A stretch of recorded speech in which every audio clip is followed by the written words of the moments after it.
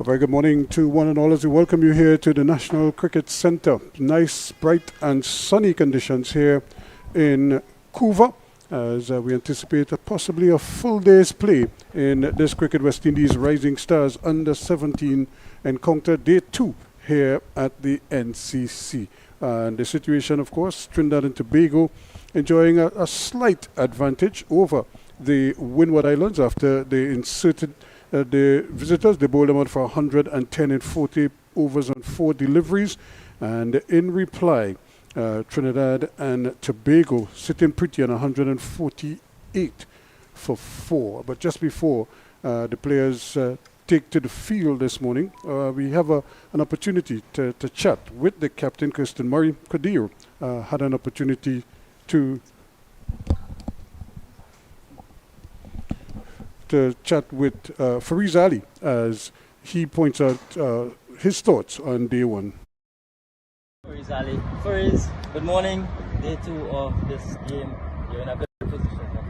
Yeah, we started off well yesterday with bowling them down for 110, and that set the tone for us today. We just have to reach 200 marks to get the points and then try and bowl them out again. So I guess the plan is clear to try to get some quick runs? Yeah, of course. Try and get that 200 as quick as possible and then have enough time to bowl. And we just have to get a good start. I know it's going to be tough, but it's possible. It's narrowly missed out 20-50 over tighter this time. In a very, very good position. So Barbados, I'm sure you want to be dragging on that advantage. Of course.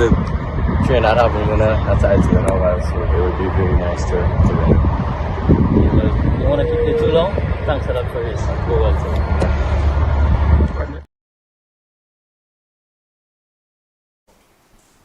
So there you have some early thoughts on the situation, and now the Windward Islands will try to see if they can dismiss Trinidad and Tobago as cheaply as possible and hopefully limit them as much as they possibly can at this stage. So that's the situation there as the players make their way out into the middle. Again, Trinidad and Tobago at 148 for 4, a lead of 38 runs so far, Kadir, and I'm sure they'll be looking to try to stretch that as much as they possibly can.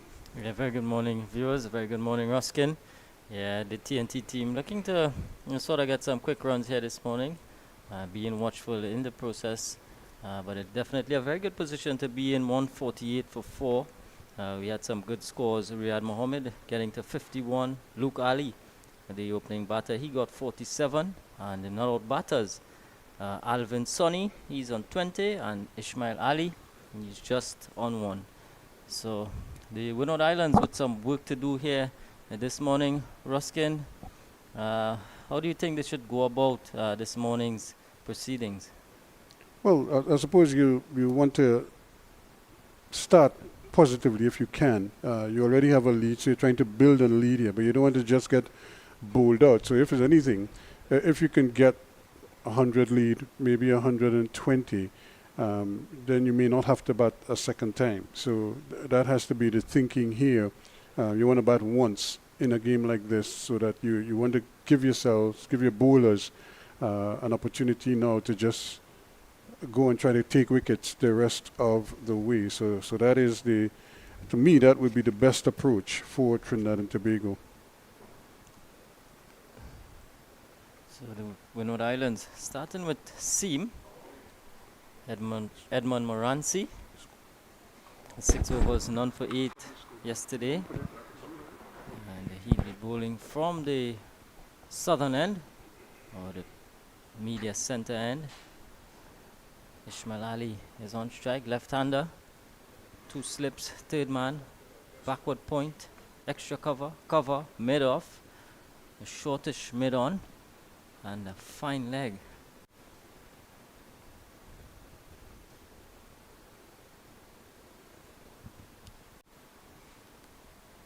Definitely seen some good talent on show throughout the entire tournament. The fast bowlers really impressed me.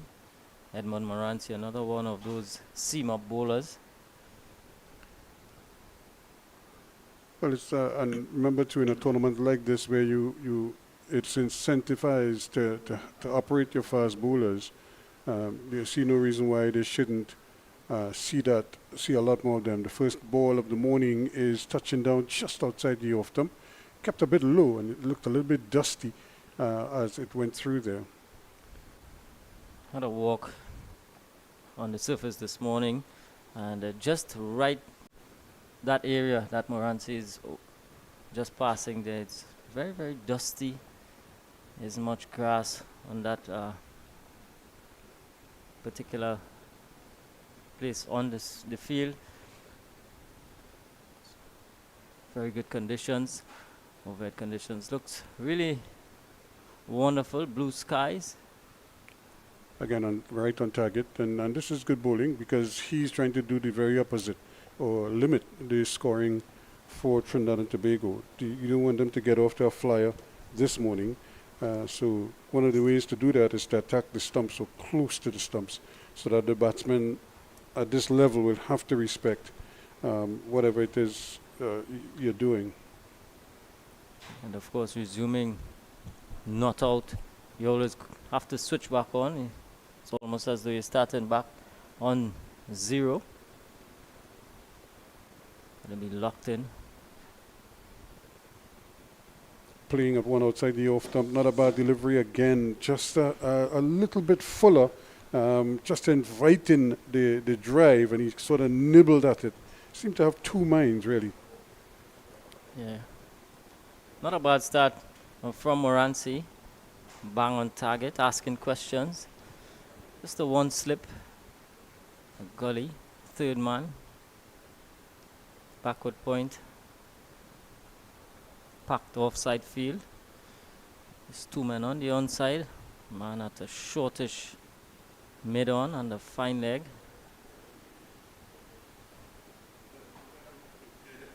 Again, driving outside the off stump and making no contact. Another foolish delivery, and really asking to come after it outside the off stump, and he did, but unfortunately he didn't get a touch. Yeah, driving loosely early on, Ismail Ali. Just the first over of the morning so far. Don't want to be losing an early wicket here in TNT.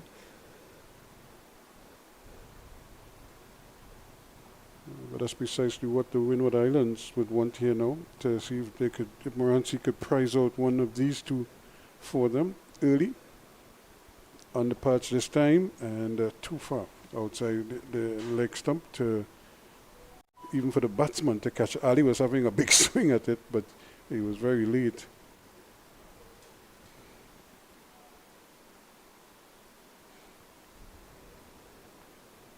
TNT restricting the Windward Islands to just 110 Ruskin, and closing at 148 for 4. Healthy position to be in, and of course a couple of teams in with a shout of winning the championship. TNT, Barbados. Some interesting times. Moranci will try again. Again, he is pitching up outside the off stump again. A kind of a half-hearted shot outside the off stump. Didn't really go through this time like he did previously, but it remains at 148 for 4 after the over. 46 completed. A good start from Edmund Moranci and the Windward Islands, setting the tone that the captain, Kirsten Murray, would have asked. Started with a maiden over, and maybe we might see some spin now. Kurt Murray.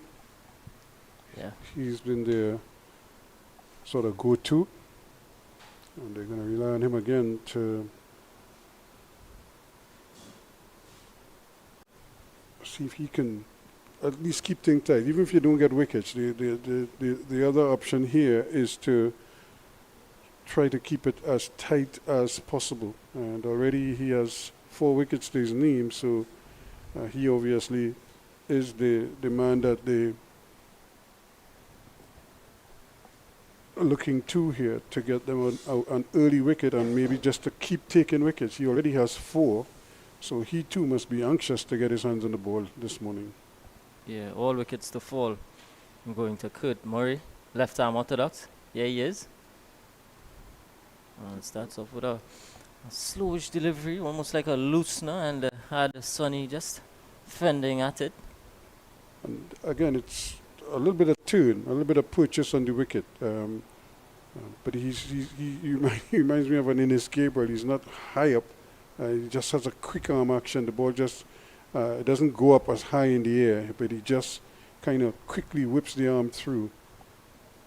Unlike, say, like a Rafiq Jumadeen, who came high over, the arm almost touching the air as it come over. He tends to hold it a little bit lower. And at an angle too, so he kind of... Almost like he's slinging. Yeah, but he's trying to get the bite off, so he's kind of undercutting the ball. Yeah. Slip in place.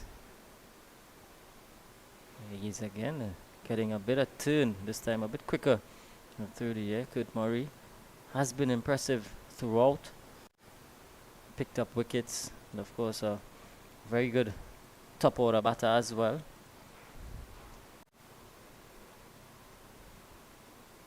Again, this time no turn. So again, it's like he's that's where the variation is coming from that same angle. Some he's getting to turn, and then he's just letting it go on with the arm. That one was a lot closer to the off stump.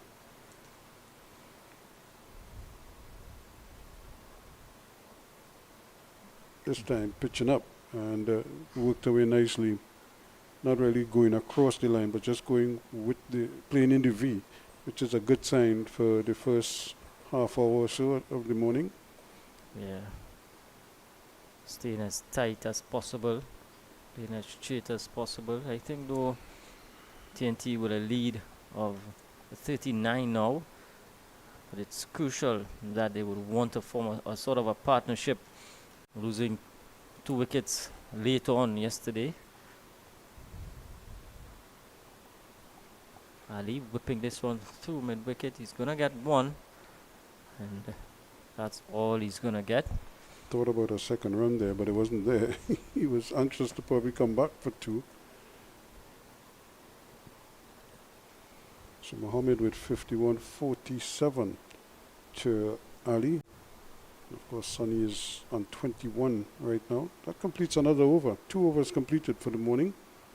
150 on the board for Trinidad and Tobago, 150 for 4. A decent start from Kurt Murray, just 2 conceded.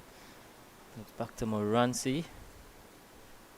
Edmund Moranci. He's been economical, 7 overs, just conceding 8. Looking for early breakthrough here for his team. Quite attacking feel from the Windward Islands.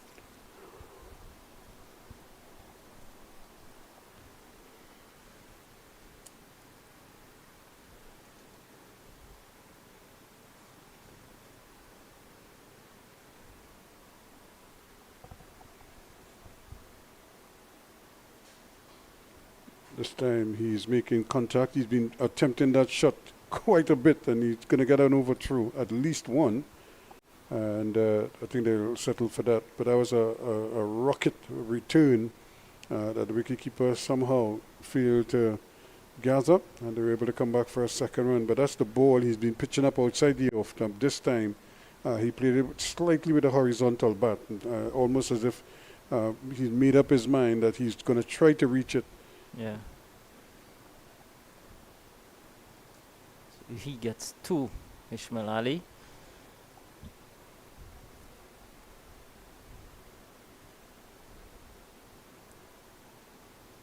Short ball, a little bit shorter, but again, probably not as short as he anticipated. It certainly didn't bounce as much as he was hoping to, and that ball passed not too far over the bails. You're probably not getting up as high as Ali would have liked. Still a decent area to be operating in from Moranci. But Ali showing good intent though. He's prepared. He's not afraid to play his shots. He sees a big gap out there in the mid-wicket region, and that's where he was aiming the last time.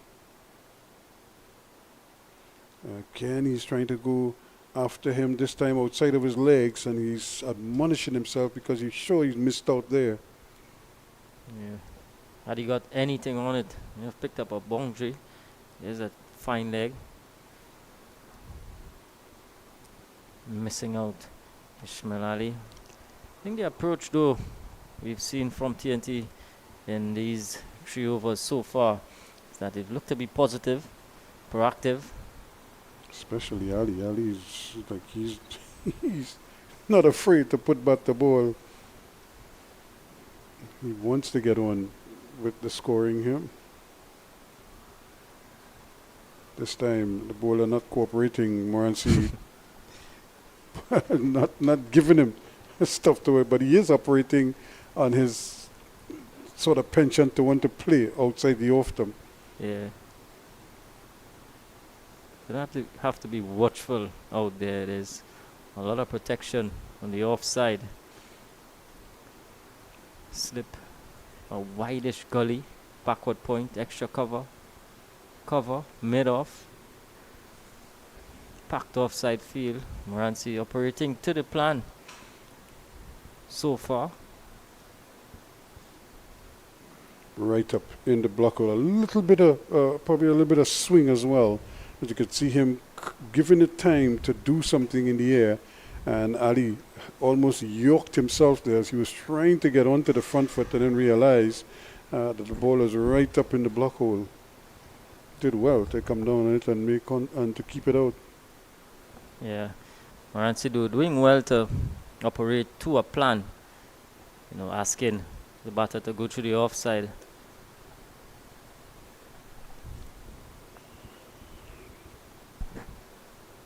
So really nice, bright conditions here. This time he's again trying that pull shot. He's played that shot now maybe 3 or 4 times this morning, and is yet to really get through with it. It's the end of the over. It's 152 for 4 at the end of it. Another tight over from Morancy. 152 for 4. Alvin Sonny, 21 from 43. Batted at number 3 for TNT. And Brendan Boodoo, he went for 12 yesterday evening. So too was the captain for Rizali. He made just 5. All 4 wickets going to Kurt Murray, who's going to continue from the northern end.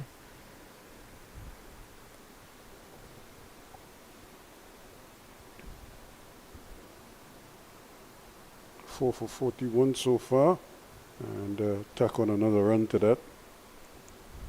As he was on the back foot this time, Sonny given enough time to stand up and punch it into the cover region.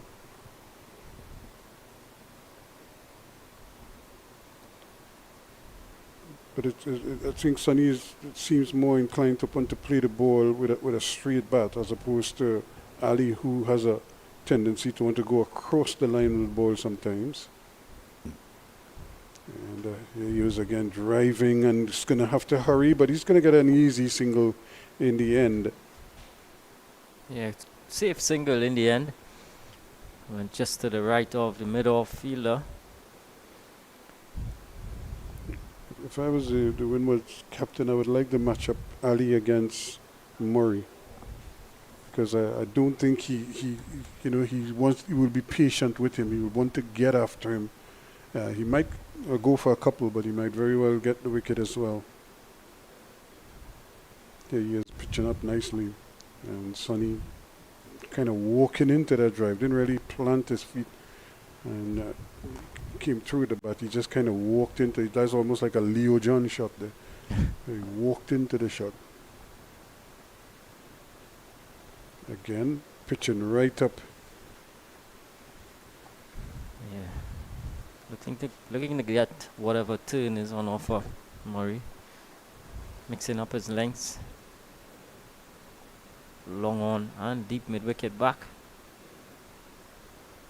Shorter delivery, a little bit quicker this time, and almost fooling Sonny there, who was trying to cut a delivery that was much too close to him for that particular shot.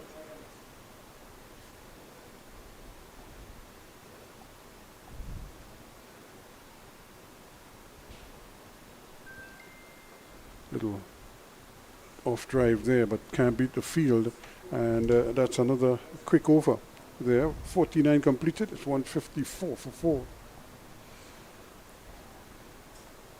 Another good over from Kurt Murray. Supporters across to the western side.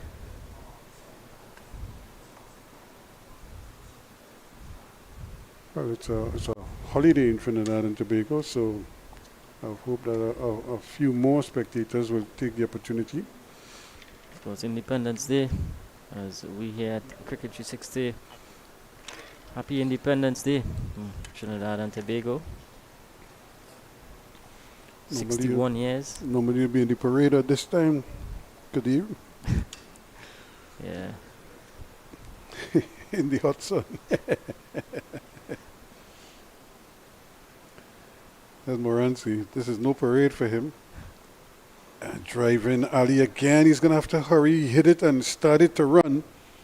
And immediately set off for the run, which is good. But he certainly hit it close to the fieldsman. And but he knew the urgency of the moment and set off for that run immediately. Yeah. Vidal couldn't finish the play fast enough. Another good single. Vidal sort of on his haunches, but mid-on.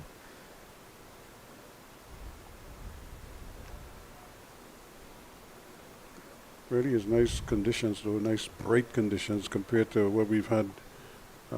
Sometimes we didn't get any play. Remember, in the limited overs portions, we lost a lot of cricket as a result. So it's really good to see the players get this opportunity here. And Daniel, the ball just bouncing in front of him. Yeah, conditions again excellent. Blue skies. Slight breeze. Outfield looks immaculate. Compare what we're having here to what just happened in Florida yesterday, where some people would have like water, waist-high water in some areas. They really feel for people like that because they just don't know. Here's a big swipe at one. Oh, this is probably uncharacteristic. He just kind of premeditated, just went down the wicket, took a little step, and had a big swing at it. And Moranci probably is as stunned as anybody else, wondering what exactly was he trying to do there. Yeah, looking to manufacture something, Alvin Sonny. And so, but I think it's not required at this stage, Ruskin. I think situation just requires to take the runs on offer, not do anything out of the ordinary. And I would imagine that would have been the discussion in the dressing room. You know, build an innings now. Here he comes again, driven powerfully down to long on, and that's 4 runs. From the minute it beat the man at wide-ish mid-on, almost a straight mid-wicket, there was no cover down there, and he played that very well indeed. Look at it again. It was coming back at him, and he was able to flick it away. Cody Grant at wide-ish mid-wicket there, or straight-ish mid-wicket, never really had a chance. And again, he was advancing, Alvin Sonny, and this time getting a lot more bat on it. Good shot in the end, except the first boundary of the morning so far. Spectator just heading for the I was wondering if cool he's area. going, yeah, I was wondering if he's going among the fig trees there. Maybe he saw something that we haven't seen. There he goes again. That's another powerful off drive this time. but not able to get it through. And nice bit of fielding there at that short extra cover position. Good Murray getting a good hand on it.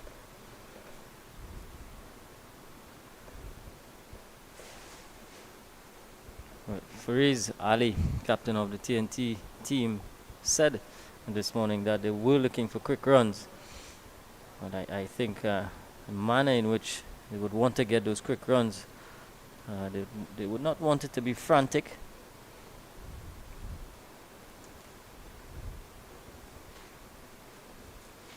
But they just have to be sensible about the way they go about getting these runs.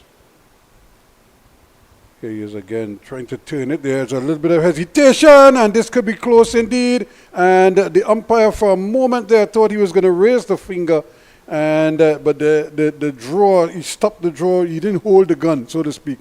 But you could see the hand starting to come forward, and then the brain was ticking over. And then he decided it wasn't, but look at it, careless. He was going, then he had to check. But even when he picked up the fielder picked up the ball, look at the bat, just trying to get in there. Whoa. Millimeters. Yep. But if I'm looking at the line, I don't think the bat is over the line. There, you could still see the line. The bat, there's nothing at the bat behind the line at this point in time. And the stump's already broken, so... Well. Yep. I think Ali is a... Good fielding by Khan Elcock, anticipating. Yeah. And it's a little bit careless because Ali just seemed to relax. It's almost as if, if you're going to turn quickly.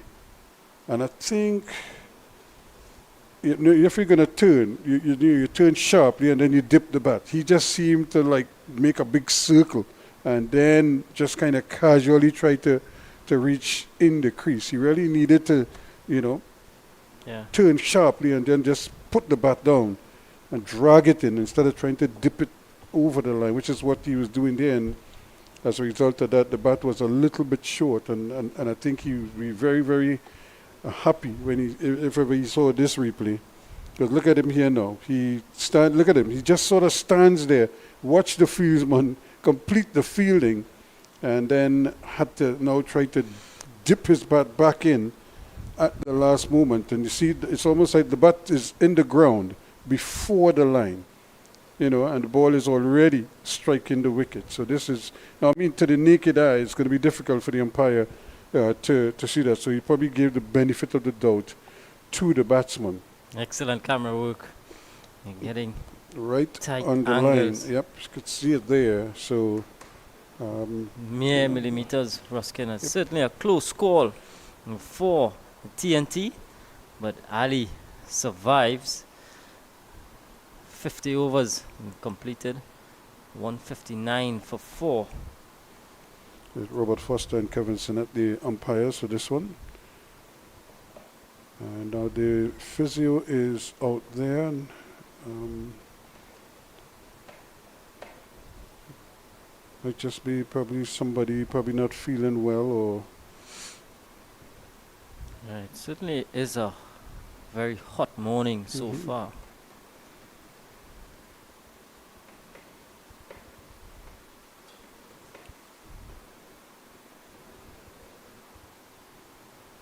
But for a moment, Ali took off his helmet. So I thought it was Ali, was the one who was going to be attending to. But now they just, maybe it's the son on the ambulance. So maybe they might have to just remove it. I'm not sure. Because sometimes the glare from any vehicle parked there could, even if it's off the side screen, it could still attract your attention sometimes. But I will see if it's something more than that and if it's really like a medical issue. So amidst all the drama, is just 159 for 4 at the end of the over.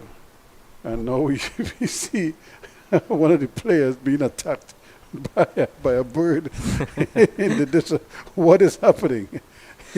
We saw a similar thing down at Gilbert Park where the Jamaican players had to kind of abort their little trek around around the park. And we Ali driving, upperly gets it through. And but he was living dangerously there. They might go for a third run if they hurry, and they'll get it too. See, he goes back another little bit of an airy-fairy shot, and it looks as if Sonny is struggling. He doesn't seem to be 100%, and I'm not sure if he has the cough or something, but you could see him. He's just not as comfortable as he was looking earlier. Yeah, it might be due to the heat, Ruskin. And it is dusty as well. It's quite dusty out there. We'll keep our eyes on Alvin Sonny as he's about to take strike, 26 from 53. I hope he doesn't just throw it away, But he comes off the field, and then, resume his innings when he feels a little bit better, if that is the case. But you don't want him to just, take it upon himself to try to, just throw it away. Just decide, look, I'm just going to have a go, and whatever happens, happens. I think the team needs him. Yeah.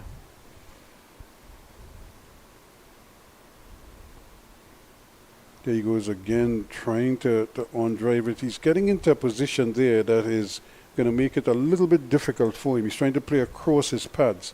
So he has to be very careful for the one that actually spins, that bites on the turf, because the left-arm orthodox spinner, every so often he produces one that does a little bit more. This one, he's going to nudge and get a comfortable single. Again, not much that Vidal could do about it. Sonny just seems to be playing on the move. Doesn't seem to be have a firm base at the point of contact. Just seems to be playing those shots on the move, and of course turning the wrist a bit. There's always there's a principle that but the way the game has changed now, sometimes people get away with look at the conditions, brilliant sunshine, some high clouds. Ali, watchful.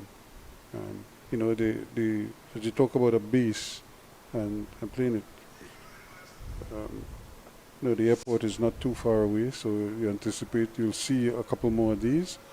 That might just be probably dropping off your lunch for you there, Qadir. Here he goes again, and is that a no ball? Is a delivery? Is it a no ball? It is a no ball. I thought I saw the umpire's arm go up, and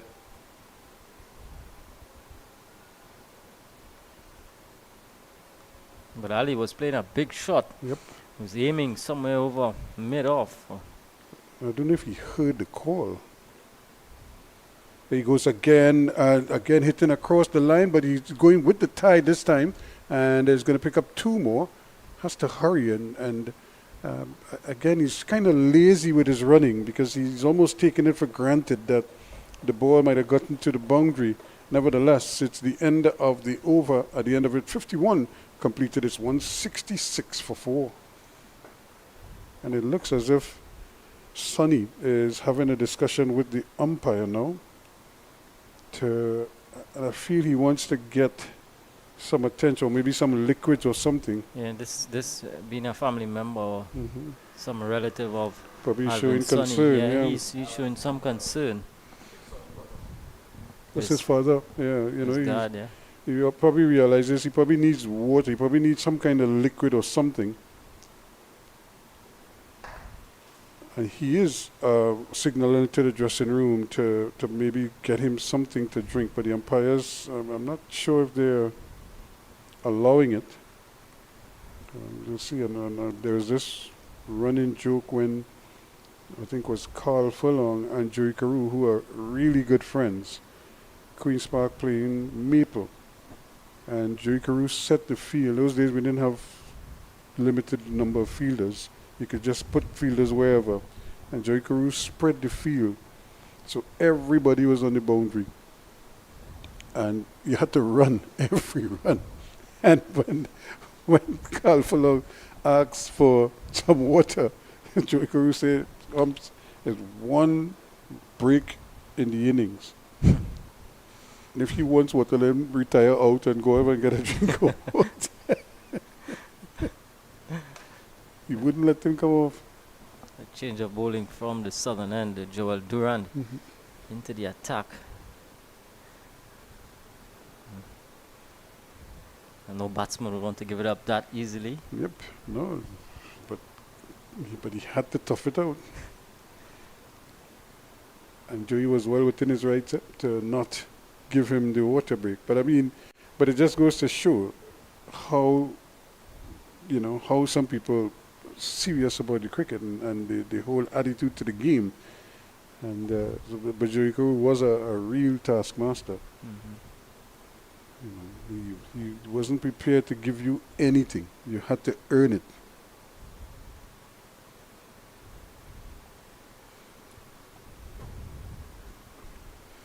Have you had any run-ins with Paul Clark, Ruskin? Yeah, I remember.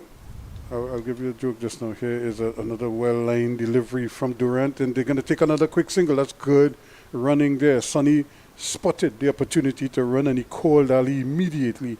The response came, and they were able to complete it quite comfortably in the end. I remember Pablo picking a team one time. This is football. This is not cricket. And he had about 22 players at his disposal, and he said to make his job easy, he will pick the 11 guys with the cleanest boots. Another good shot. Again, he's playing it on the move. So Pablo said, I'm not giving myself any headaches at all. The guys, everybody lined up. And the guys with the 11 cleanest boots played. We won the game, but it just shows you methodology. Down the wicket he comes, driving hard. And a good stop by Durant there to take a lot of the sting off of that one. But Sonny still gets a single in the end. Yeah. Good running again from Sonny and Ali. 26 they've put on so far. 5th wicket partnership. Again, giving ball a little bit of flight there. This time Ali coming down hard on it and driving it into the offside. Can't get a run. 169 for 4. It is 52 overs completed here. Remember, the Windward Islands made 110. Trinidad and Tobago now 169 for 4, building a lead here, a substantial lead. And they still have 6 wickets in hand. And as Kadir takes a bit of a breather here. And we welcome Mr. Lakan to the comments booths. And say good morning to you, sir. Anil, how are you? Good, thanks, Roscoe, and good morning to all listeners, viewers, wherever you may be at this time. It's the under 17 today championship taking place right here in Trinidad and Tobago. All to play for in this final round. Trinidad and Tobago and Barbados are going tooth and nail in regards to who is going to cross the line and win this championship today, Ruskin. Well, we see Sonny finally getting an opportunity to get some treatment. Maybe they'll get everybody a chance to get some refreshments. And we see the physio going out to he seemed to have a cough or something, so he may be struggling a little bit with a cold or some type. I think he's probably getting some tablets, something to help him out there. But I was telling Kadir, I would hate for him to just run down the wicket, pelt a lash and get out, because he wants to get treatment. Yeah, and I think what's not helping at all, Ruskin, is the fact that around the wicket, around the pitch, that area is very dry indeed. It's very dry and dusty. And if someone is suffering from any kind of allergy, you know, one expects that, it will definitely create some problems. But he just seems to be struggling with his breath, you know, with all that dust surrounding him there. Well, he is getting some kind of treatment, some refreshment, so hopefully that would help a little bit. Prior to the start of play, we had a chance to chat with Coach Riyad Emrit, and here's what he had to say. We have a with Riyad Ahmed, coach of the TNT under 17. Riyad, morning. Your team in a good position. Your thoughts? Yeah, we're in a good position. I think we could have been in a better position, taking the chances and losing a couple of wickets more than we expected yesterday afternoon. But all in all, it was a very good day's play. Today we're hoping for even better day's play. If we can get all three aspects of the game together, and we can put those three aspects together, I think we're definitely going to be in a very good position. Tell us a little bit about your transition from playing. You returned from the US in the Masters. How's that transition been from playing to now back coaching? It's difficult when coaching because when you're outside, there's not much you can do. All you have to do is just relay messages and hope that they understand the messages and do what you ask for. But I'm enjoying it. I didn't thought that I've been enjoying it at age level so much. Playing, obviously, you could control what you can control on the field. Coaching, you can't. So it's a bit challenging sometimes. Sometimes I find myself shouting outside, which I don't like to do. But it's something new to me, and it is growing on me, and I'm really enjoying it. So you enjoying coaching as much as you did with playing?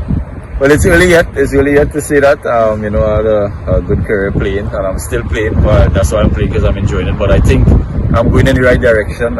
This bunch of guys is a real good bunch of guys. They're willing to learn.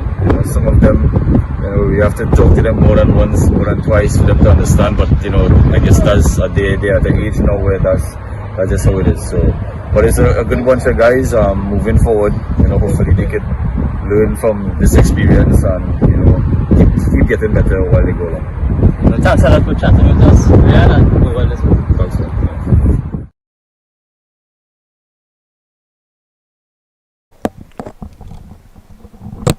Well, you just heard there from Riyad Ahmed, who was talking a little bit about the improvements that he wants to see. He wants to have as good a day as he had yesterday, or even better day, getting all facets of the game working for his team today. And I suppose it starts with this performance here with the bat to build and to get as big a lead as possible. Well, at this stage, definitely Coach Riyad Ahmed and his entire think tank, they would want TNT to progress to that first figure of 200. Once TNT gets to 200, they're going to get to the... Sonny was just coming forward there, trying to drive at it, and he goes for 29, and certainly a big wicket there for Murray. He picked up his fifth wicket of the innings. And again, we're seeing the result of a break here, Ruskin. The players have to recalibrate themselves, get themselves mentally ready for the beginning to restart their innings. Unfortunately for Sonny, perishing on the very first ball after the resumption. So TNT sliding a bit here now, 169 for 5. And it's going to be the wicket keeper, Nile Mingo. Not getting to the pitch here, Rusking. Holding that, possibly just holding that ball back a bit there was Murray, and Sonny was beaten in the flight. He was already through the shot. He couldn't get the connection that he wanted, and just succeeded in spooning a catch to the fieldsman at extra cover. That's Christian Murray, who was feeling at that short extra cover position. So a big breakthrough for the Windward Islands there. Trinidad and Tobago now 169 for 5, and certainly wanting to push on here and to keep going.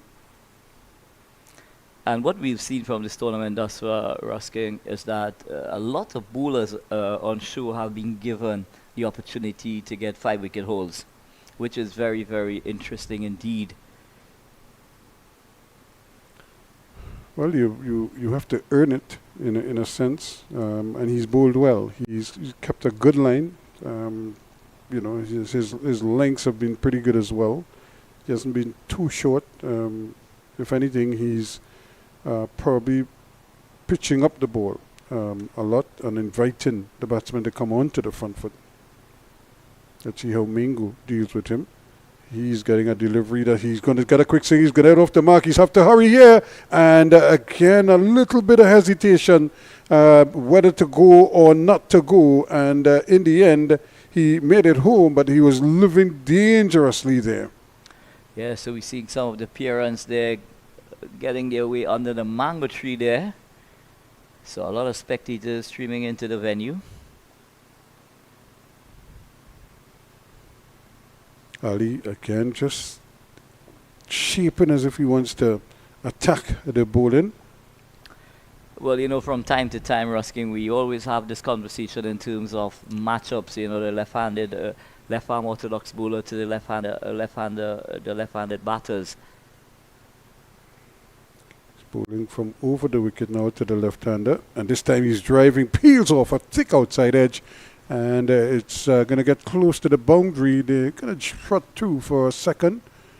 And be happy with that. But again, going at him, going after the spinner, throwing it up outside the off stump and inviting the drive. And Ali not afraid to take up the challenge. So 2 valuable runs to the total. 172 now for 5. Sweep in. That's a good shot. That's 4 runs. I don't think you're going to get around to that one. From the minute it passed the fielder in Can Elcock, that short, fine leg position, that was always going to be difficult for him to cut that off. So we're seeing here Ismail Ali taking the attack to the Windward Islands bowlers. That was just a bit offline, maybe on leg stump. He needed no other invitation. He swept it very well in the back of the square, and there's no protection there for Murray, so that goes into the boundary. So that takes the score onto 176 for 5. But just coming back to the conversation, Ruskin.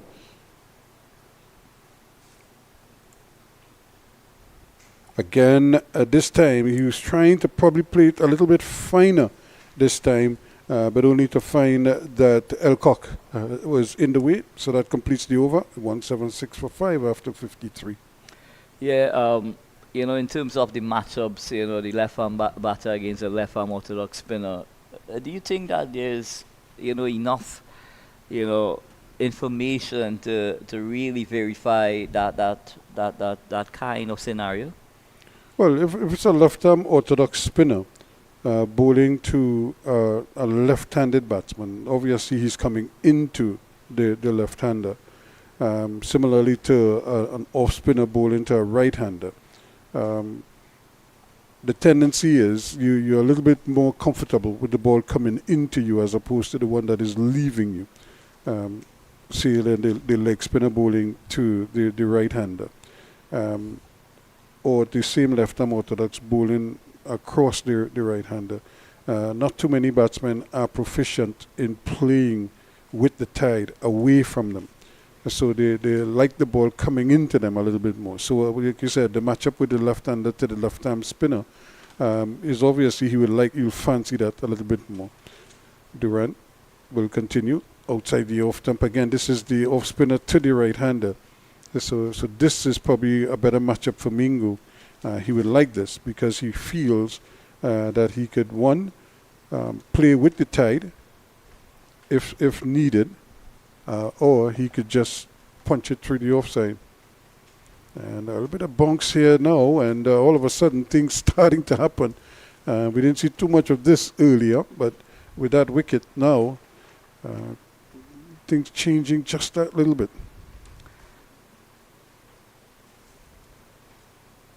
Durant, again, not doing too badly, just keeping it well lined, if anything, drifting into that middle and leg stump a little bit, trying to tuck him up. So the Windward Islands with their tail up. Does have a slip in place, and that's when he's trying to run it down to third man, but he can't get it through. A little bit more width there on offer. But having looked at the surface this morning before the start of play, Russing, there would have been some footmarks appearing outside the line of the off stump. Durant pitching up, and this one is turned on the onside again, with not taking any risk at all, and just playing it, with the tide. and playing it on the onside for a comfortable single to get to double his score. Now he goes to 2, and Ali, who's on 18, is back on strike. 177 for 5, Trinidad and Tobago. Duran shorter, punched away, but can't get it through. Again, Moranci standing in the way. So short and wide really was there for the taking, but unfortunately for Ali, didn't find the gap. It goes straight out to that extra cover on the circle. There's no addition to the score. It's at the end of over number 54. Trinidad and Tobago, 177 for 5. They now lead by 67 runs, Ruskin. And how healthy is that lead in the context of the match? Well, I think, like I said, I feel Trinidad and Tobago, the message has to be to bat once.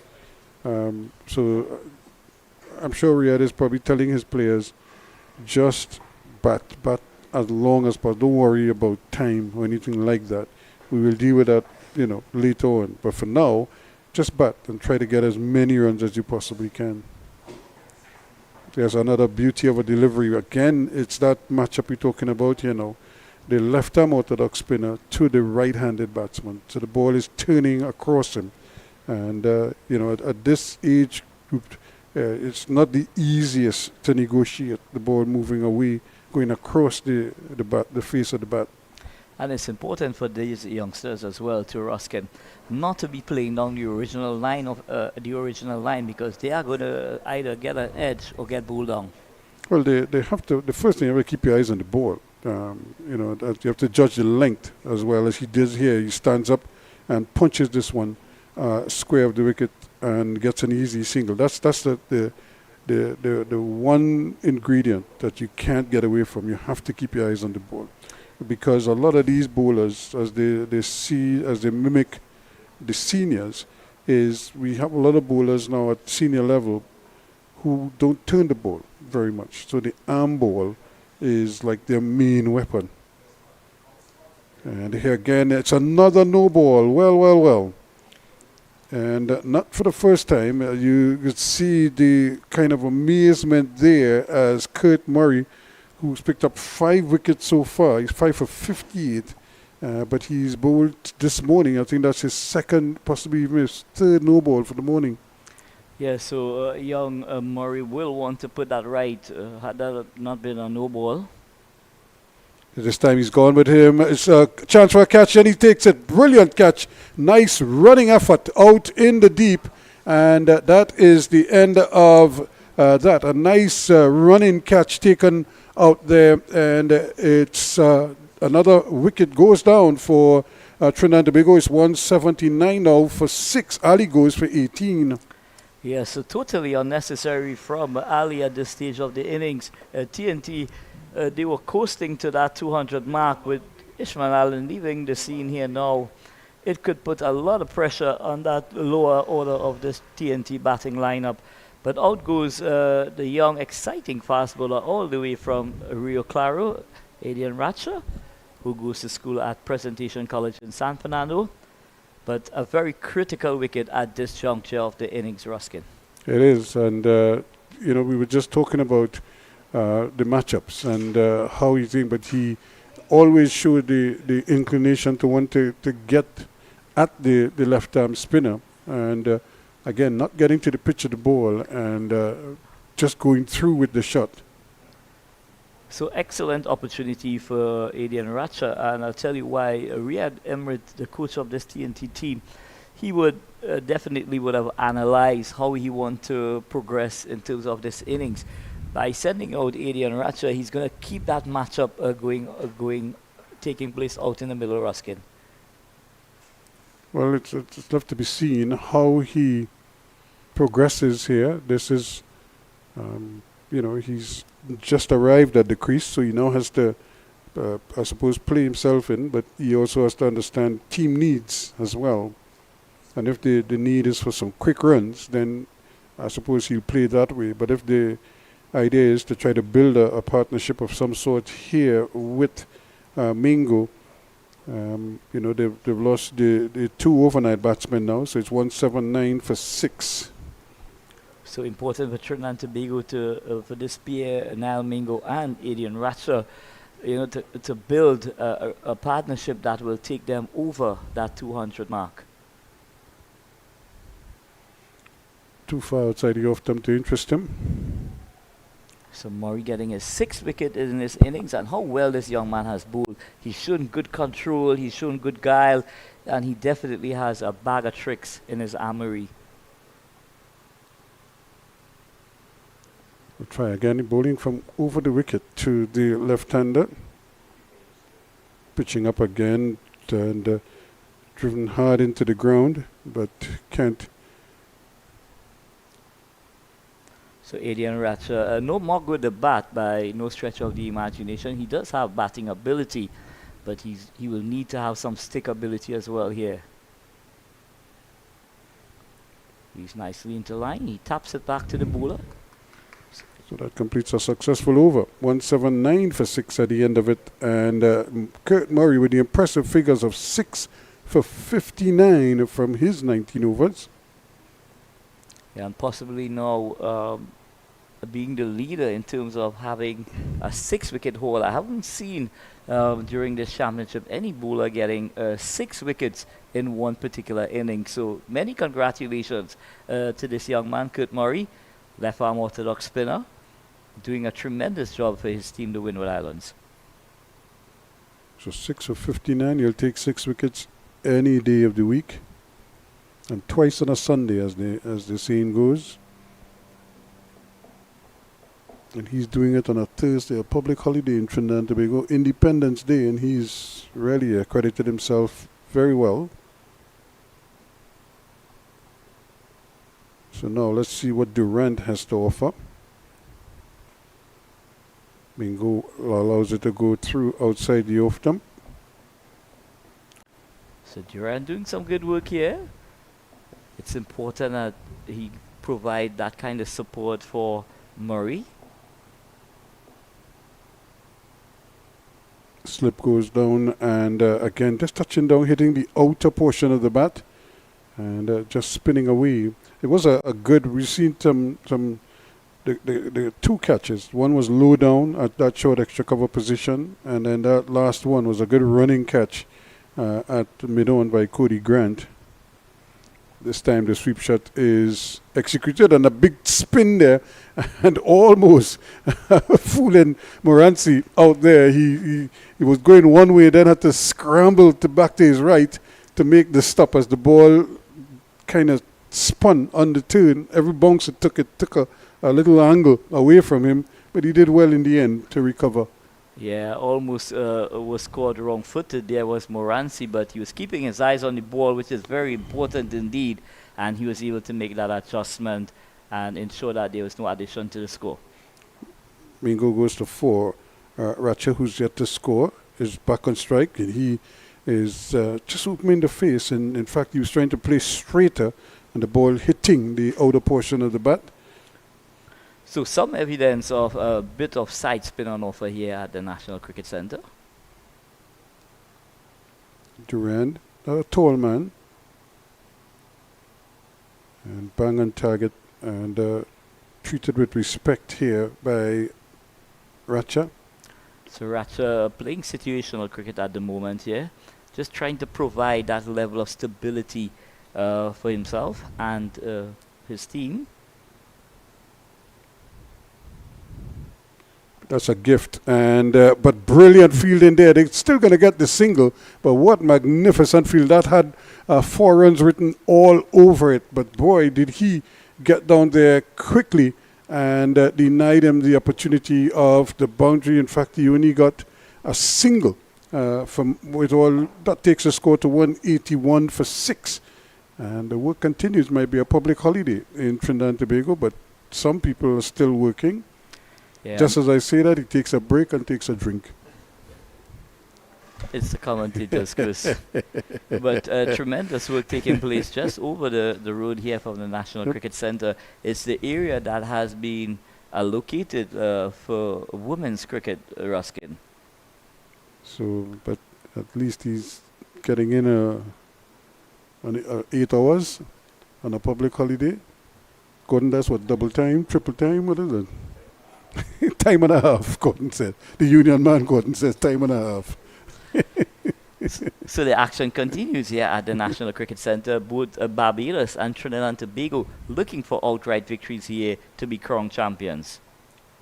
But this man is standing in the way here. He's putting in a good shift, and they want another single. It should have been a single. In fact, they're going to go for it late. It was a very, very late decision to finally go after it, and Kirsten Murray had to come a long way to his left to retrieve the ball. In fact, he's at a short straight mid-wicket.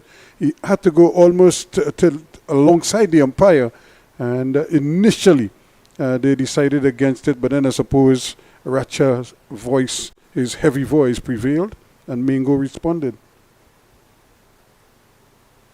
But in the first instance, Ruskin, the wicketkeeper Mingo, that was his call because that ball was travelling behind the back of Adi and Racha. But that yes, no, eventually they came through.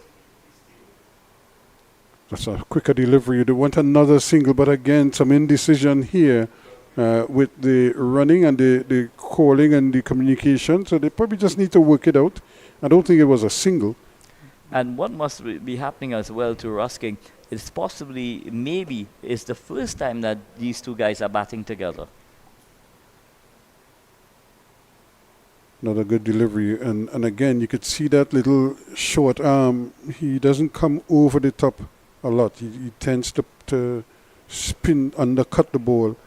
When he's spinning it, he's obviously trying to ring it a little bit more, and it's probably just his technique that he's utilized. Short and edged and dropped in just in. I'm not sure if it carried. It might have carried, but you could see the disappointment there. It looks like Edwards just down on his haunches there, but he couldn't hold on to it. As you could just see Mingo trying to cut the delivery very close to him. And might have gotten a life there. 182 for 6 at the end of the over. So now Mingo living dangerously in that over. Trying to cut that delivery was definitely too close to him. Taking the outside edge, but we'll give the benefit of the doubt that it didn't carry to the fieldsman there at first slip. So TNT lead by 72 runs, but I think the box that they want to tick now is getting to that 200 mark, Ruskin. Yeah, Theo Edwards would be cursing himself there with that ball that traveled to him and he couldn't hold on to it. But again, at slip, there are all kinds of techniques that people use fielding in the slip and close to the wicket. Shorter ball, just standing up, probably could have done better with that, but he just kind of played it as he was getting his pads out of the way. But I think when you're fielding at slip, two things: you stay very still, you stay very low. And of course, you keep your eyes on it driving, but you're not getting it through this time. And I just want to add one more variation to what you have just said there, Ruskin. Very important when you feel in the slip that your hands are very loose indeed. Well, it is, but some people kind of bucket their arms. Again, he's trying to play the ball on the move, on the ball spinning across the face of the bat and going through. And now, slip fielding, especially at first slip, some people tell you they look at the bowler, but I used to look principally at the bat, at the edge of the bat. I never used to look at the bowler at all, just purely at the bat. He's again reaching at one outside the off stump and having to at least try to cover it and can't get a run. So Durant providing excellent support for the likes of Kurt Murray. KG stuff here at the National Cricket Centre. This time again on his legs, but once more not able to take advantage. Hit it well, but hit it down to that man Grant at mid-on, but can't get it through. See him just kind of flicking it. Not really hitting it hard.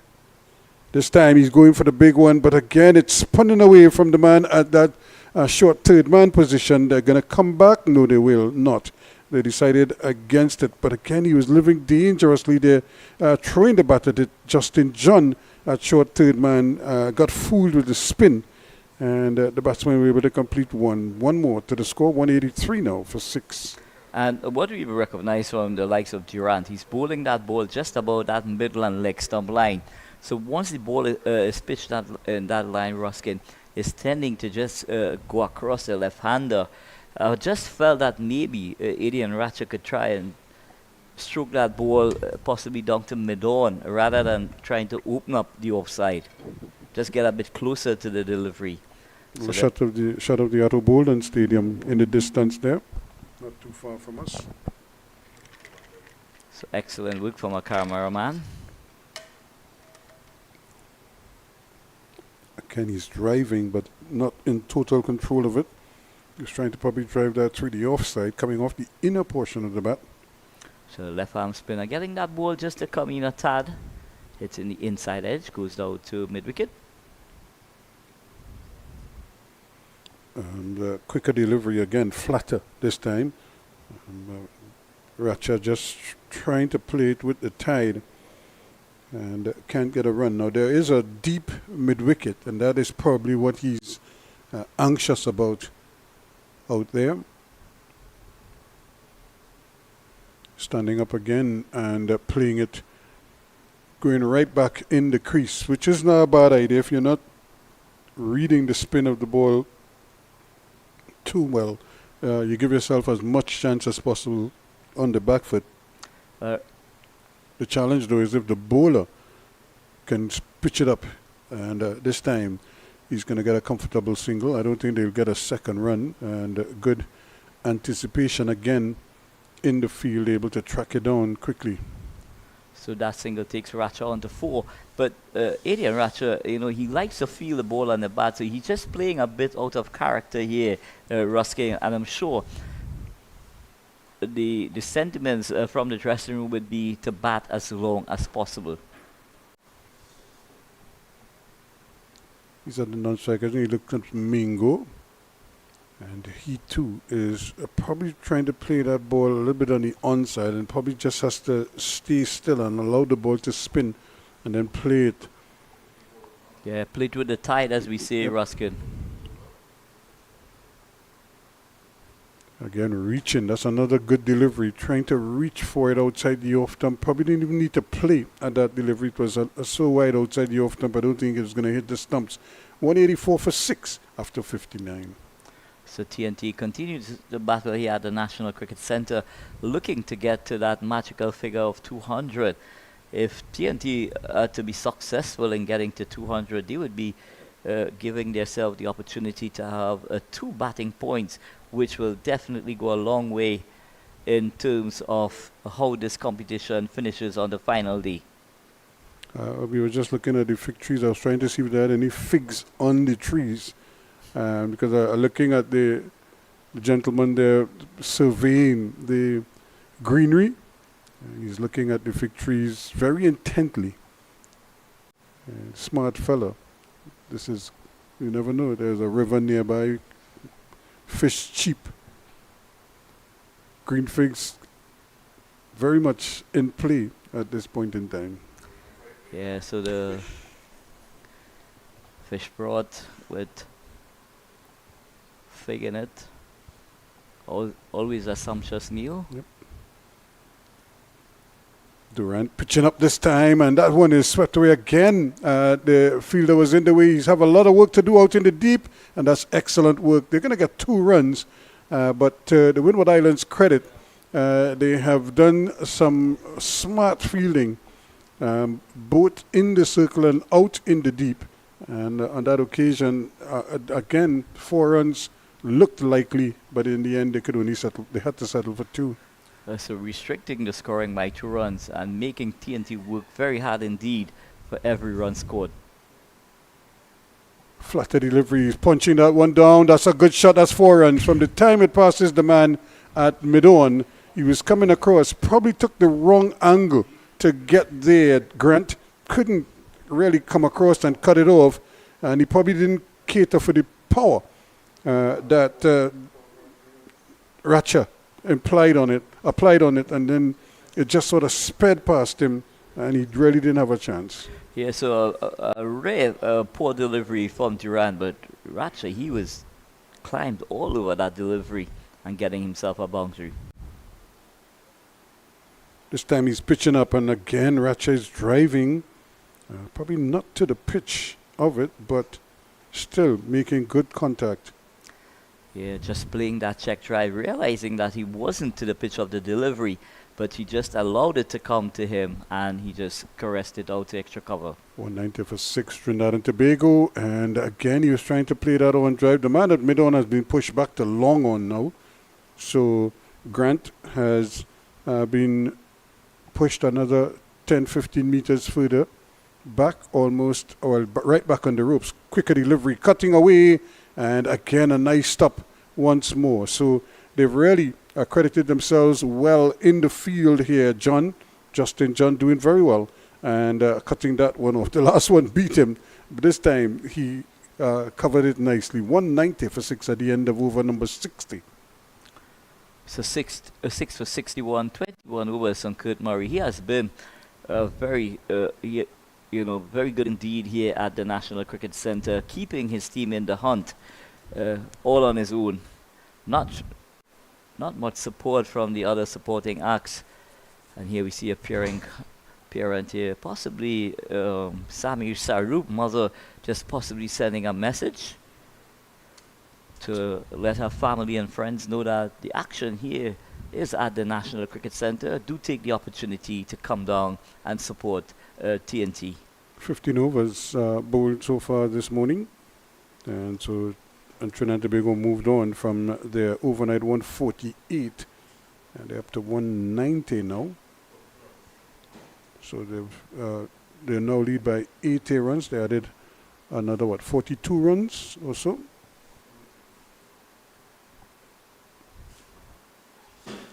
Mingo this time much closer to that one. Probably could have hit that harder if he wanted to, because he was right on top of it, and just stroked it. Decided not to go through with a big drive.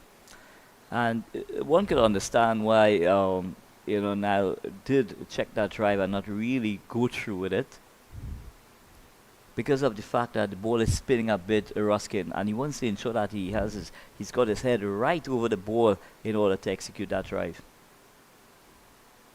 Here he goes again, pushing this one. They go for a quick single, and the return a little bit high, causing some consternation there to Jonathan Daniel, the wicketkeeper, but the batsman judged it well and completed another comfortable single in the end. Yeah, so TNT looking to get to 200. That'd be their first target. One will only wait and see if they're going to take the opportunity to possibly push on to that 250 mark, Ruskin. Well, it's certainly on the cards. I think the idea here is to sort of grind the Windward Islands as much as possible. That's a good delivery. A little bit of a shout for an appeal there. The batsmen are going to run through for a leg by. The umpire says not out. Flatter delivery, and you could see Ratcher pushing out to it. He's a tall man, and so it was going to be difficult to get that LBW decision. And possibly just lining up maybe just outside the line of the leg stump as well, which would have negated that appeal. And trying to run it down to third man, but again can't get it through. Strategically placed there is Can Elcock, who is one of the better fielders. Niall Mingo, the wicketkeeper for Fatima College, also the wicketkeeper for Trinidad and Tobago. This one, he's driving and he's out caught. We just talked about Elcock being so much of a good fielder in that position, and Mingo was going after him there and is out caught at that short point position. And Trinidad and Tobago loses wicket number 7 at 192. Yeah, so now Mingo not getting to the pitch of that spinning delivery, just on about that off stump. And it takes the outside edge, but a wonderful catch indeed at a backward point. So TNT lose their 7th wicket, 192 for 7. Just 8 runs away from that magical figure of 200. So it's going to be Alexander Chase, the left arm seamer out of central. It's going to be doing battle out in the middle. So Nal Mingo really put in the hard miles there, and when one would have thought that, you know, there was some level of stability taking place out there for Trinidad and Tobago, going for that booming drive, not to the pitch of the delivery, and it took the outside edge, and wicket number 7 goes.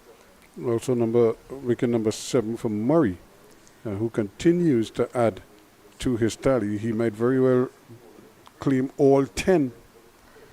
Well, if he is able to go on to claim all 10 wickets, that's going to be some feat indeed by this youngster here. But bowling brilliantly, take nothing away from the young man. He's troubled all the TNT batters with his style, his control, his change of pace has been excellent indeed. And, you know, wonderful returns, you know, for someone who have really put their hands up for the captain. Yeah, it is, and it really would be amazing. I'm trying to figure out if I've ever played in a game where the same bowler, what's the most amount of wickets the same bowler had gotten in an innings. And 7, I think, might have been the most at Jack Noriega. You know, so that's Maybe Ganesh Mahathir? I'm not even sure if I've ever seen Ganesh get more than 6 in the same innings. There's another one just is nudging it down there. They're going to get a couple. It may not get to the boundary. Again, quickly after it, there's Cody Grant, and the batsman able to complete, or rather, Ken Elcock, the batsman able to complete 2 runs. But inching closer to that 200 mark, but also living dangerously there. 194 now for 7. Had I been the skipper, Ruskin, I would definitely had possibly gone for the extra catcher there at that second slip position. If the top order has struggled with his guile and control and the amount of spin that he's getting, I think it's going to be even more challenging for the lower end of the batting, you know, to really take a hold of this young man, Kurt Murray, getting 7 for 64 at this stage of the innings. And smart people. They're in the shade. It's very hot, and this is natural shade. So they've decided to strategically place themselves under the tree. Now, what type of tree is that? I don't think that's not a mango tree, is it? It is a mango tree? it is. A Julie mango. Yeah. Very nice indeed. Mm-hmm. So TNT 194 for 7. 6 away from that second batting point here at the National Cricket Centre. And it looks as if Johnson Vidal is coming into the attack. So a bowling change from the pavilion end.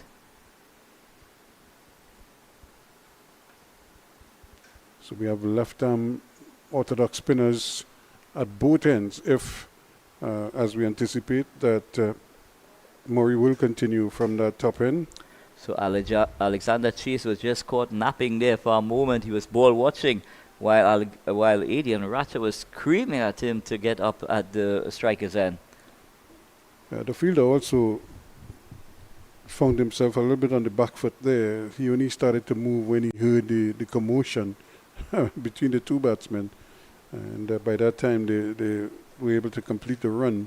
But had he moved earlier, could have been interesting. And there is a little collision there between the umpire and the bowler. And I think there was like a cloud of dust going across the wicket. The umpire wanted to stop the bowler. He probably figured, look, if I put my hand out, he might break it off. So he probably sort of put his body in the way. And here's another powerful shot into the ground, but knocked down nicely. Yes, a lovely flowing back foot punch from Alexander Chase, not getting him a run. So remember, there's a Kurt Murray and there's a Kirsten Murray, and that's Kirsten Murray, that short cover there. Mm-hmm. K. Murray and K. Murray. So Alexander Chase does have a lot of batting ability. Trinidad and Tobago will want to see all of his batting prowess here today. Goes for a little walk, a little discussion there with the umpire. Not quite sure what that would have been about. But now he's back in position. And let's see what happened now. Chase. And he's hitting this one hard, but again can't get the run. Grant is alert this time. So excellent anticipation there from Grant at mid-off. From the moment he was up and running, getting into position really nicely at mid-off. And, a little bit more flight there, a slightly slower delivery. Again, trying to see if he could encourage the batsman to go for a big hit. And this time, Alexander Chase not interested.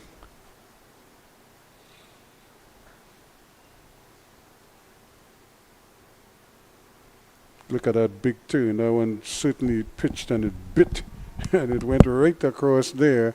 And that would substitute Raja just allows it to spin away outside the off stump. Good movement off the wicket there, but that completes another over once again. As we see a lot of activity on that far side there. I'm very concerned about the victories, and but I'm not seeing the produce in the area, although we see quite a few people coming and going out of the patch there. So I'm not sure if Kadiri spotted anything that I am not seeing, but Kadiri are not seeing the figs. That's the thing. I'm more concerned about the mangoes. Well, I mean, this time of the year, I don't think we have too many mangoes around. And if there are any at all, they're probably going to be very green and very young. Chow-like mangoes? Well, maybe. Never know. Well, here's a smart young lady. Walk with the brolly. Yes, it's very hot. Because these days the umbrella cover two things, the sun and the rain. And the rain, yep. But she's coming to enjoy some cricket, and as you saw earlier, the area that is being cleared by the tractor is an area earmarked for women's cricket. So she might be a future star, you never know. Rising star. Mm-hmm. And Kurt Murray though, impressive figures, 7 for 64 from 22 overs. And the name Murray, I suppose that's related to Junior Murray. And two Murrays in this one, Kirsten and Kurt. Captain Kirsten Murray. Mm-hmm. That must be a challenge in the house. K. Murray. Which one responds to it? I'm sure that's where the nicknames come in. Everybody has a home name, you know.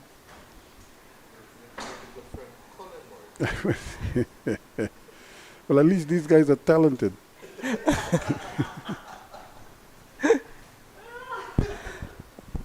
I mean, not interfere with him. I'll get a phone call. I'll leave that right there. He's again pitching up nicely. But it's so good to see a young man just doing his work. You know, he doesn't seem flustered at all. He gets hit for 4, no problem. He just comes right back and, you know, does his stuff. And that really tells you that he's quite concentrated and obviously knows what he's doing. They're going to get a run here. But again, good fielding. And I'm really impressed with the ground fielding and the catching of the Windward Islands. Yeah, they've been impressive. They've been sort of lifted in the field. Kurt Murray doing some good work. I'm sure when you have a guy who's taken 7, he's really looked to the support in the field. Racha goes up to 12. Chase looking to add to his 2. Won't get any there. Driving. And TNT looking to get to 199 where they'll receive 2 extra batting points. Because they're going to need all of it to lift this title. Yep, that was a quicker delivery again, keeping a little bit low. And that is something that I don't think the Windward Islands would want to see now, variable bunks. Yeah. But Murray, though, credit to him, he's varied his pace, his lengths, his lines. been rewarded. Another quick delivery this time. Not much spin there, but just coming into the right-hander, giving him something else to think about now. So that is the end of the over 63 completed.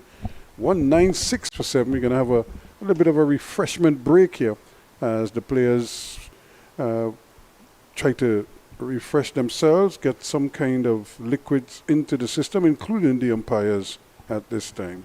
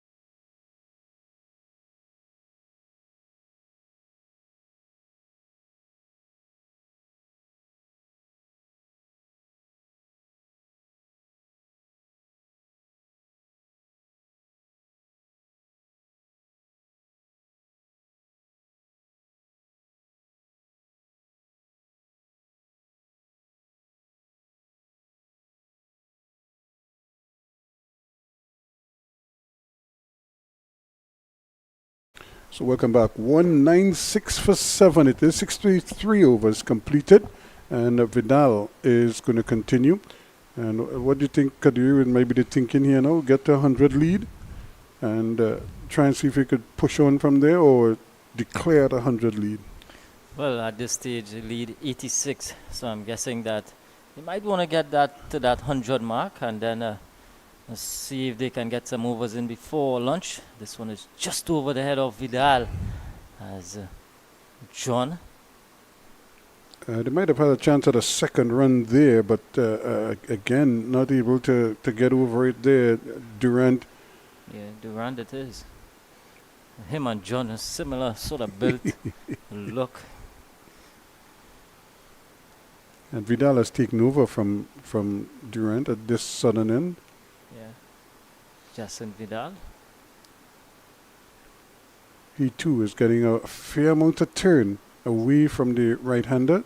And he's a much taller bowler, much taller man than we've seen from Murray. Yeah. Left arm spin from both ends now.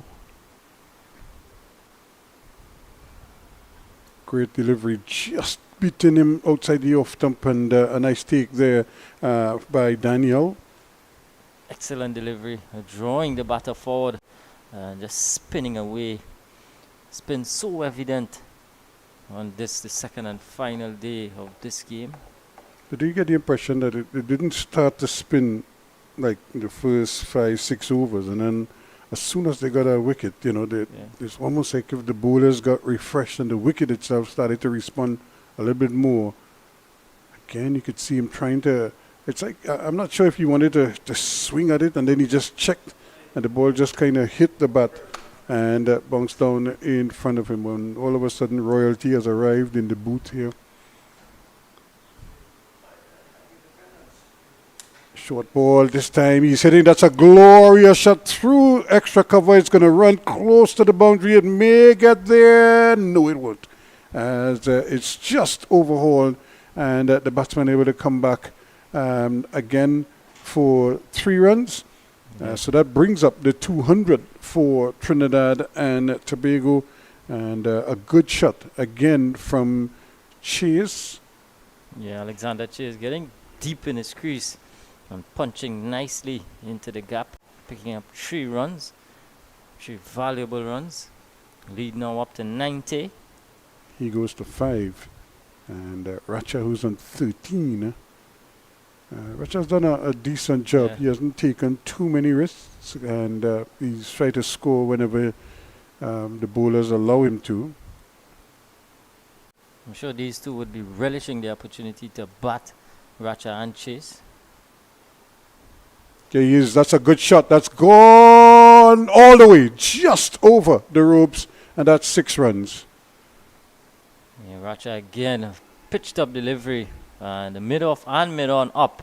Needed no second invitations, got a good piece of it, and all the way. And so advancing their lead ever so closer now to that 100 mark. 64 gone, and 206 now for 7. So that lead continues to build here now. 96 the lead for Trinidad and Tobago. And just as the president arrived, things start to happen. So maybe they were waiting his arrival. Let me say good morning to Mr. Azim Basarat. Is he the president or is he the vice president? I think he's the vice president. I always wondered which one takes precedence. President of the Trinidad and Tobago Cricket Board or vice president of the West Indies Cricket Board?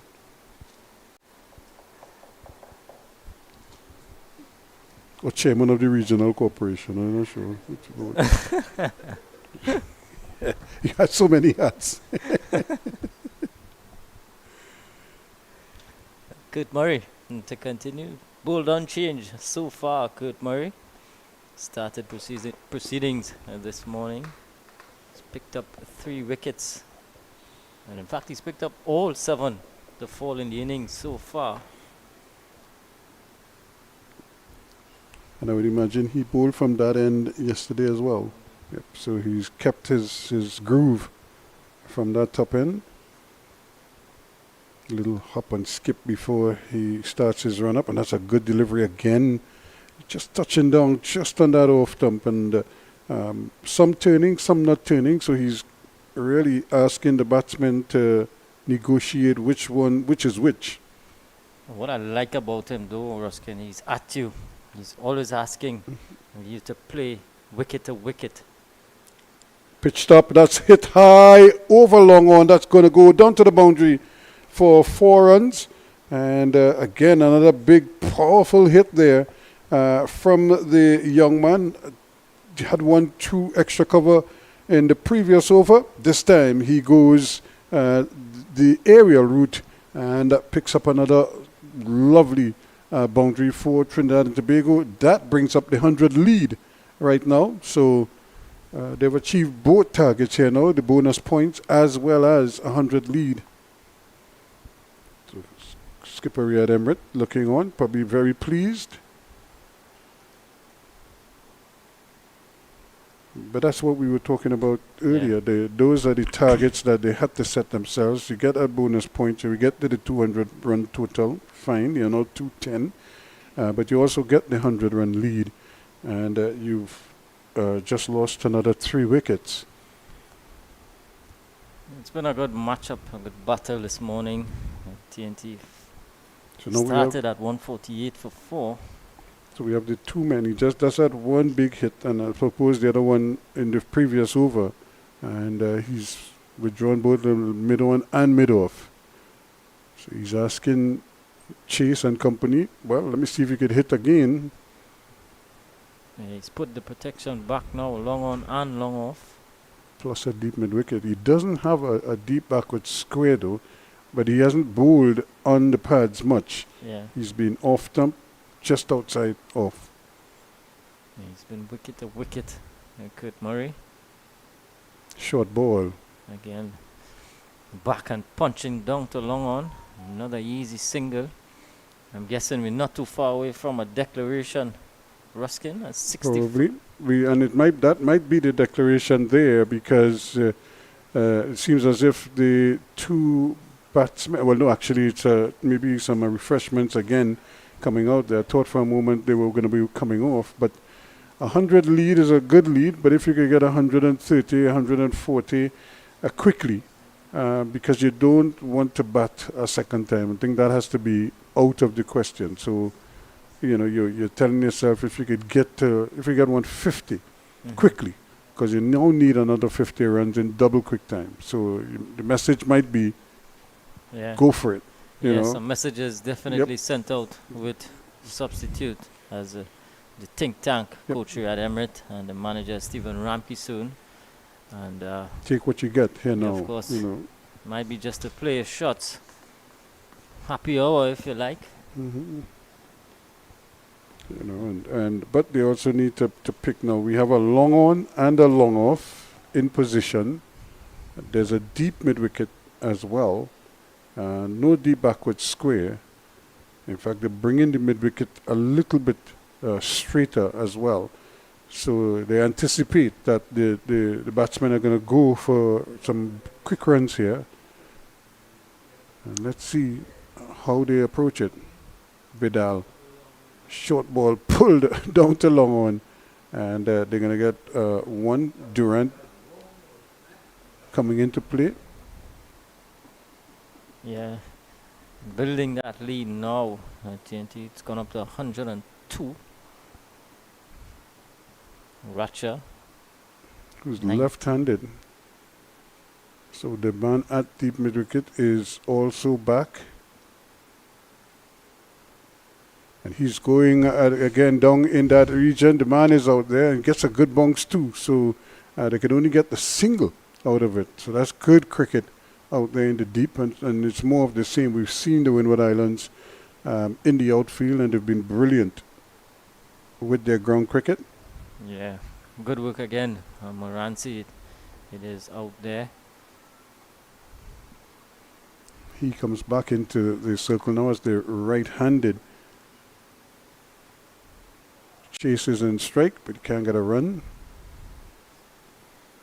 So 213 for 7. Trinidad and Tobago, remember, they started at 148 for 4. And now there's a little discussion taking place. I'm not quite sure what they're spotting, so it might just be something. So they might have had a message sent out to him as well. Maybe he's telling him, throw it up in the breeze, throw it up in jar breeze. Let's see if they take a dip. There it is, exactly that. And that's a good shot because he carved it square of the wicket in the offside. And there's a long chase. They might come for a third. They're going to have to hurry though. The return is on its way, but it's a long way out there. and the batsman able to come back for 3 runs. So good running, and 3 more to the total. Good running again from this pair. A good shot again from Chase. So he's showing that he can bat. Alexander Chase. Formed a decent partnership, these two.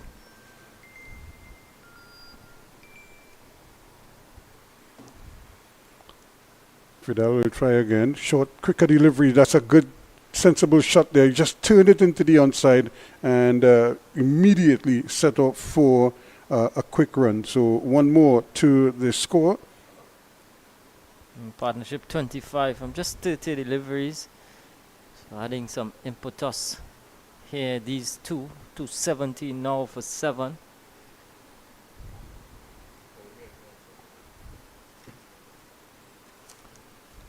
And this is what you want to see here now. They know what the approach has to be. They go for 1 here. They're going to come back for a second. They might as well. And a little bit of bubble pressure on Grant there. And the batsmen are able to come back for the second run. So good, sensible cricket. And 219 now for 7.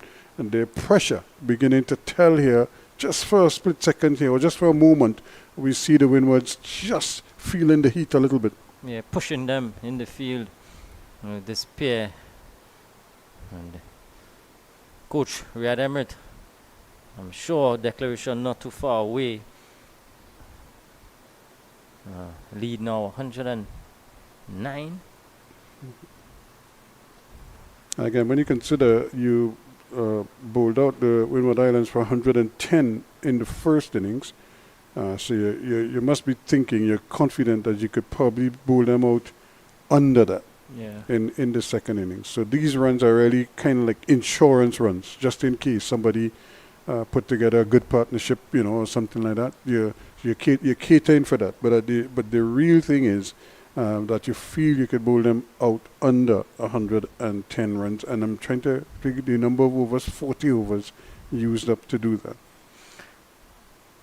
But from a Windward Islands there he perspective, goes. This is a big one. It's in the air, and it's a good catch out in the deep here. He sort of misjudged it for a moment, and then he had to come in, and you could see him probably looking up in the air, and the sun is also probably factoring there as well, but he took a very, very good catch in the final analysis. So another wicket goes. Big attempt there by Ratcha, but he has to go for 21. Yeah, good Murray again picking up another wicket. Ratcha looking to go the aerial route. Edmund Moranci out at deep mid wicket, and in the end, judging it well. Had to make a bit of a dive right at the end, but he held on. And the Ratcha goes for 21. It's now 219 for 8. The new man, Anil Ruplal. Yeah, Ratcha working to the plan, looking to get quick runs. But Kurt Murray again, he's picked up his 8th wicket of the innings. 8 for 70 his figures now. Remarkable figures, really, in the context of things, Ruskin. Yeah, very. See, there's a very good possibility that we'd see him pick up all 10 wickets if TNT do bat out the remaining batters. That's the risk you run here, because you want to get quick runs. So everybody is on board with that plan. And it's going to cost you some wickets, but you hope that in between the wickets that you could, tack on a few more runs and some quick runs. Another coming together there by a player and the umpire. And we saw one earlier when the umpire was trying to stop the bowler, Vidal, from bowling, and he kind of nudged him. And on this occasion, we see that Durant ran into the umpires at square leg. Yeah. So they picked up another quick single there. So 220. The leaders are exactly 110, and that was the Windward Islands score in their first innings. Here's Murray again. This one chopping, but can't get it through. Durant's in the way. or rather Elcock is standing there at that short backward point position. Very good fielder, Can Elcock. One of the better fielders. Short, quicker, Yeah. and punched away nicely. No bubble this time, so the batsman limited to just the 1 run. 2-2-1 for 8, which represents a good score. Well, I wonder, Ruskin, lunch. It's 11:41. Lunch is at 12, so possibly trying to get in a few overs at the Windward Islands before lunch. If it's possible, yes, but I think the idea here, because that's what, 20 minutes? Yeah. Well, under 20 minutes. So 19 you minutes want to or so. believe 2 overs for changeover. Yeah. You know, that's another 6 to 8 minutes or so, thereabouts. So you're probably better off trying to bat through. This one is hit in the air. It's a chase going back, won't get there. And the batsman have gone for 2. They're going to come back for a 3rd one. He's going to push him hard and having to run his way there. This is going to be tight. And the umpire says not out. But certainly for a moment there, it looked as if Chase was struggling to get back. That's brilliant fielding out there by Cody Grant. And he had to chase and run. And look at him here now, trying to get the bat down. And look at the ball, just took a little hop. And the wicketkeeper had to go high. That one is touch and go because he wasn't dragging the bat in the crease. Again, he was sort of dipping the bat in there, and it was very, very close indeed. In fact, much closer than that I first suspected. And but they came back for the 3rd run, so 224 now for 8. Very good position they've taken up, and those supporters under the big mango tree. Yeah, and mango I tree. just noticed for the first time that there are fig trees behind there as well. So the banner's kind of blocking my view.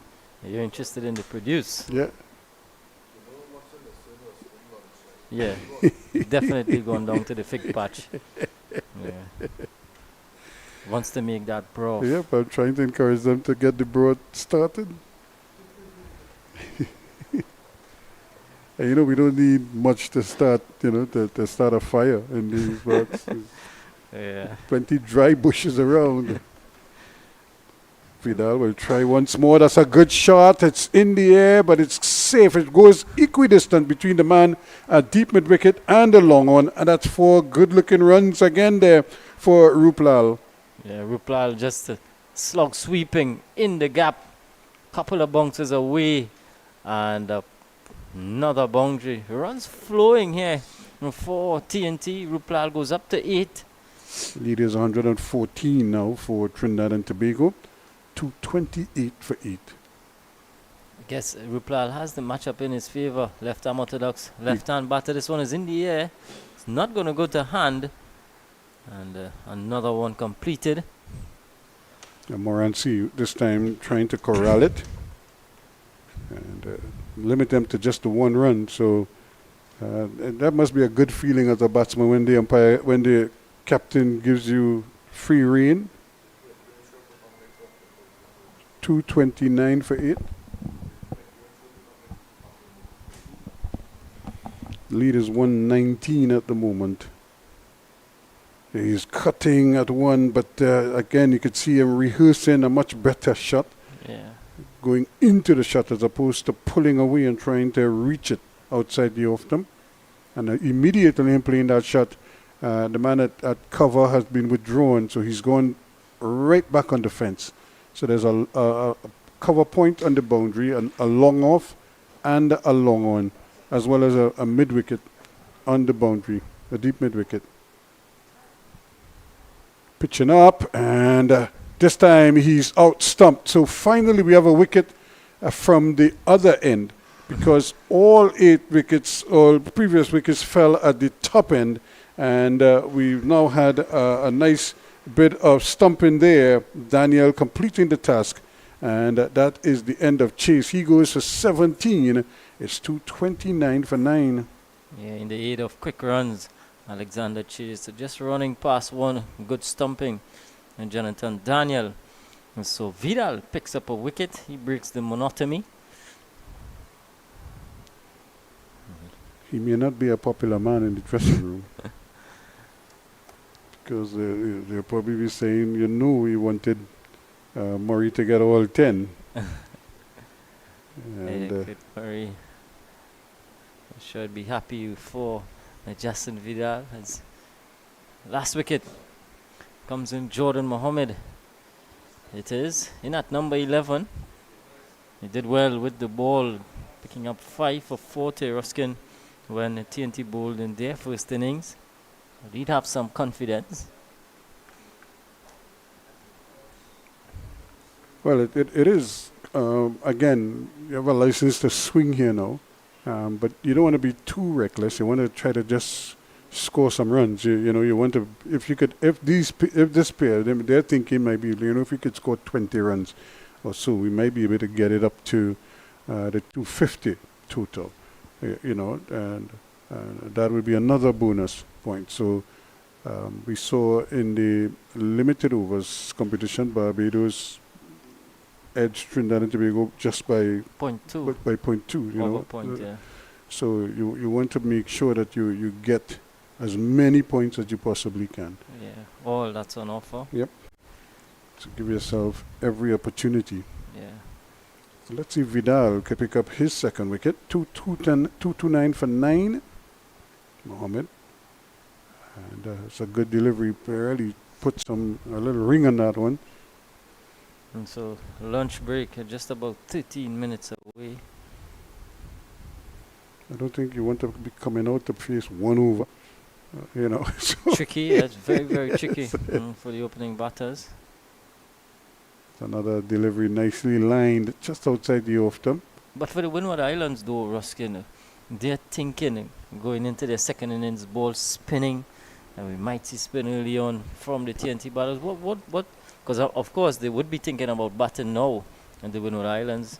What would be their sort of mindset or their approach with considering what the ball is doing? Well, they're going to have to dig deep.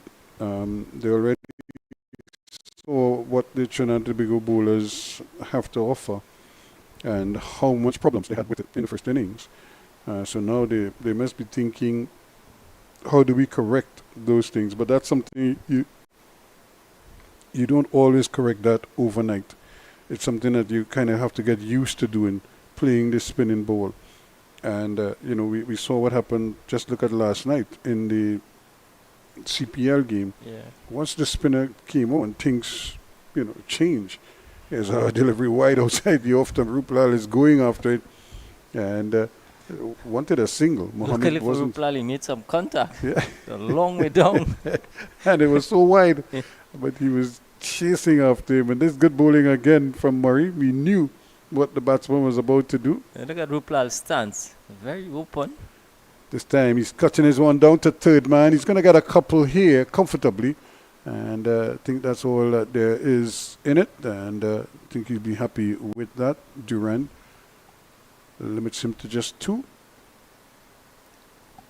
So yeah, look at his stance. Making shots. He's making shots. Ruplal is definitely looking to get after the bowlers. Look at it.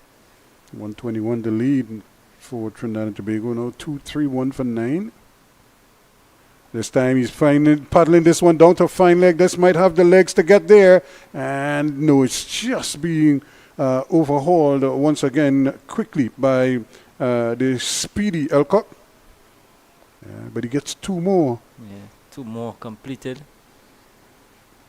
So on both sides of the wicket. He scored in the offside. He scored on the onside now. Has a wide open stance. Not as wide as Chandapal. And this time he just pats this one down. He was really looking to really get after it. Yeah. But didn't get the elevation. Yep. He got too close to it. Yeah. And you can see Murray just throwing it up, asking Ruplal to have a go. Yeah. Gonna get another single though.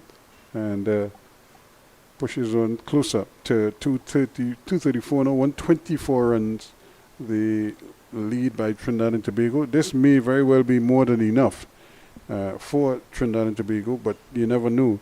And so the longer these two stay out there, once they keep churning over the scoring, it means Trinidad and Tobago will edge closer to that 250 total. Yeah. Slip comes in now.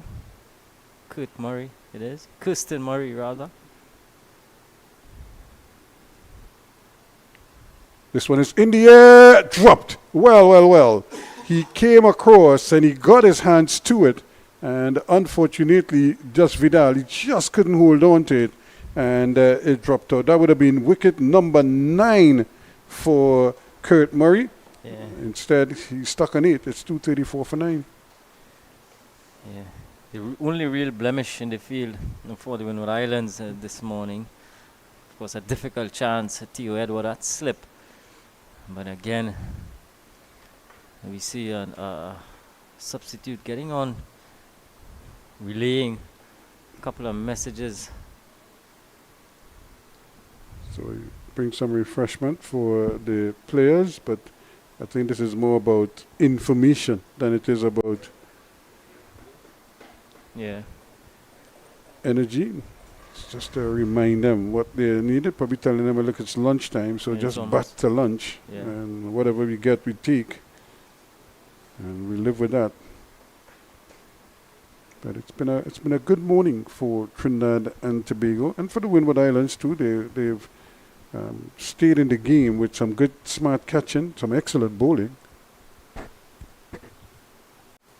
And I think cricket is the winner here, because I would imagine the spectators would have enjoyed what they've seen. They're going to enjoy this even more. This is a good shot over the head of the fieldsman. He came in and then he misjudged it, and then he had to go back. He had to try to go forward and then had to try to come back. Joel Durant, and now he's all at 6s and 7s. He's not happy at all because he wanted to go back. It seems as if they asked him to come in a little bit. And now he's just like really cursing himself there. So he was trying to run in, then had to run back. You know, I was never a fan, Ruskin. He goes with him again. This is another long one, but this one is going to drop inside, and they're just going to have to settle for the Grant is back there, settle for the single. But Ruplal not afraid. Yeah, 19 from just 12 deliveries. Take Anil up the Ruplal. challenge. Yep. You know, I was never a fan, Ruskin, of a field at 3/4 the way back. You know, it's a lot harder to run back as opposed to run in. And Durant was sort of caught in between. Yeah. He wasn't quite sure where he needed to be. 239 for 9. That's a defensive prod again. The ball on the angle coming into the right-hander, the arm ball. Durant trying to mix it up here, or rather Vidal trying to mix it up here a bit.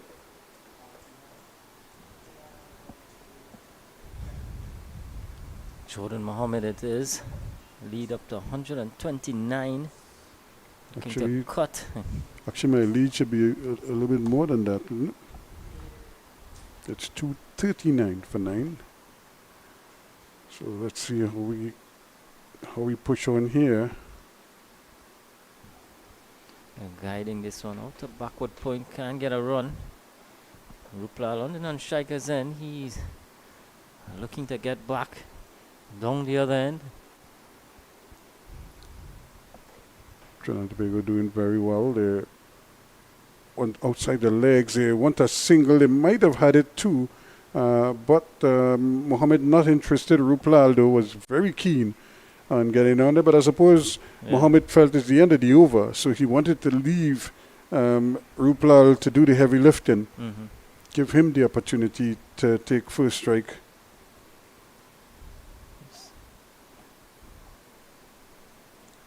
.239 for 9. Lunch just about 5 minutes away. Ruplal 19 from 12. Mohammed yet to get off the mark. Kurt Murray 8 for 80 from 26 overs. Excellent work.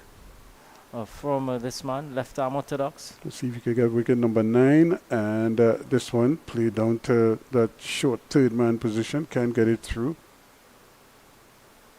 Again, strategically placed there is Durant.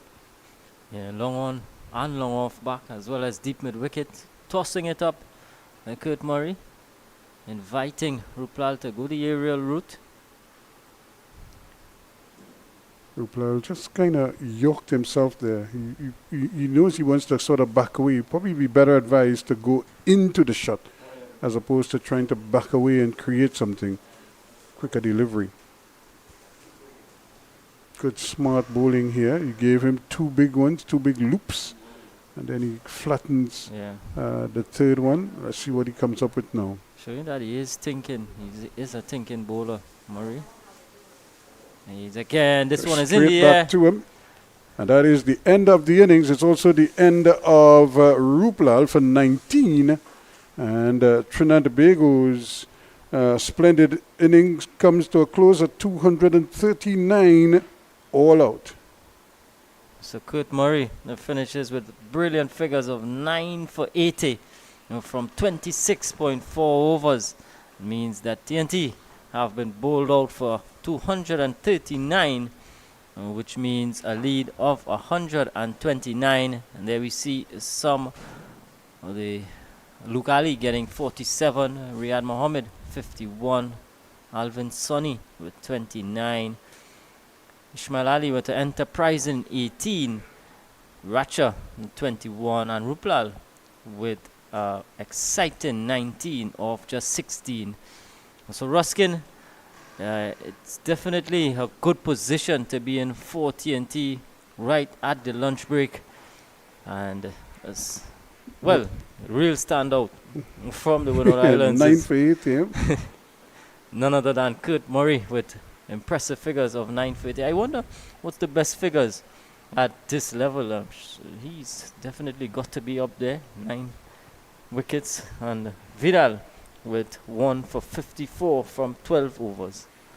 And those are some of the partnerships for Trinidad and Tobago.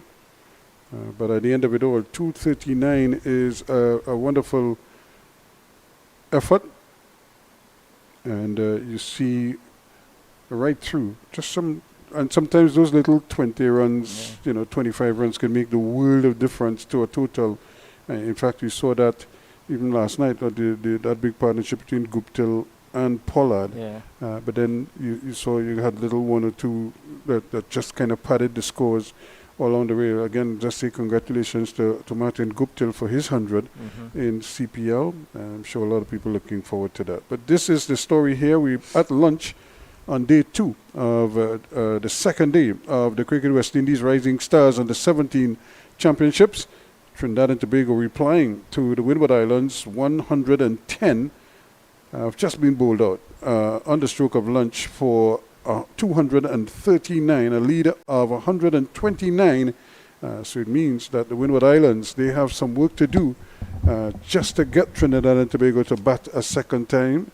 But more importantly, they would want to try to avoid being bowled out under that score the rest of today. So it's a 2-day game. So today is the final day, but they have some work to do. It's a lead of 129 for Trinidad and Tobago, but spare thought for Kurt Murray. Really historic figures here. 9 for 80 from 26.4 overs. An amazing achievement and a brilliant effort indeed. We'll take a break and we come back with the Windward Islands second innings in a short while.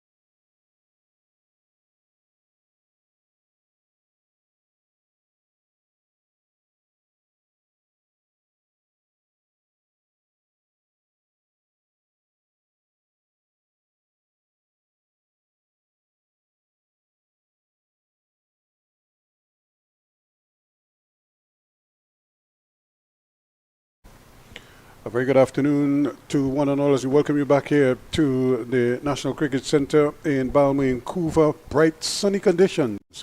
Here, we hope it's the same wherever you may be as we get set for what could be a very interesting afternoon of cricket. The Cricket West Indies Rising Stars Under 17 Championships, the two-day championships, and Ruska Mark working along, of course, with Anil Lakan, and Anil 129-run advantage right now for Trinidad and Tobago. And based on what we saw in the first innings when they dismissed the Windward Islands for 110, I would imagine they must be very confident that they could either bowl them out under that score or close to it. Yeah, Trinidad and Tobago will be backing themselves to win this game outright here this afternoon at the National Cricket Centre. With a lead of 129 Ruskin, it's obvious that skipper Fariz Ali and his entire team will have the opportunity to maintain a very aggressive field placings for an extended period of time. Let's see what happens here. The young man Chase, Alexander Chase, is going to pick up the attack. And on the pad, there's a stifled appeal, but clearly going down leg. And they're off and running the Windward Islands in their second innings. So the Windward Islands getting off the mark there via leg by. Alexander Chase picking up the attack from the pavilion end. Just getting that ball just sliding down the leg side, no harm done.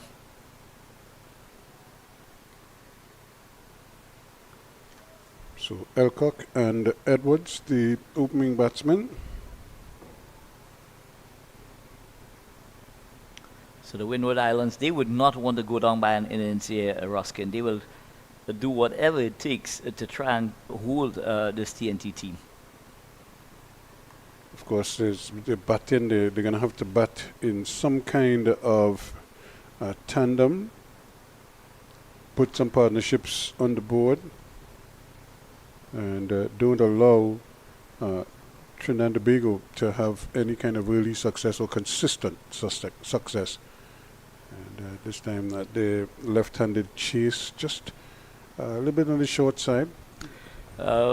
Having surveyed what took place in the first innings and also the fourth session of this game, Ruskin, do you think that any point in time that possibly Trinidad and Tobago just missed a trick by not declaring, having gotten to that magical figure of 200 and attaining those two batting points? Well, it's I suppose it's a school of thought, and they could easily have declared there. They batted on to get to 239. Now, you either take the runs or you take the time. It depends on where your focus would have been. And I think Emirates wanted the runs. Just a lifter, beauty of a delivery, and just standing up there, Edwards, and Theo Edwards just tried to get the bat out of harm's way, and but the ball just kept coming at him, and that's a real peach of a delivery from Alexander Chase. So Chase going into the pitch there, that one got big on the batter, just taking it on the glove. Luckily for him, that it did not spoon that catch into that slip region.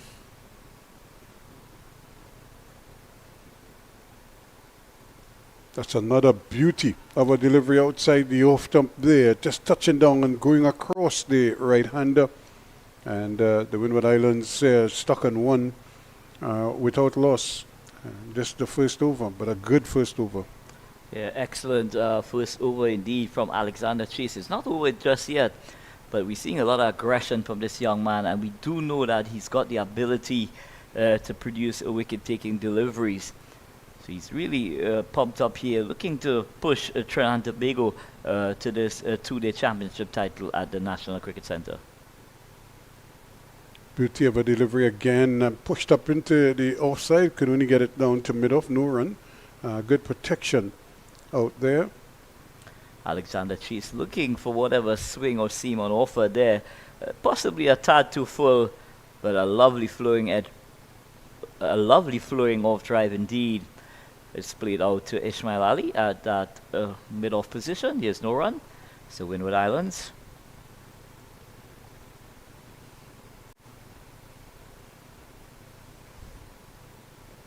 This one kept very low indeed. It was bang on target, but keeping a little bit low. And like I said, that's something that the Windward Islands don't want to see at this time. Variable bunks, and but he kept it out well in the end. Edwards, he remains on naught. It's one without loss after over number one. Very interesting during the interval, Rusking. I was looking at the size of the ruler that the Windward Islands opted for, and they definitely took the option of the smallest of them all. And one can understand why, if they allowed the groundsmen to put the heavier ruler, but they too in this contest very much on the way.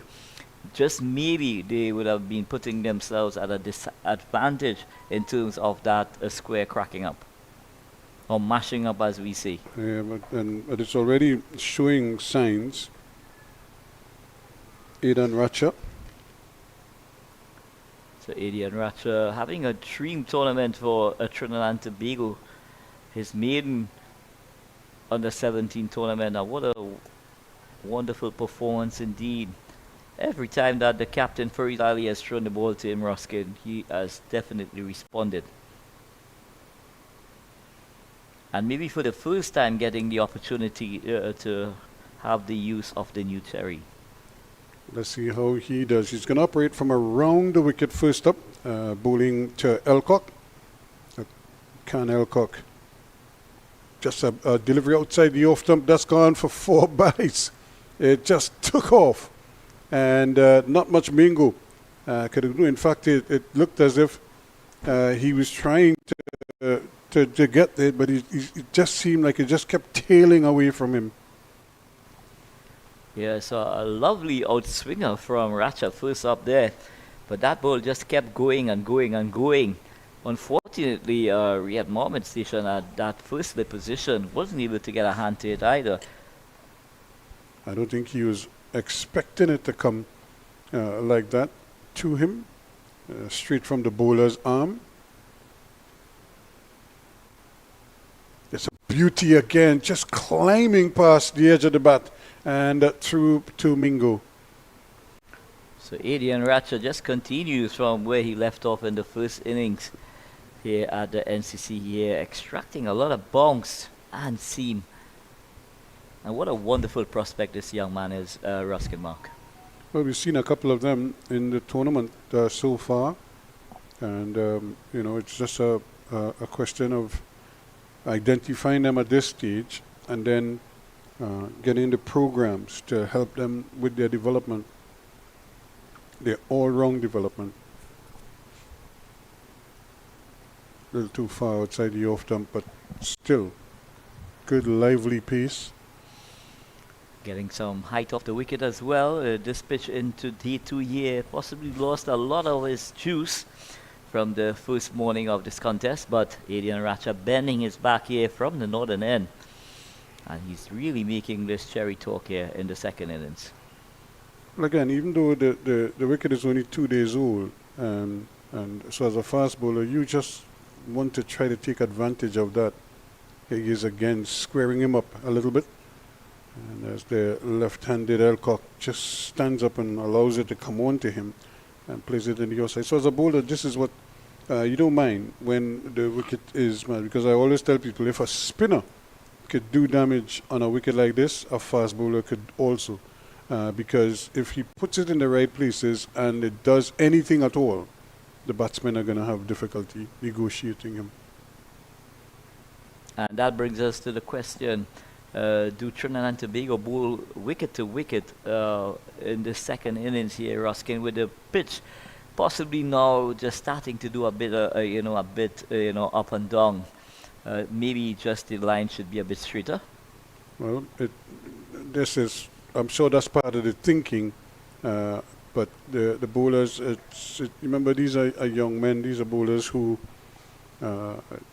each individual would have to, put his hand up and sort of contribute to that. It's easy to ask them to bowl at the stumps consistently. Yeah, we see. But it doesn't always work out that way, sometimes. It just depends on your rhythm and how you're feeling and a host of different things, and then your mechanics. Because if you do not have what we call quote unquote good mechanics, sometimes control, might be a problem. We saw that with somebody like a Fidel Edwards over the years. He has a good delivery again coming into the left-hander this time, just almost hitting him somewhere in the midsection, but Elcock survives. It's 5 without loss after 2 overs. With the deficit being in excess of 120 runs, Ruskin, I would be tempted to take away that third man and get a forward short leg in place, especially early in the exchange. Well, it could be a consideration, no doubt. But like you said, if the wicket doesn't have the kind of pace that it had before, then you're looking to... Remember, captains, I always say a lot of captains, especially young captains, but I could say that for a lot of our senior captains as well, they're very defensive. They're almost reluctant to attack batsmen. That's across the board. It's like they think defense first and then attack after. So in other words, they have to see something happen before.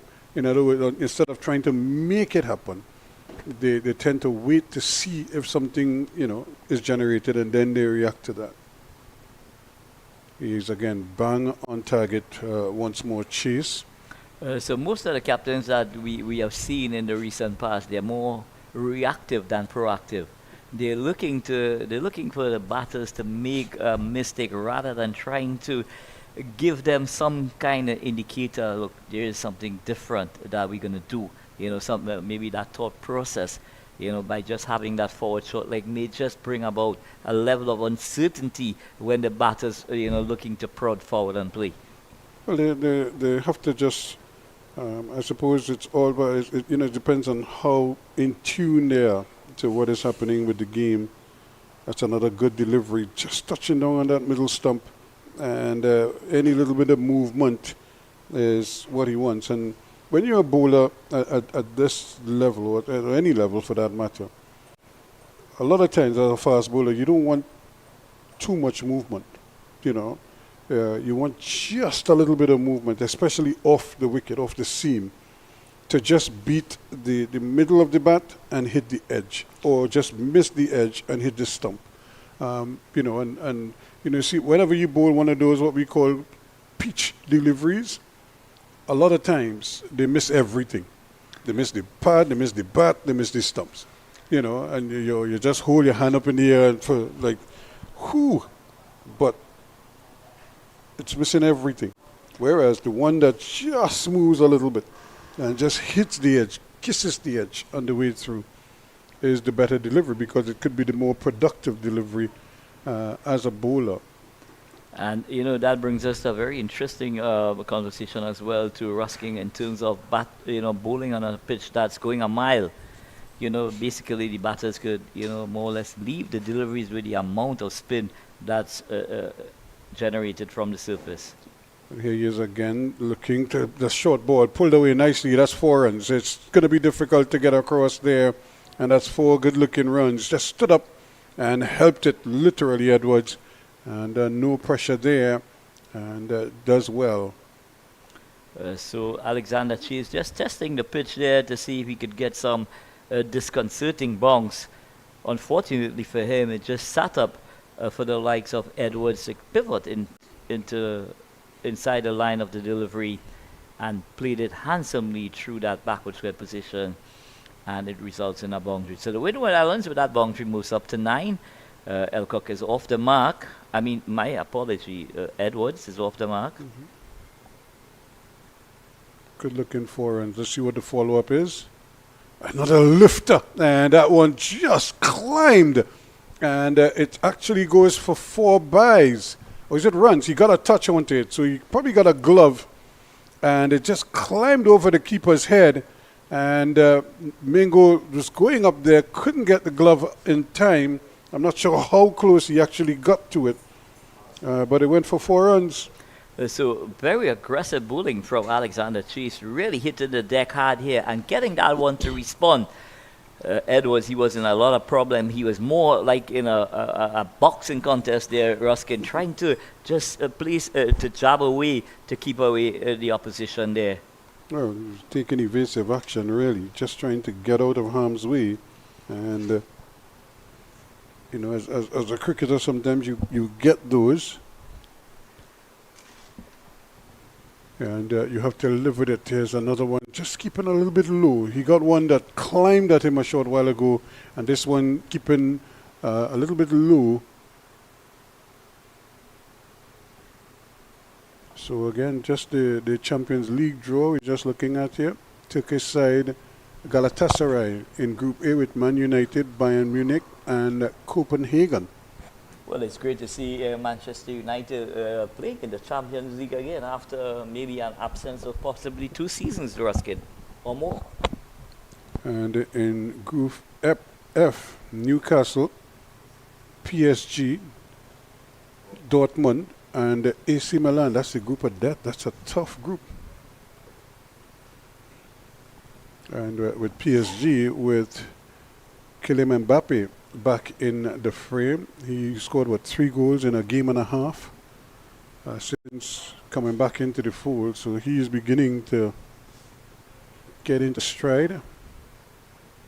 So we'll see how it goes. Now, Trinidad and Tobago here, they need an early wicket. I would imagine that is part of the plan here, to try to take a couple early wickets and then hand it over to the spinners, maybe. And, so, Ratcha bowling with a slip and a gully.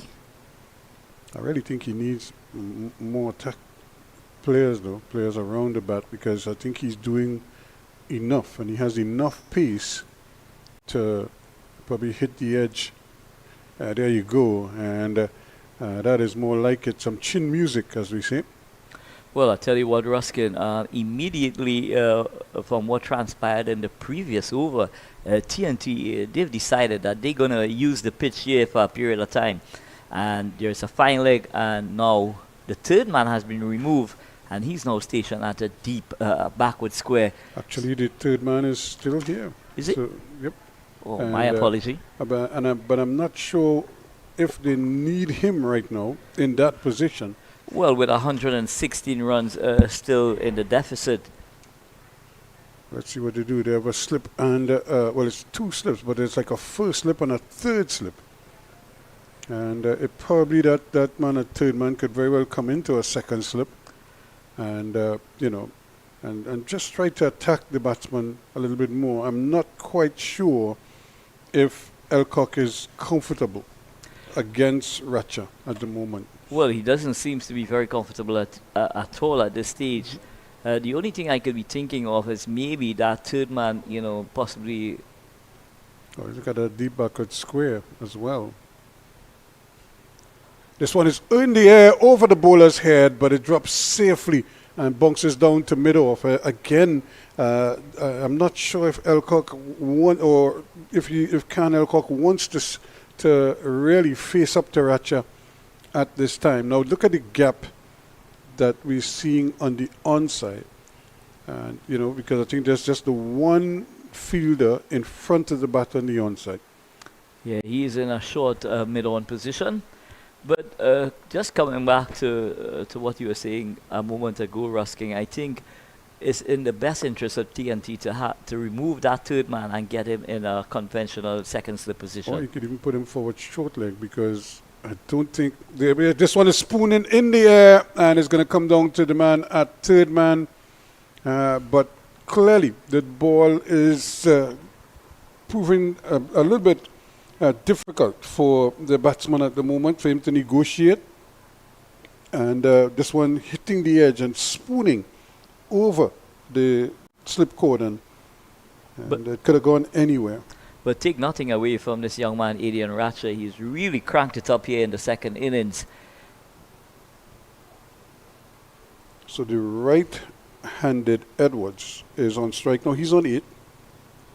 And even to Edwards, it would be interesting to see if there's just a fine leg. There's no deep mid wicket like or deep backward square like we had for the left-handed Elcock.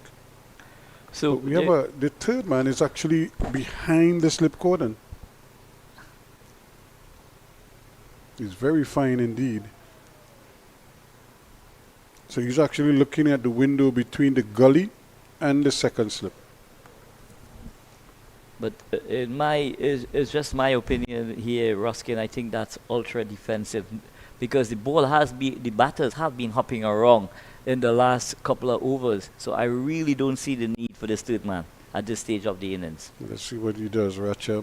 Good. McCorden goes down too far outside the off stump to interest Edwards.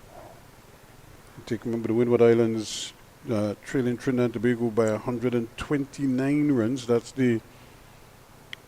what they started at. They've knocked off 14 of those so far, so they still trail by 115. If anything, Ruskin, I would love to see the third man go into a position, maybe in a fly slip position, maybe just about halfway to the boundary, if the ball does take the edge and loops over the slip.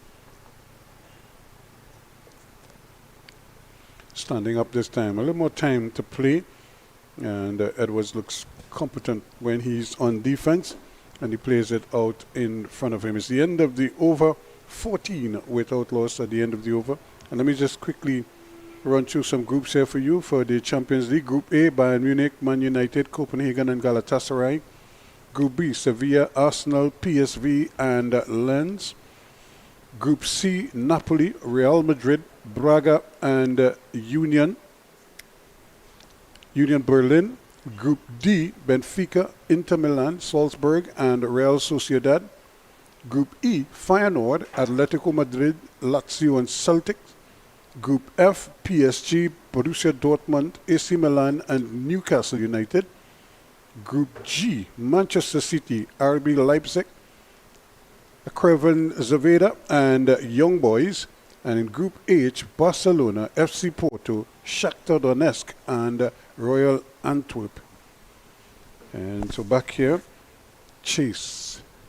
And that one is driven nicely through the covers. They've gone for one. They're going to come back for a second. They're going to have to hurry. And the return just a little bit too late as he was sliding his bat in there, Elcock. He goes to 3 now. It's 16 without loss.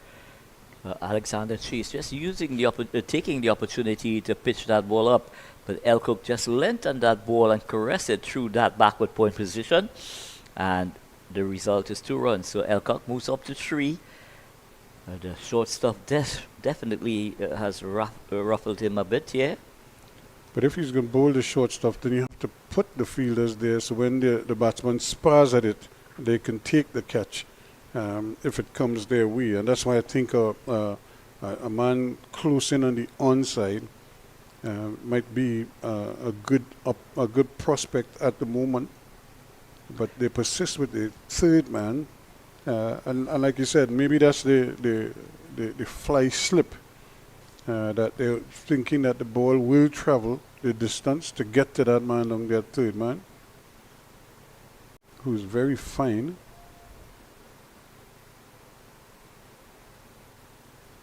And this one coming back in, but starting too far outside the off stump. So Trinidad and Tobago looking for this first wicket here in the second innings, looking to pry open this Windward Islands batting lineup.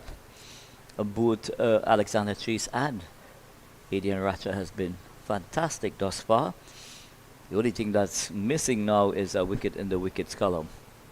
They have the 3 close-in fielders behind the bat in the cordon.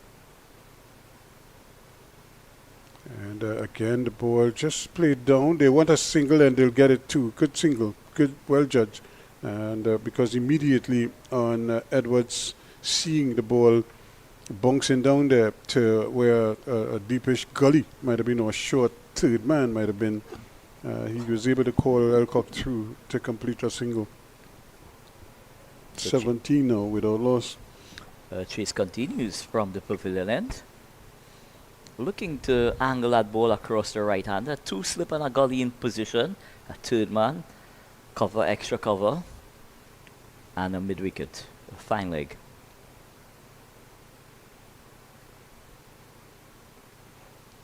Standing up nicely there, Edwards right in behind it. And once he's in defense, he looks so competent, you know, because he's not going anywhere. He's just allowing the ball to come on to him.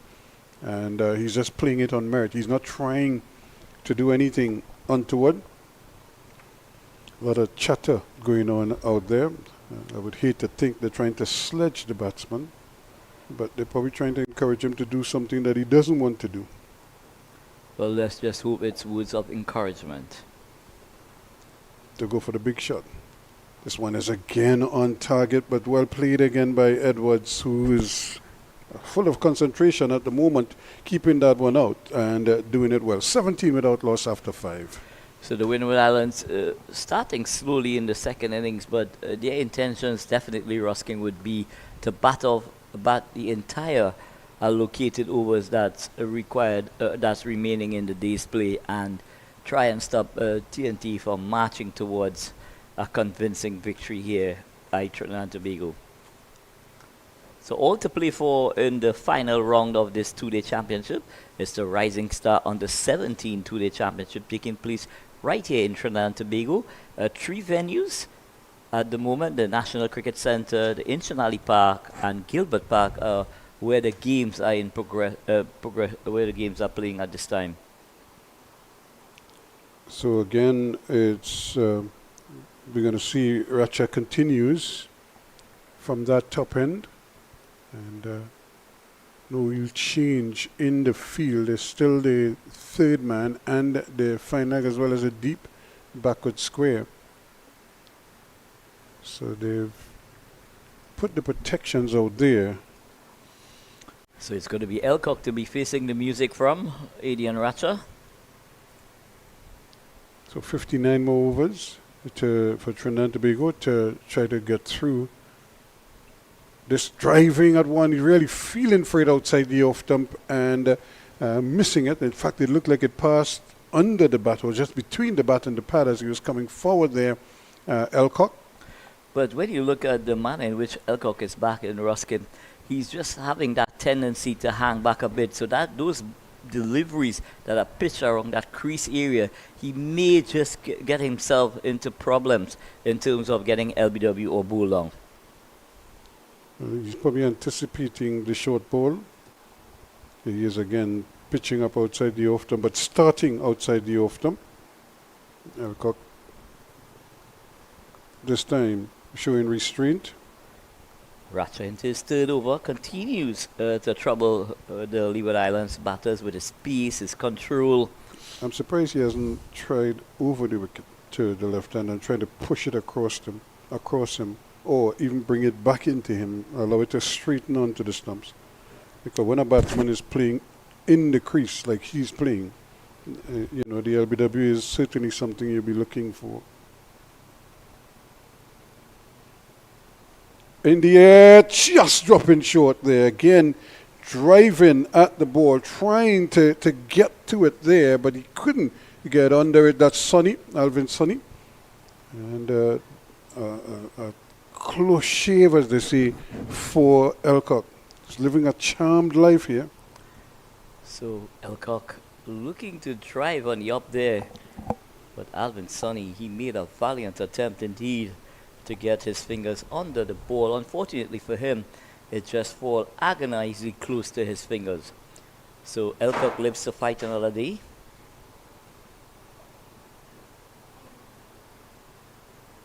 Let's see what Racha has up his sleeve now. This time, more confidence from Elcock, right out in front, plays it well. Textbook forward defense from the likes of Edwards. It's played out to extra cover. There's no run. So I think Ruskin, Adian Racha could, at this stage here, just look to change the angle of the delivery by coming over the wicket and trying to slant that ball across the left-hander. Well, it's an option that he can use, or he could even, like I said, try to straighten it onto the stumps from over the wicket. But he stays around the wicket on the legs, trying to turn it away, and it's going to get a comfortable single. Played too far inside of it and came off the pass. He's going to get a leg by. And in these circumstances as well, to Ruskin, the likes of Adrian Ratcher might just be encouraged to use that cross-seam delivery, the one that will be able just to kiss on the face of the ball and possibly hold its line on its way. Well, I'm sure he's contemplating what options are available to him to try to prize out a wicket here. He's over the wicket to the right-hander.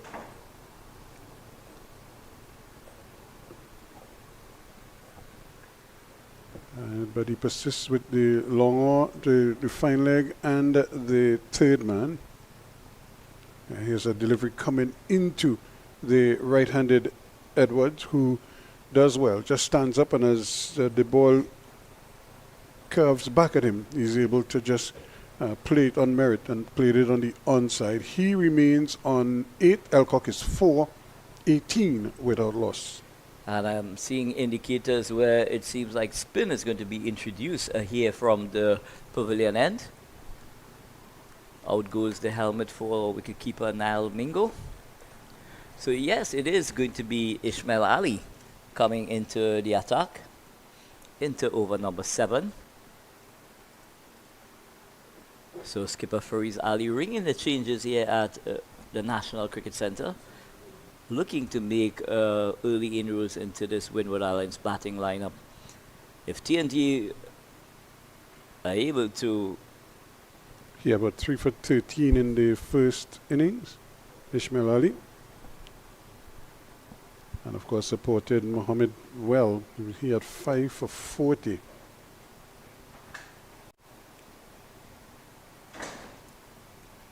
Bowled 11 overs, 11.4 overs for those 3 wickets.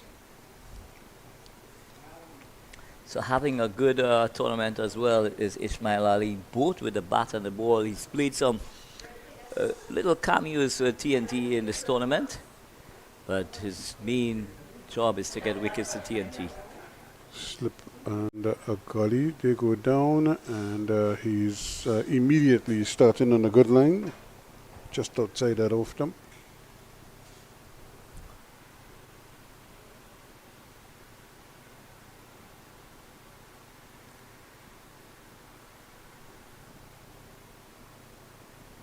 Cutting and hitting it, the man at that cover position, not able to stop it cleanly, and the batsmen are able to get the single. So that's the big fast bowler there, getting down there and making a very impressive stop indeed. Adrian Ratcher diving away to his left. Ali bowling with a slip, a gully, backward point, cover, extra cover, mid off, mid on, mid wicket.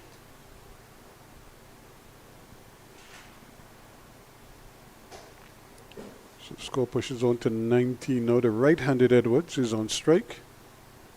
He is, like I said, when he's on defense, he looks so comfortable. There he is again, just coming forward, and really doesn't look like he's in any trouble at all when he's on the defensive. It's when he's trying to attack is when he tends to lose his shape a little bit. So this one is worked from the stumps into that mid-wicket region.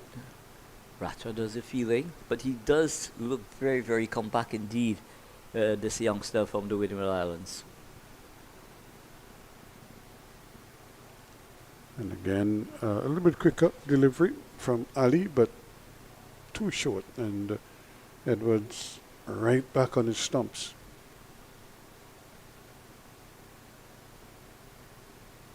And again,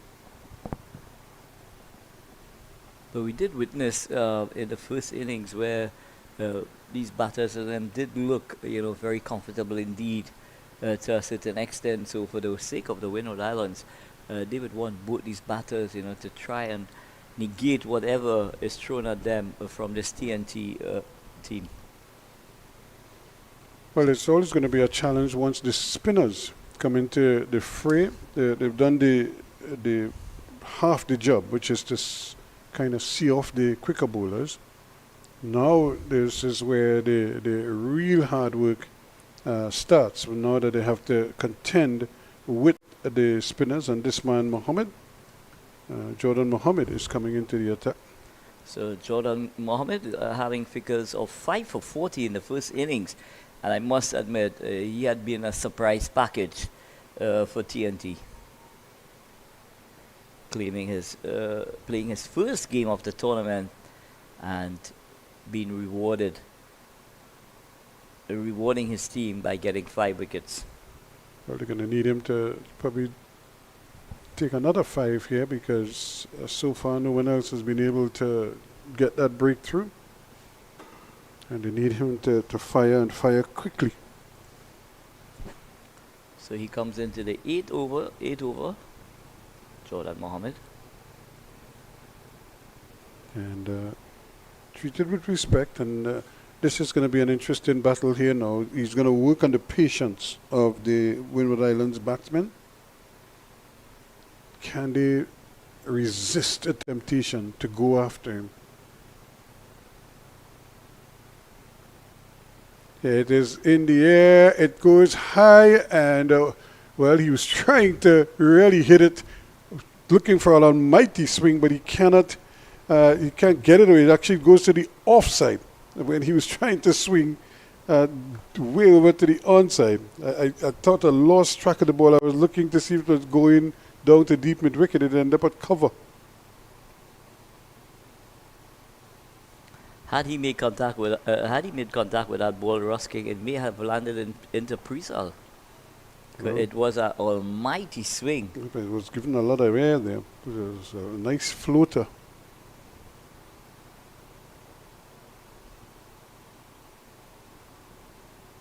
Again, Mohammed pitching up, and that one goes right through. The pitch misses leg stump.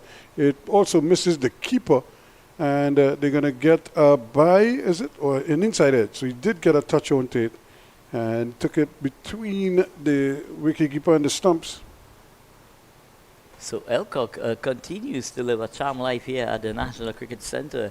An educated edge there, Rusking. Going for the drive, not to the pitch, hitting the inside edge and going perilously close to the leg stump. Yes, indeed. Could have gone anywhere, really. It could have gone onto the stumps. That's probably what Trinidad and Tobago to be seeing. Edwards very quietly plays it, allows it to pitch, and then it just stands there and plays it from the crease. And it's he bowls that piece, Ruskin, where you're just telling yourself, I could get at him. Well, again, that's the temptation, and so they're going to have to be very mindful of that. Yeah, he is again pitching up, and the batsman reaching for it, Edwards. Yeah, that invitation is definitely being served up there by Mohammed. 20 without loss at the end of over number 8. So the Windward Islands continue to fight here at the National Cricket Centre, trying to defy this TNT team. If TNT were to go on and win this game, of course, by all means, they would arrest this under-17 two-day championship title. So a lot to play for in the final round. Barbados as well, they're in a very strong position as well to come away winners against that Guyana. And again, it's about trying to do a double success here for the Bajans. Trinidad and Tobago trying to deny them that. And they were, 0.2. And here's another one played on the onside. They're going to have to hurry again. The return is a little bit late. The batsman had more than enough time to complete another quick single. 21 now, without loss. So Elcock just prodding there in a very uncertain manner, taking the inside edge, and were able to get a single.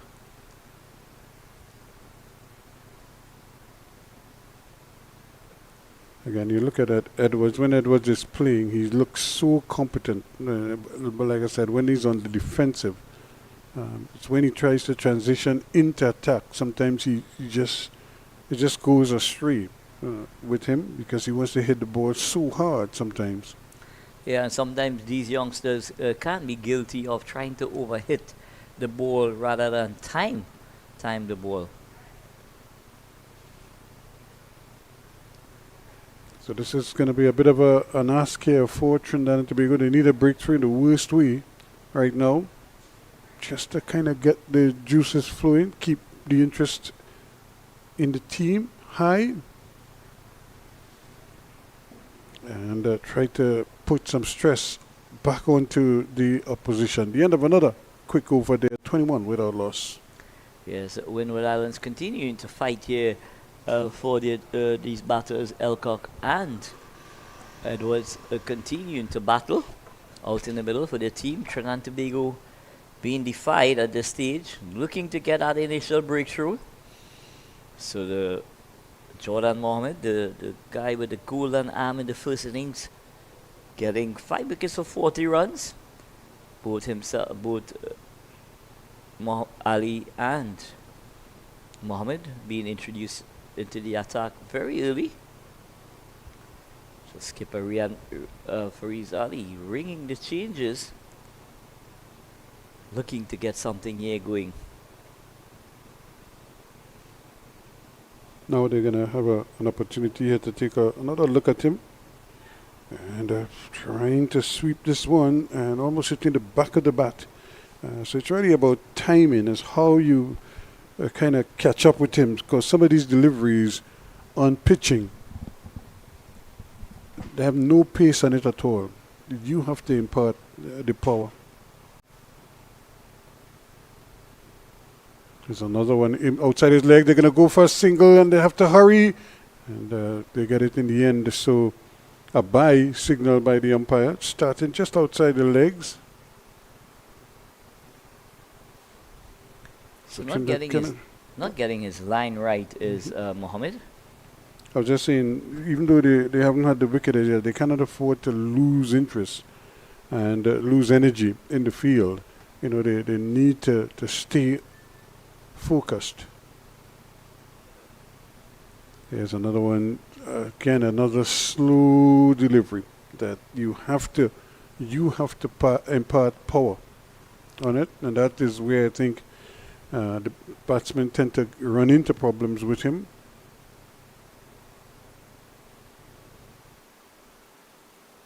Again, hitting this one in the air, but again it goes just close to the man that looked like the skipper Ali, and the batsmen are able to come back for a second run.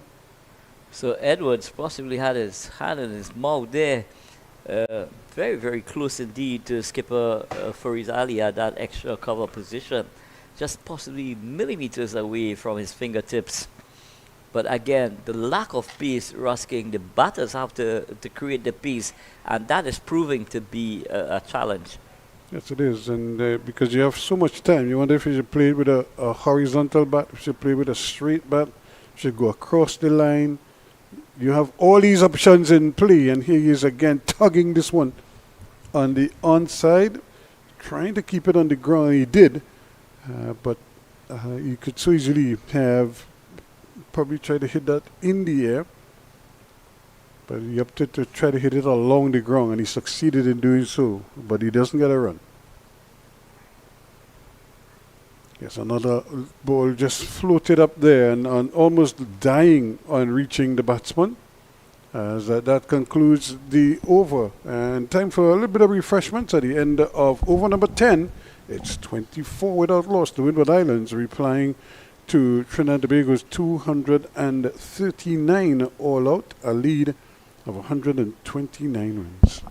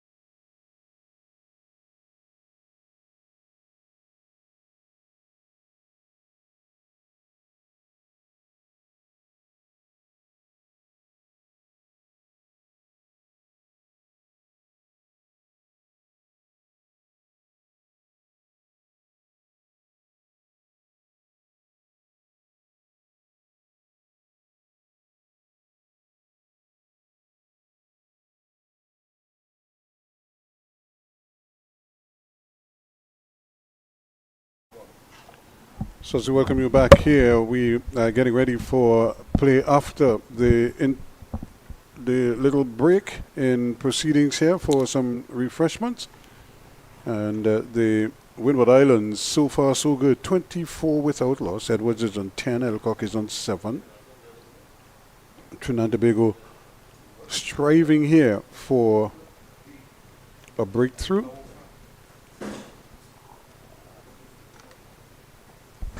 And the Ishmael Ali is going to continue right arm through and around.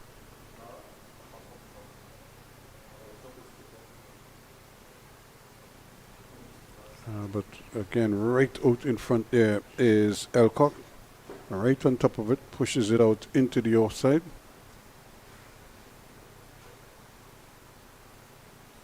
So the Windward Islands continue to battle out at the National Cricket Centre. It's the final day, it's the final round of this two-day championship. 3 games in progress at this stage.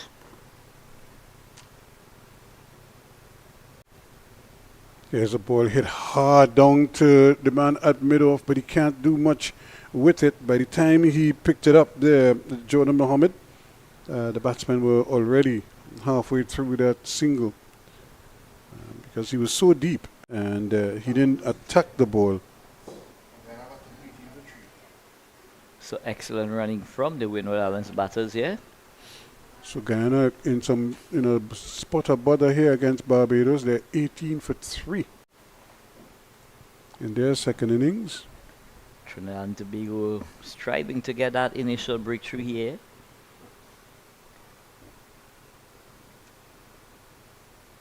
There's another delivery coming back in at the right-hander. Trying to cut it. Edwards flirting with danger there, a bit too close to cut. Just going past the outside edge. So slip on a gully. Those are the close infielders on the offside. Driven hard back to the bowler, but he doesn't get it through. It's nicely intercepted down the hill there by Alvin Sunny. So maybe Ishmael Ali might just need to pull his length back a bit here, Ruskin. That's a good delivery and a quicker delivery, flatter as well. Playing with the tide is Edwards. That ball goes out to mid-wicket. There's no run. So the conditions continue to be very, very nice for cricket. Nice and hot, bright. And as a bowler, you want to start taking wickets because once the conditions start to sap your energy, it worries you. It's the end of the over, 25 without loss now, the Windward Islands. So we're seeing the Chowman doing a burst trade there. Is it Kadir? Yep. Yeah, Kadir Mohammed in hot attendance. They're possibly trying to get into the Chow. Yeah, I think he couldn't get to the fig trees, but I think the next best thing. Possibly the pineapple chow, the mango chow.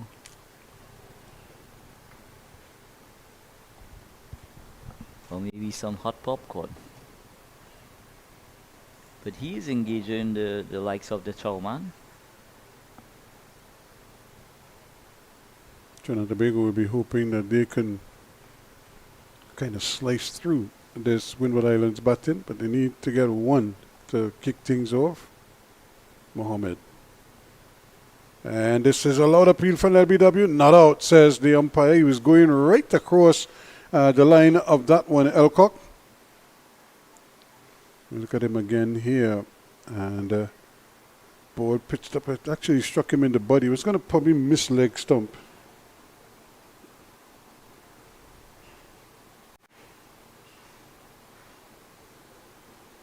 Standing up again and looking to punch it through the offside.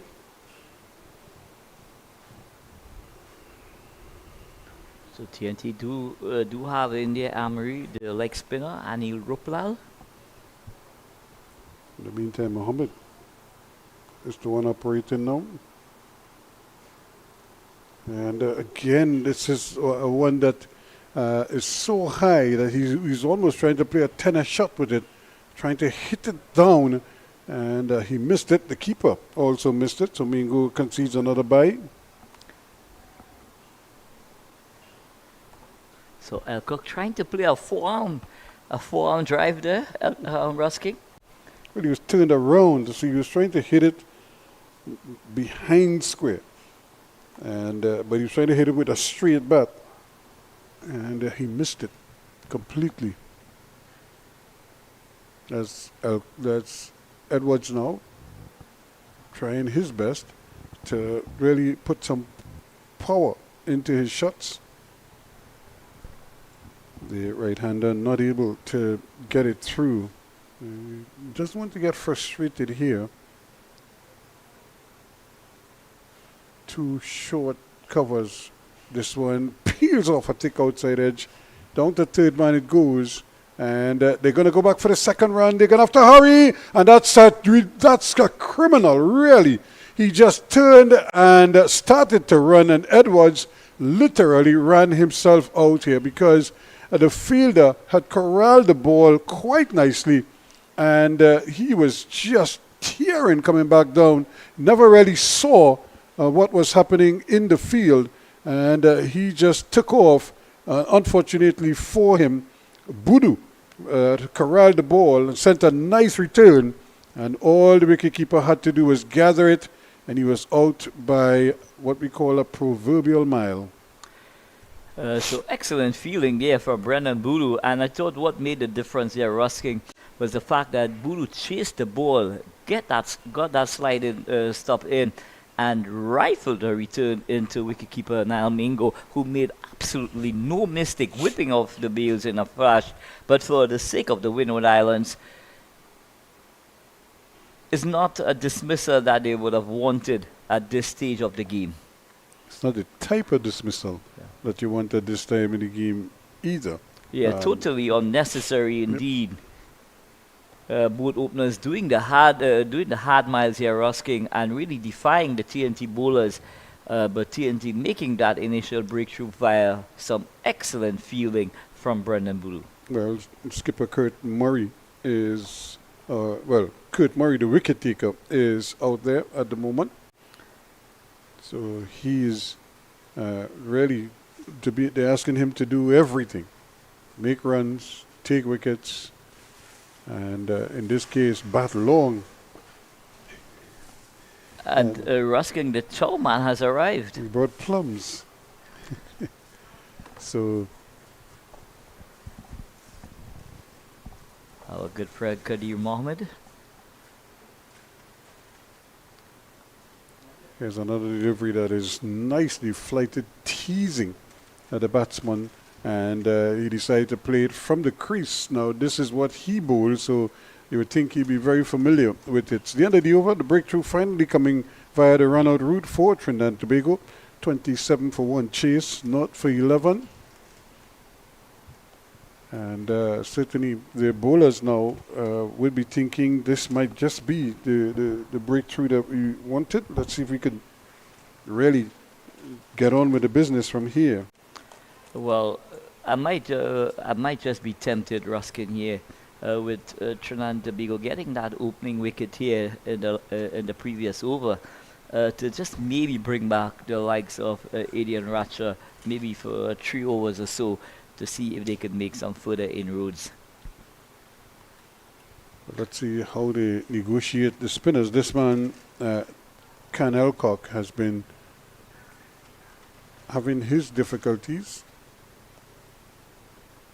Here he is again, stroking this one, and that's a brilliant attempt there at a catch. He was right there. Again, it's that man trying to get under it, hoping to get there. Alvin Sonny diving at the last moment to get under the ball, and he might have had it in his hands. He just couldn't hold on to it. Yeah, so Alvin Sonny giving 100%. You can't fault him at all, this young man. He's a totally committed cricketer. Having had it in his possession briefly, but when he fell, the wrist hit the ground and it popped out. Alcock is on 8. This time he's watchful. And as we have grown accustomed to, Ruskin, once a 1 wicket fall, sometimes 2 or 3 go long in very quick time. Well, that's not kind of like par for the course most times. Cutting again. Alcock trying to break free here, but not having much luck doing it. Like I said, when they're on defense, they look good. It's when they try to attack and transition from defense to offense is where they kind of give it away. Yeah, they just seems to lose their shape when they're trying to get into that attacking mode. He's fine because he's so solid on defense. It's when he transitions from defense and he makes his mind up to go on the attack. That's where things kind of go wrong for him and for a lot of the batsmen. The end of another good over. Could have had a wicket. It wasn't to be. At the end of it, it remains 27 for 1 a maiden.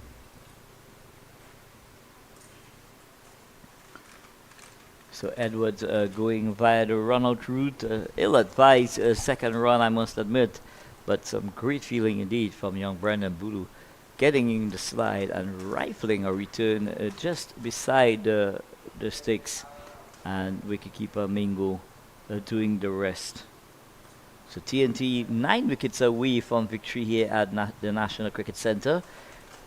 They have to, in a way, at least they have to be a little bit more deliberate in the field. I think they're just meandering into fielding positions. And almost as if, well, the wickets will come. But today is the final day of this game, so you want to make sure you get in your overs and you give your bowlers and you give your team every opportunity to win the game. So 2 close catchers employed by skipper Farizali. And this is another teasing delivery just outside the line of the off stump. Just as a slip in place, a lot of chatter going on over there. Here's Mohammed at first slip. And this one hammered into the cover region and another well taken single in the end there for Kurt Murray. He's off the mark. So it brings the left-handed Alcock to take strike.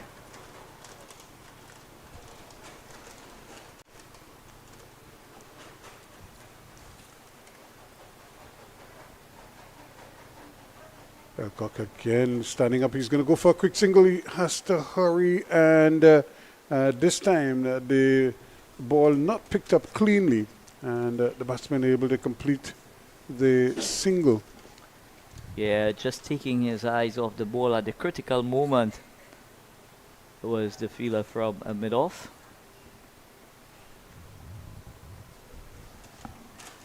We had chow just now. There's popcorn permeating the air.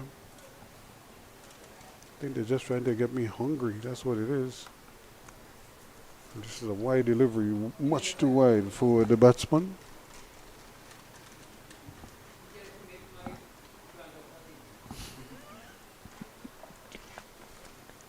Again, trying his luck here, Mohammed, giving the ball a lot of air. They go for a quick single again. Brilliant fielding once more. Trinidad and Tobago really with their tails up now, trying to get wickets. It's the only thing for them now. That's Brendan Boodoo, the man who executed that run out. With a tumbling save there. Mohammed at slip.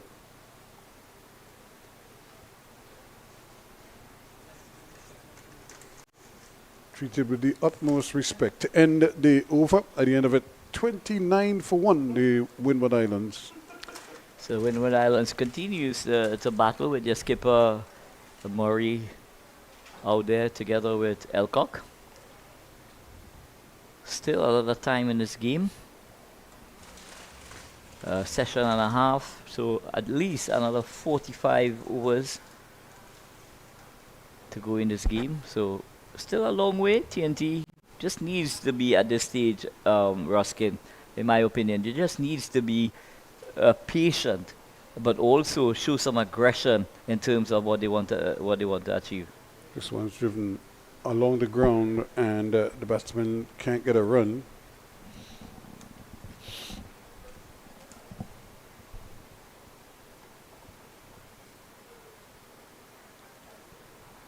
A little bit quicker, but again, no alarms right now for the batsmen. Bowlers are going to have to try something here to prise open the wicket. That's a good snorter there. That one pitched and bounced and turned. Yeah, quicker delivery from Ismail Ali there, really ripping off the surface.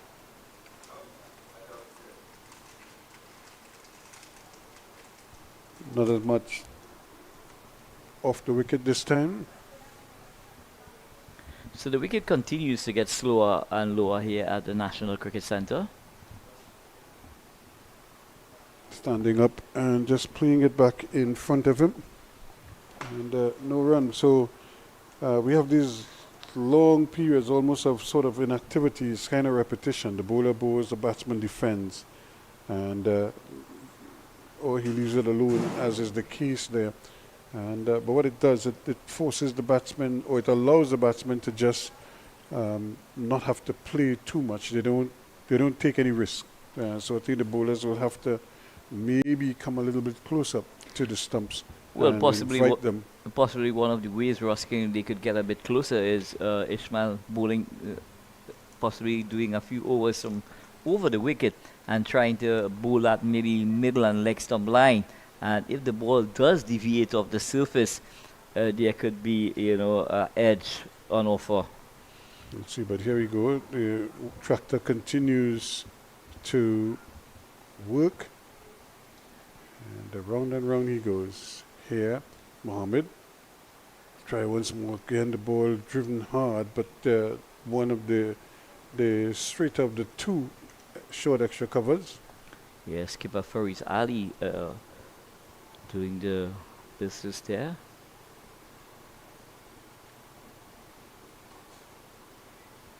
And this time the ball stroked out into the offside once more, but again they can't get it through. So it's a slip, a backward point, two extra covers, almost side by side, a deeper cover, and a mid wicket, and a short fine leg. This one is given a lot of air, driven down to mid. He's going to have to hurry and down to the wicketkeeper's end. The return comes, but too slow. Took a little while to develop. In fact, wasn't quite sure if he had made up his mind as to which end he wanted to throw. And by the time he had sorted that out in his mind, the batsman had enough time to complete the single. Yeah, so a flighted delivery from Jordan Mohammed, stroked down to mid-off, but Ratcha wasn't sure if to go to the non-strikers end. Sweeping at this one again, the ball ended up in the offside. He's not at all comfortable when he's on the attack. It just seems as if things can go very wrong when he is attacking the bowlers. And it could be a case where a shot, the execution in terms of his judgment with the execution could be, his downfall here, Ruskin. Shot selection has to be an integral part of how he plays. Mohammed playing on his mind here, tosses this one up, and this time he strokes it down to lawn for a comfortable single. And I think just about this time now, Ruskin, I think it's high time now that possibly Faris Ali make a change from the northern end, possibly bring the likes of the leg spinner Anil Ruplal into the attack. Jordan Mohammed has been thereabout, but definitely not creating wicket-taking deliveries. Let's see what he tries again. Just too slow. It's all happening much too slow. There isn't much off the wicket for him. And he's not forcing the batsman to come onto the front foot. And once they stay on the back foot, they have all the time in the world. End of the over, 31 for 1 it is after 16. Yeah, and I know the Windward Islands may not have seen Brendan Boodoo He does have the ability to bowl some leg breaks and googly, and just about an hour to go into that tea interval. One would hope that skipper Fariz Ali now, take a more proactive approach to trying to pry out some more wickets, Ruskin. Ishmael Ali, though, is going to continue. He's from around the wicket, right arm. And again, ball with the arm coming back into the right-hander, to the left-hander rather, playing it nicely. Elcock.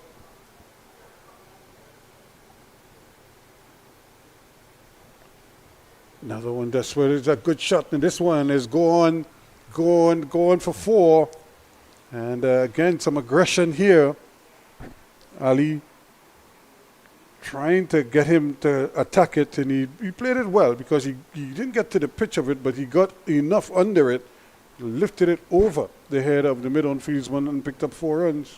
Yeah, he almost perished to that shot in the previous over. Alvin Sonny coming perilously close to getting that catch, but on this occasion he executed to perfection, lofting that ball over mid-on and getting a boundary.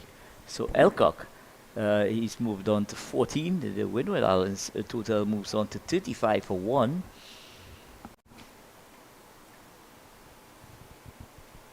So 110 and 35 for 1. Trinidad and Tobago 239. Elcock, after that show of aggression there, is back on defense now.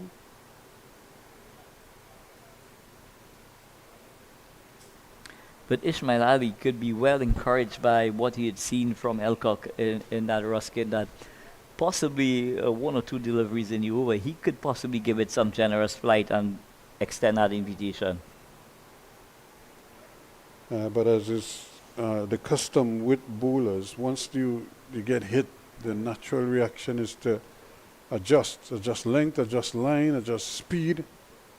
And as it is now, the batsman is just comfortably just coming onto that front foot. He's left-handed with that right foot and just pushing it out in front of him to good effect. No alarms for him. 35 for 1 after 17. Yeah, with the Windward Islands battling for dear life here at the National Cricket Centre, trying to defy this TNT bowling team, TNT team here at the National Cricket Centre. If Trinidad are able to go on and win this game in an outright manner, they would be crowned winners here in this tournament. But it's going to be spin, continuing predominantly spin. It's what worked for them in the first innings. I'm sure they'll want to give the spinners every opportunity to try to repeat that. This man had 5 wickets. And he's not going to get any there. Good bit of fielding again. If anything, Ruskin, one of those short fielders, I would possibly just want him to come maybe 2 or 3 meters a bit more, a bit closer.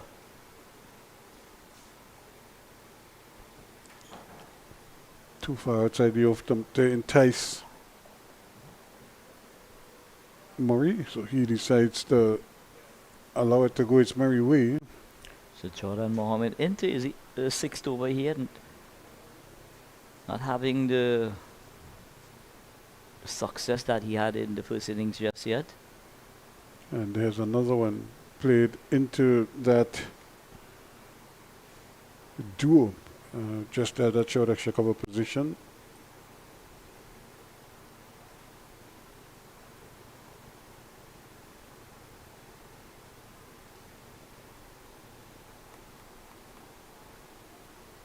And short, and give him the treatment here. With it, yep. And no time to waste here. Way too short. And just pulled just in front of square and down to that deep mid-wicket region for a boundary. Another welcome boundary for the Windward Islands. And again, Murray Did it with the ball, and now he's doing it with the bat.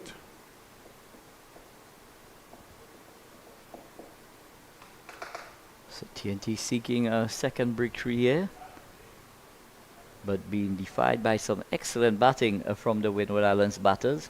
Kurt Murray, the captain, and Elcock doing an excellent job thus far. Actually, Kurt Murray is the spinner.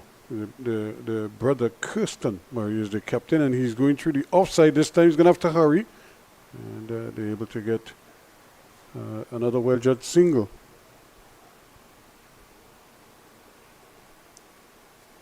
So Trinidad and Tobago again, probably, I'm not quite sure what Riyad Emirates, what message he's sending to them. But he probably needs to figure out something quickly, how to get wickets.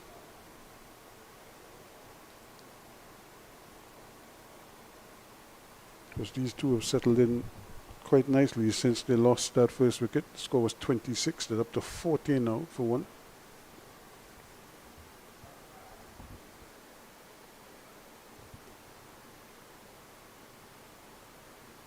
And another comfortable single field, so nicely spread out. Players, the one man in front in the inner ring, and they're able to complete another comfortable single. 41 for one now after 18.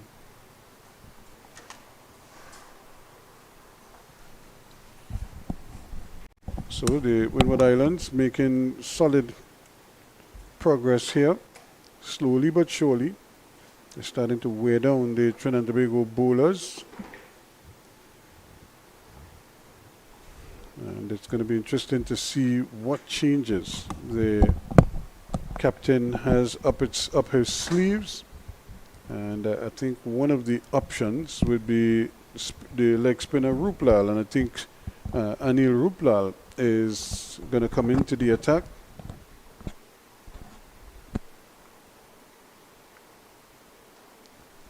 As they make some changes. Welcome back, Kadir. Kadir, slow progress so far. Yeah, good afternoon again, Ruskin. Good afternoon, viewers. 18 overs gone, 41 for 1. Can Elcock patiently, 15 from 57. Kurt Murray, he did it with ball, and now he's out at number 3. Anil Ruplal into the attack. So, Windward Islands certainly laying a sort of a platform here to go on and probably try to maybe eke out a draw, Ruskin. Yep, I think that would be satisfactory for them. Short ball punched away into the offside, but can't get it through. Yeah, I think that would be the idea for them. Maybe try to bat out the day, if at all possible. Just play it on merit. Don't try to do anything too drastic. And here's another powerful shot that is only knocked down short at that extra cover position, but can't get it through. Yeah, good feeling for Rizali. That cover. There's a slip. This one is pulled away. That's going to go down behind square. There's a long chase and makes a diving stop down in the deep. They're going to go back for the third run. And that's brilliant out in the deep. Yeah, good work, Alvin Sonny. And saving a definite boundary for his team. Commitment shown. And 3 runs taken in the end. So Elcock moves up to 18. 44 for 1. Still trailed by 85. Yeah, certainly is an interesting approach here. Trinidad and Tobago hunting some wickets now, so they have to figure out how they're going to do both, limit the scoring and at the same time try to get wickets. If you get wickets, then you might be able to limit the scoring as well. That's a full toss. That's punched down to mid-off for no run. Anil Ruplal just getting into his work. Short ball pulled away. That's a good shot. That has 4 runs written all over it. And no, it's just kept inside just at the last moment. Good Ishmael Ali. committed effort down there by Ali. And the batsmen are limited to just the 2 runs. So the over also comes to an end at the end of it, 46 for 1 after 19 overs. Yeah, these two looking to still be positive, put away those bad deliveries. You know, in in round 2, Ruskin, where TNT won outright versus the Leeward Islands. In the second innings, it was a similar sort of situation where the Leeward Islands were sort of looking to bat out the day and sort of draw the game. But I think the approach that they had in that instance was that they would just look to be defensive, and as a result, they were giving up easy singles and not putting away the bad deliveries. And in the end, they eventually got bowled out for just about 60 odd. But in this case, the Windward Islands up against it, and they're showing that they want to be positive and still pick up the runs on offer. Yeah, it's a like I said, they probably would like to wipe off the 129, and but still have maybe 6 wickets, 7 wickets in hand. Yeah. And that's it. Not that they could go on to win the game from here, but I think it's small victories that they're looking to get for themselves as they try their best to keep things going. Yeah. So Jordan Mohammed to continue. 6 overs, none for 14. But I'm glad what I'm seeing from the window. They're not just capitulating, if you know what I mean. They're making Trinidad and Tobago work for everything. There's another short ball that's just played into big gaps there, so the batsman can take another comfortable single. Yeah, doing it well so far. And I think this is the man that they want to get, Murray, because he looks like he can score, fairly quickly when he wants to. Very good all-round player, Kurt Murray. 9 for 80. And now he's on 9 from 17, getting a short delivery that he's trying to pull, but it's just not getting up. But I think they've coped well with the surface and what it's doing in terms of the amount of spin that the TNT spinners are extracting.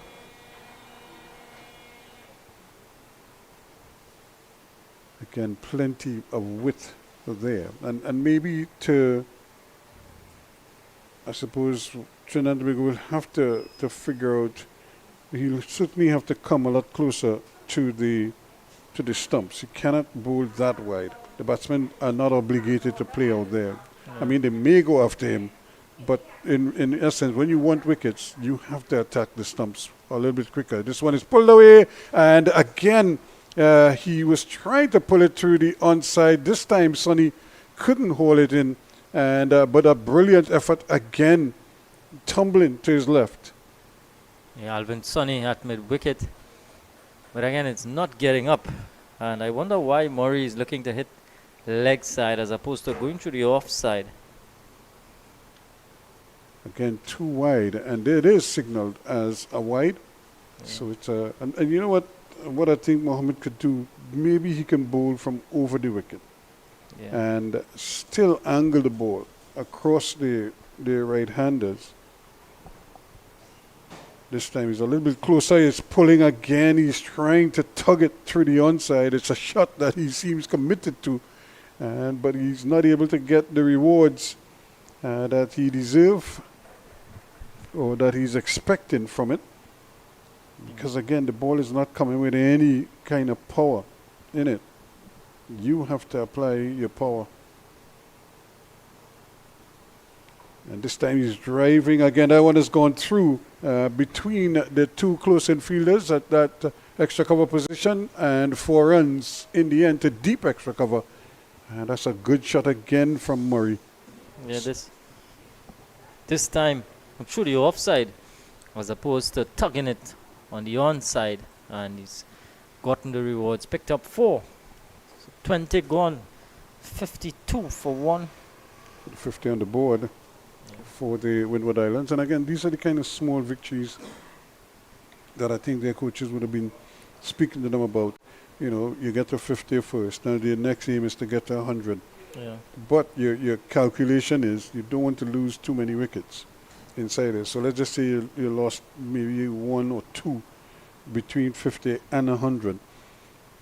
I think you could live with that. Yeah. And because it's not like you lose 5 in quick succession.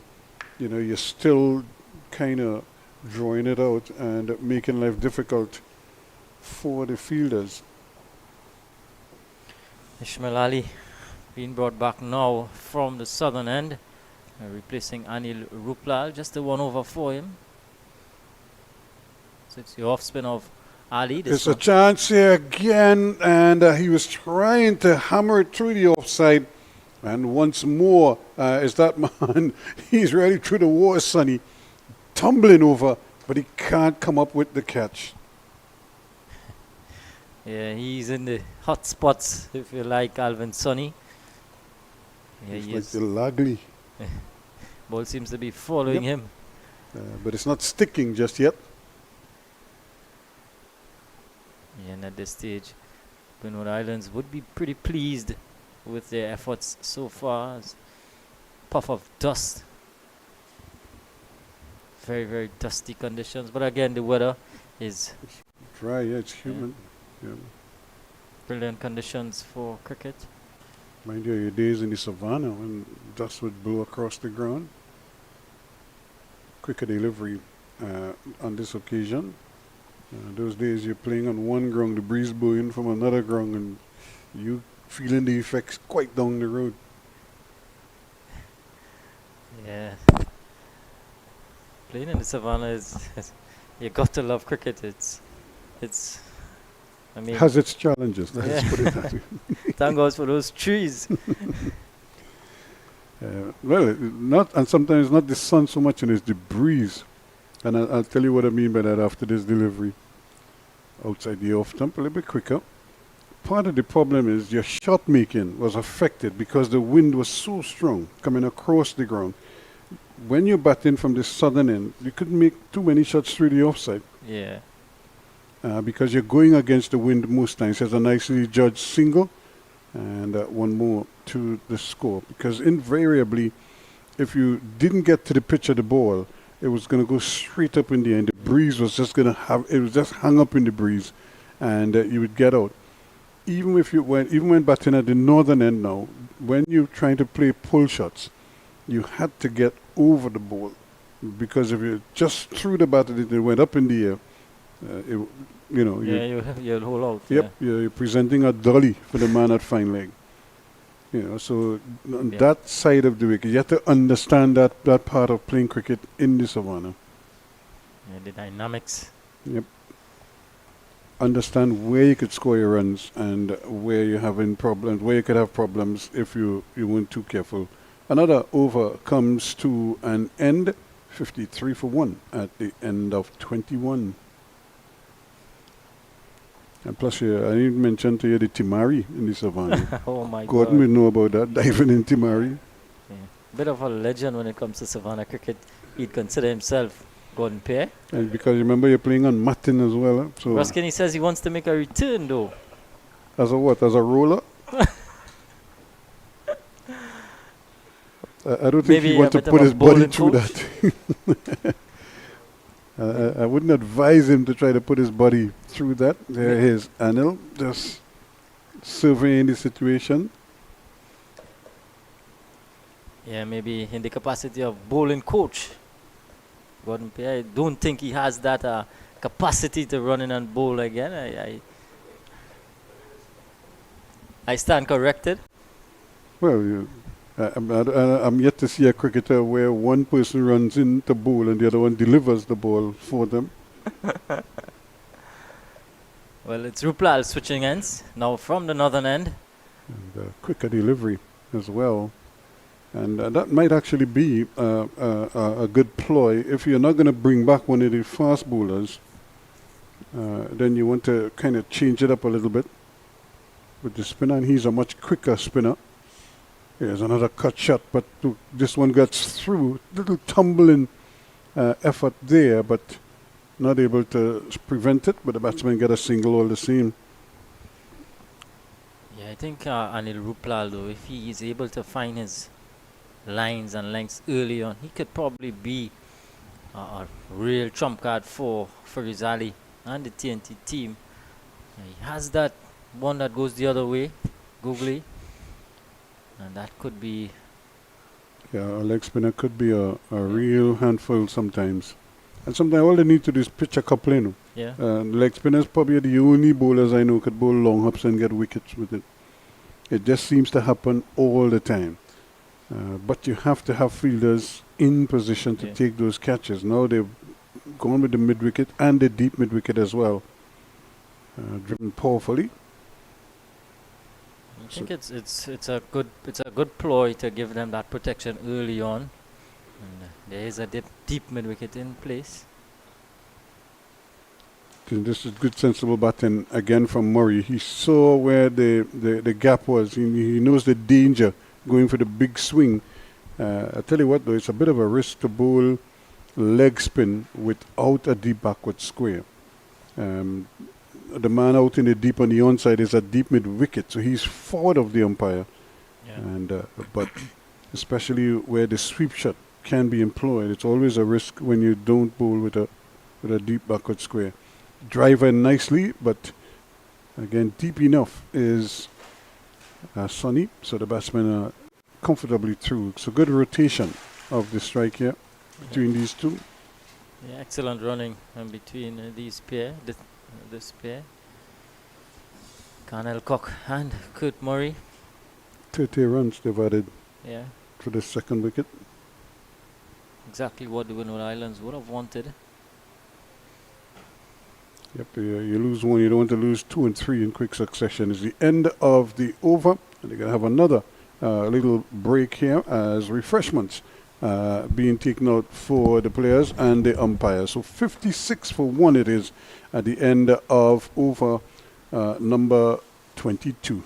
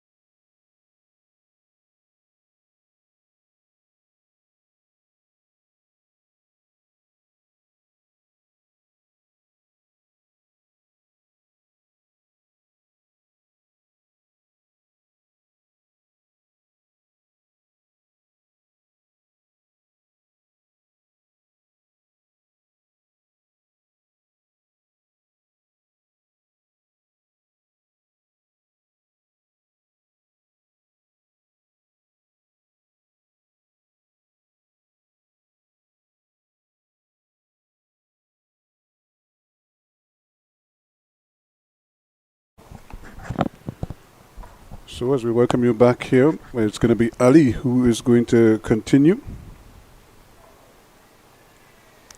Ishmael Ali into his 8 over now. Yet to pick up a wicket. You know, Gordon was talking about continuing to make a comeback to play cricket.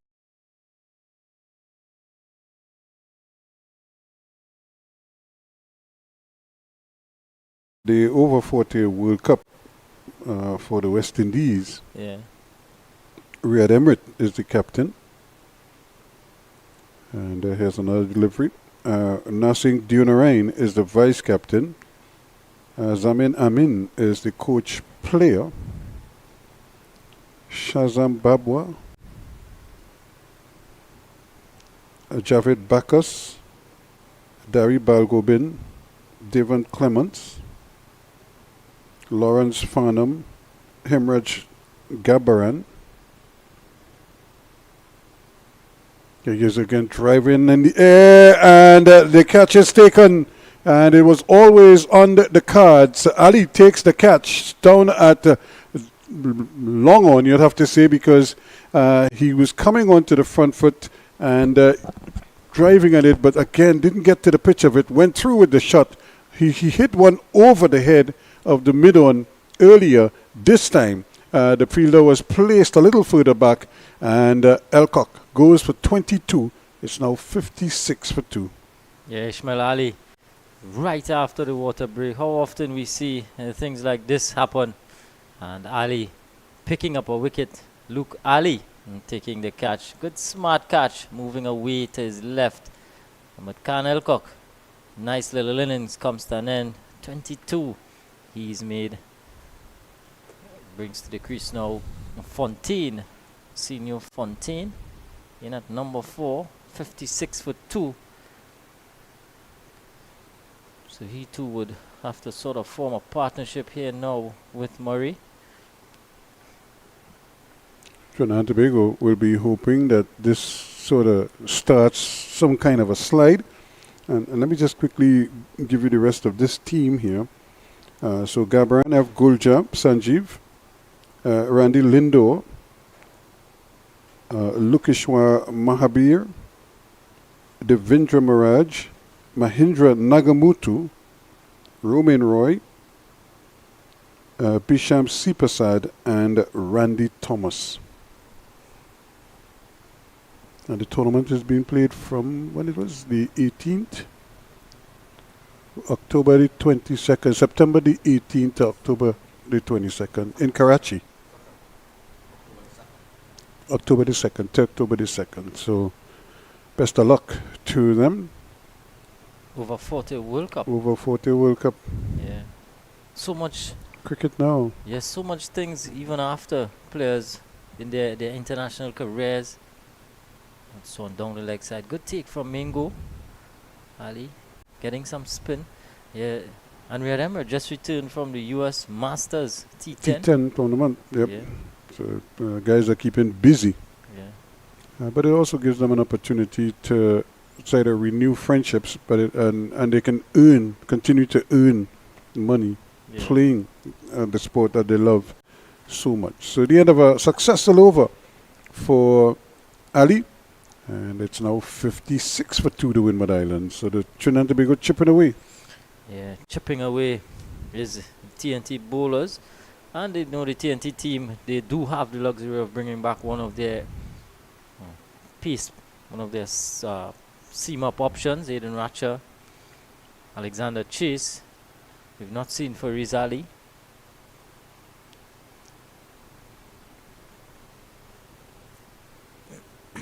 So that we said this was beach weather, and we saw that spectator there taking advantage of the conditions. I wonder if he has on any sunblock.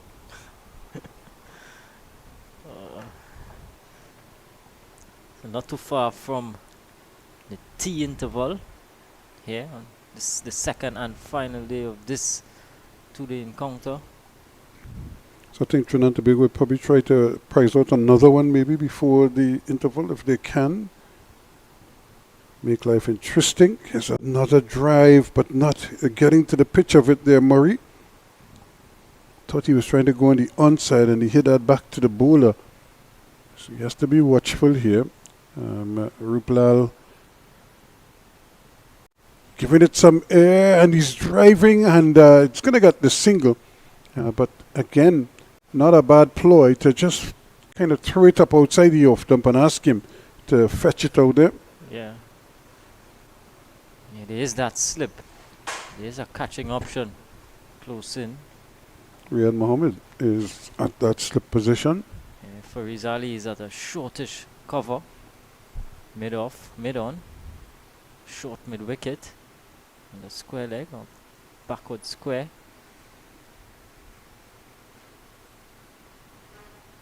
And Nice. Ruplal certainly holds a bit of a key here for TNT.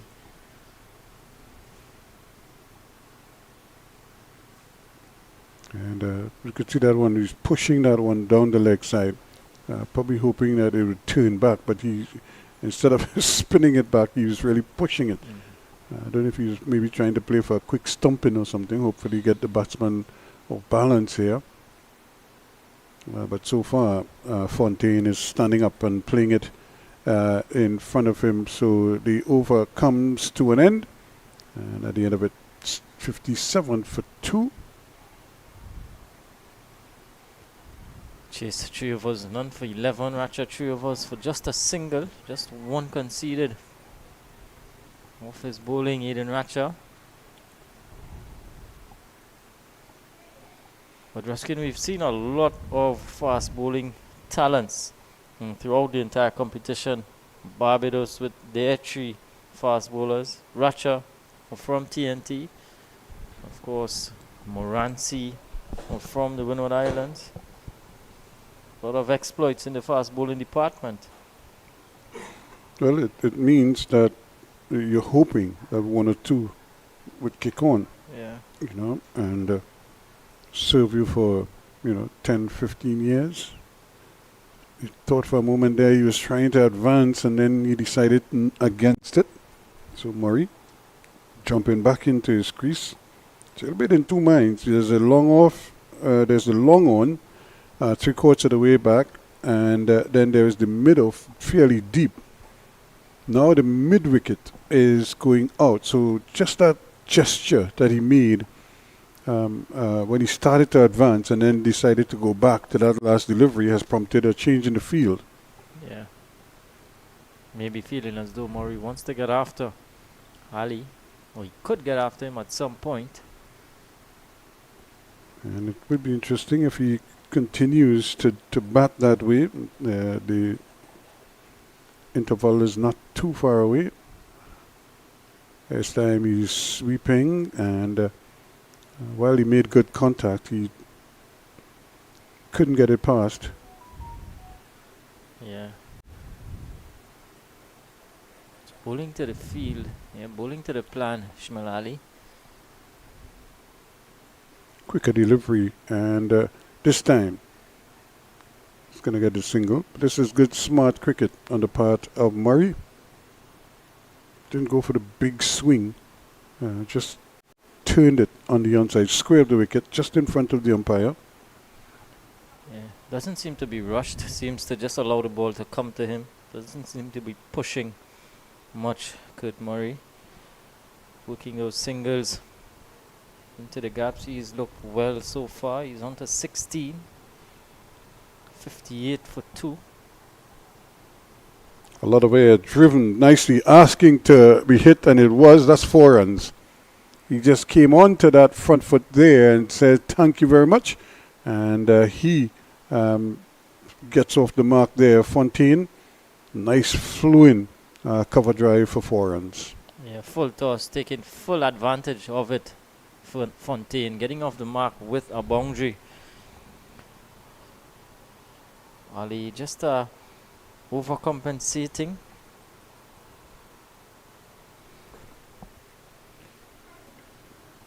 No field change.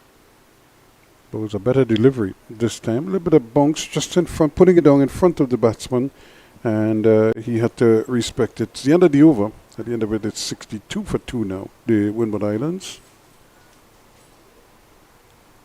They're facing a deficit of 129 runs. So they have to wipe that off first and then try to pull some kind of total, or maybe basically just try to bat out the day if they can.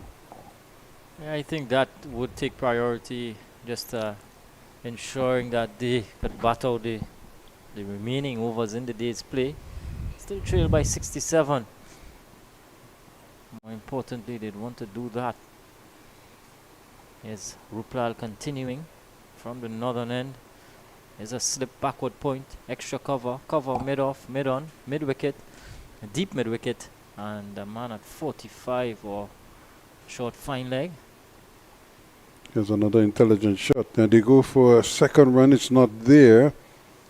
And again, Fontaine thought he had a chance at a second run, almost committed a similar crime to what Edwards did earlier when he ran himself out.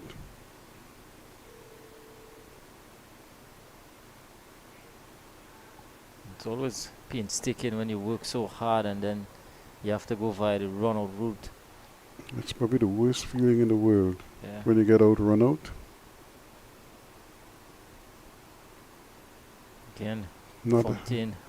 Not able to execute that pull shot. And remember, there's nobody at deep backward square, so the shot is on. Yeah.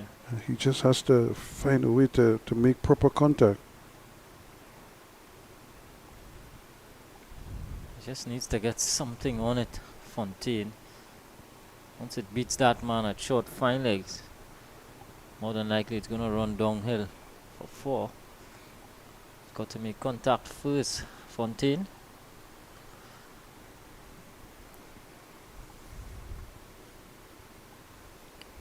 Ruplal hunting a wicket here. This one goes right through him, and they're appealing for a stumping, but I think the batsman's leg was firmly planted. And immediately the umpire says not out. Good delivery nonetheless from Ruplal. Touching down just on the off stump and spinning away. Good work again from Mingo behind the stumps. That's more like it. From Ruplal, this one's turned away. He wants a single again. Murray not interested. Yeah, non-existent single, really. Anxious to get up at the other end. It's the end of the over. 26 completed. It's 63 for 2.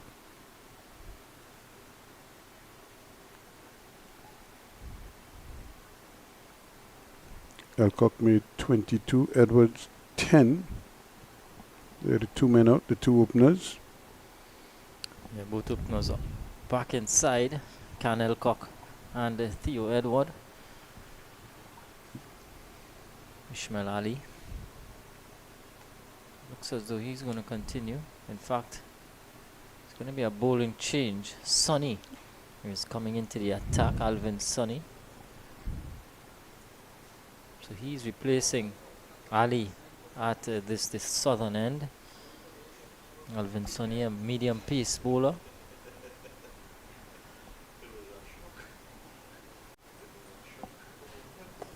Well, he's been so involved in the game that he might just be that little spark that it kind of ignites the Trinidad and Tobago fielders at the moment.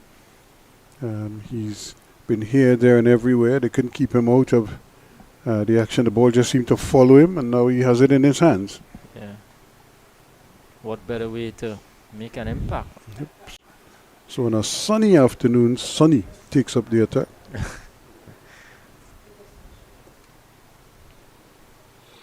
Impressive Kurt Murray. And trying to turn it on the onside. He loses the keeper. And it goes all the way down. It's going to be byes, 4 of them. Yeah. Pushing this one down the leg side. Alvin Sonny. And that beating a diving Mingo. 4 byes conceded. 71 now for 2.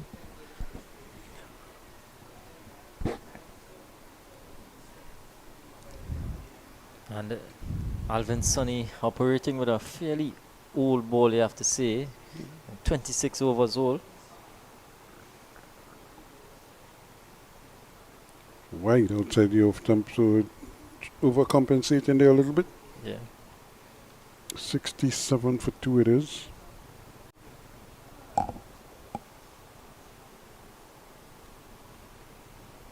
So Trinidad and Tobago here. The game is so balanced because, well, 2 results are possible from here: a Trinidad and Tobago victory or a draw. Yeah. I don't see the Windward Islands winning it from here, so I think it's who could really hold their nerve the longest here now. Trinidad has to just keep working, keep plugging away. Yeah. Be patient. Sometimes you're sort of caught in between. When you're looking for wickets, you're sort of caught in between trying to go searching Trying too hard, yep. as opposed to just being patient. But this is where the discipline comes in now. And whatever chance comes your way, you want to take it. Yeah. Driven. But again, a slower delivery Yeah. from Sonny. It just seems to roll his fingers over Alvin Sonny. Using his variations here. Time is going to tell if it's going to be to good effect. Now he looks up and sees that there is just a slip there for him. But he won't mind too much. As this one is turned away square once again. Good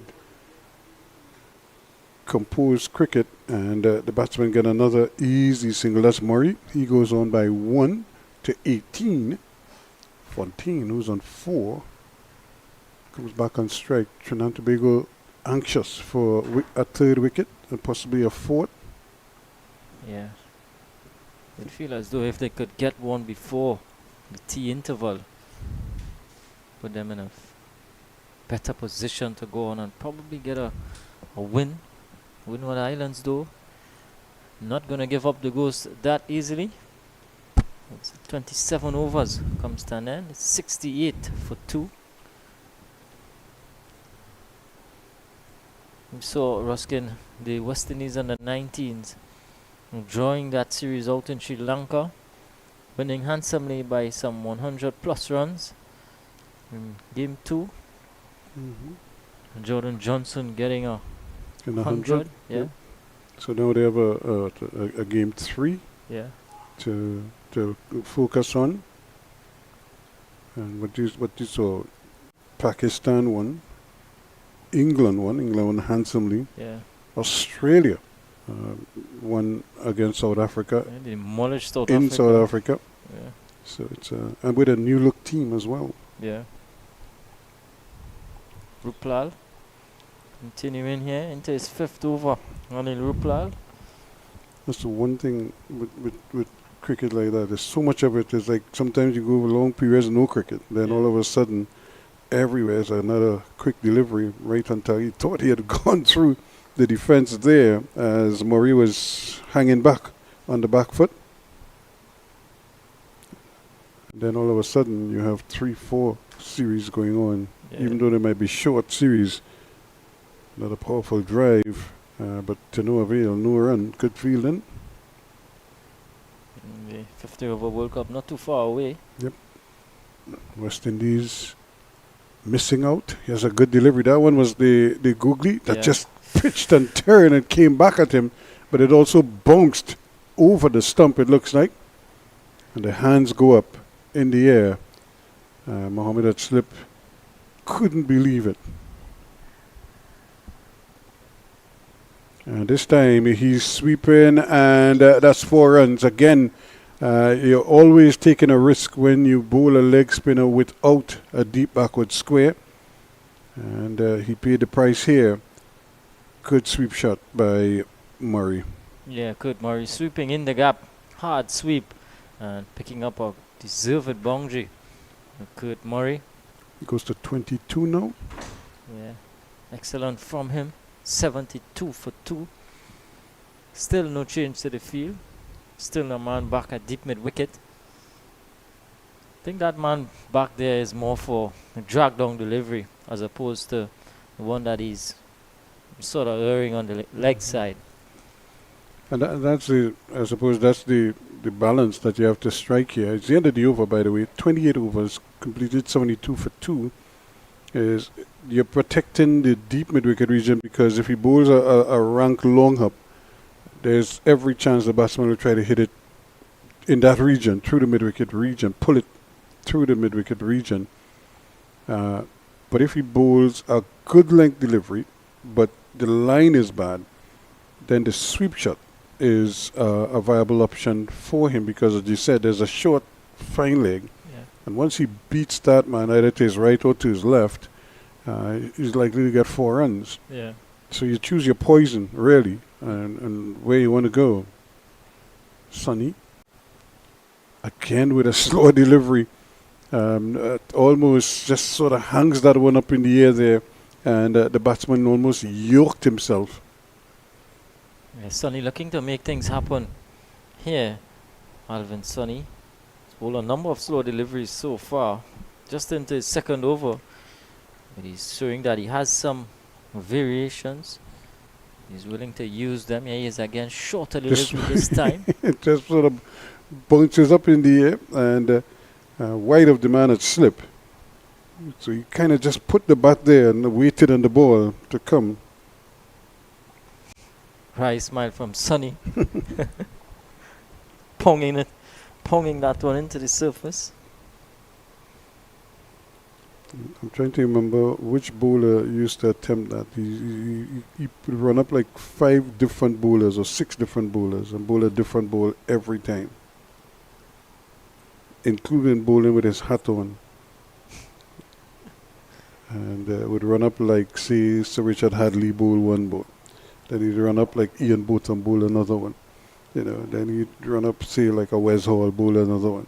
And, you know, and then Boycott used to bowl with his hat on. So sometimes he used to put on the hat and run up and bowl like Boycott, turn it around, and just try anything.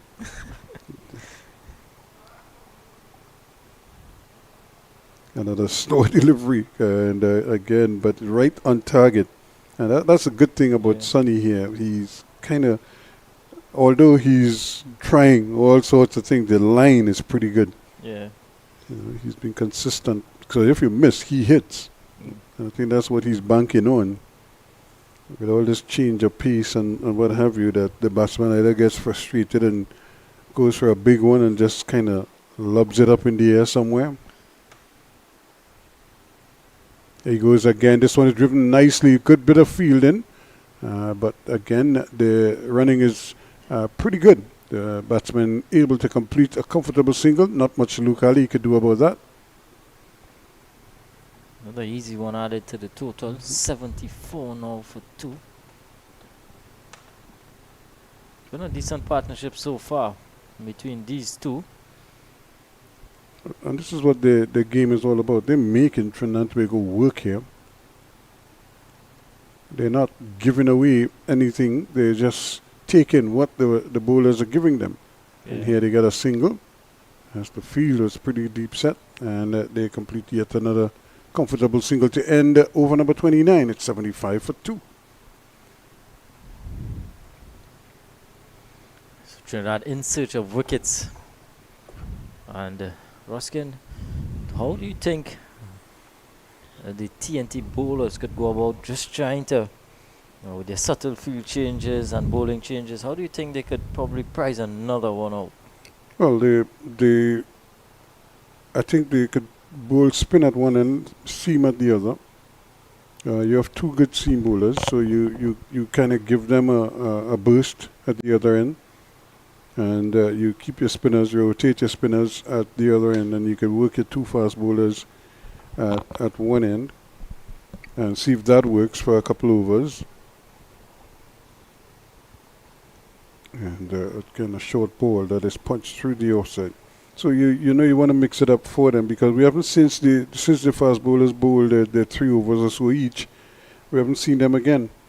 Yeah. You know, so bring them back for a couple and see what happens. This one is hit in the air, but it's safe, and it's gone down towards the long off boundary. The batsmen are going to complete 2 quite comfortably in the end. So Fontaine living a little bit dangerously there, not getting to the pitch of it and still going through with the shot, which is what you want him to do. Unfortunately, Ruplal, it didn't go to hand. Yeah, he got enough of it. Cleared Ratchat mid-off. And again, the short ball, but again, it's spinning across him. And he had to like check. He goes for a little walk here now, Fontaine, as if to say, all right, that's the leg break. And that's when it's coming back in. I'm not even sure if that one came out from in front of the arm as opposed to the back of the arm. I think I've seen him bowl on off break. Yep.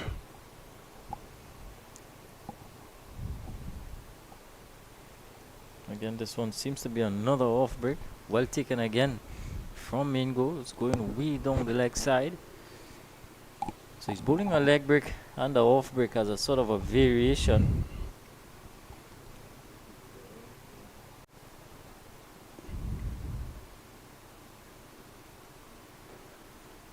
Can't get a single. Fontaine. Good work. Yep. Good work from Ruplal. Take on 77 for 2. No, I would think that when they, maybe during the tea interval, I think Riyad Emirates is probably going to encourage them to maybe bring back one of the quicker bowlers and tell the bowlers, look, just bowl on that off them, concentrate there and even maybe try a few short ones, but still line them up properly and see what happens, because I get the impression that Fontaine is going to play his shots. He's not afraid to put bat to ball. He's going to play shots. Similarly, Murray is going to have a go at it, and I think you may be able to induce a false pull shot or a hook shot or something and maybe get a wicket. So far, that's just one again angled in, but very well played once more by Murray. Picks off another easy single. He goes to 24 now. Fontaine is on it. He's back on strike. Good Murray again, allowing the ball to come onto him and then just sort of whipping the onside, picking up easy singles. 24 from 50 deliveries. Good stuff from young man Kurt Murray. 9 for 80 with ball when Windward Islands bowled. Historic figures. I suppose this is the dangers of bowling the fast bowlers. The wicket is so placid.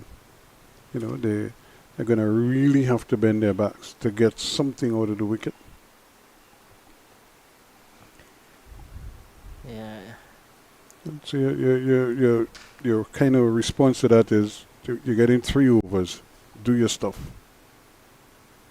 There's another slower one, a nice booming, juicy half volley, but because the rhythm is different, the batsman tends to be a little bit watchful. Didn't really go through the big shot. He just wanted to block it.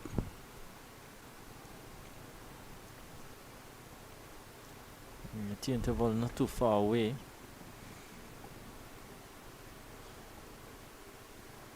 Again, another slow delivery. So yeah, the TNT team might be well advised to just try one of the out and out fast bowlers at this stage. Just see what they can get from him. Maybe a Ratcha. Bowling him 3 over spells and see what he can do. Yeah, you can bowl both of them. Both of them one after the other. I know some captains will bowl them one at a time. So the ball bounces out into the offside and it just comes off the bat at an awkward angle, but doesn't fall anywhere near a fieldsman. A lot of chatter going on there. Mingo chatting, trying to encourage his teammates, maybe offering some advice to the batsman how to play that defensive shot. He's again pushing at it outside the off stump, but again very well lined on the part of Sonny, but to no avail. Fontaine survives. He is on 8 and Murray is on 24, 78 for 2.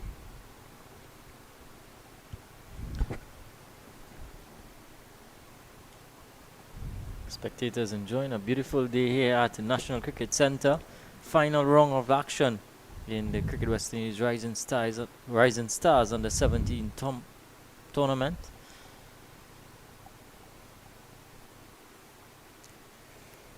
So they're gonna. Jordan Mohammed is coming back on now. I didn't think the youngster Ruplal bowled too badly. But again, it's that sweep shot that produced a boundary that is probably scaring captain Farid Ali. Ball punched away and another easy single.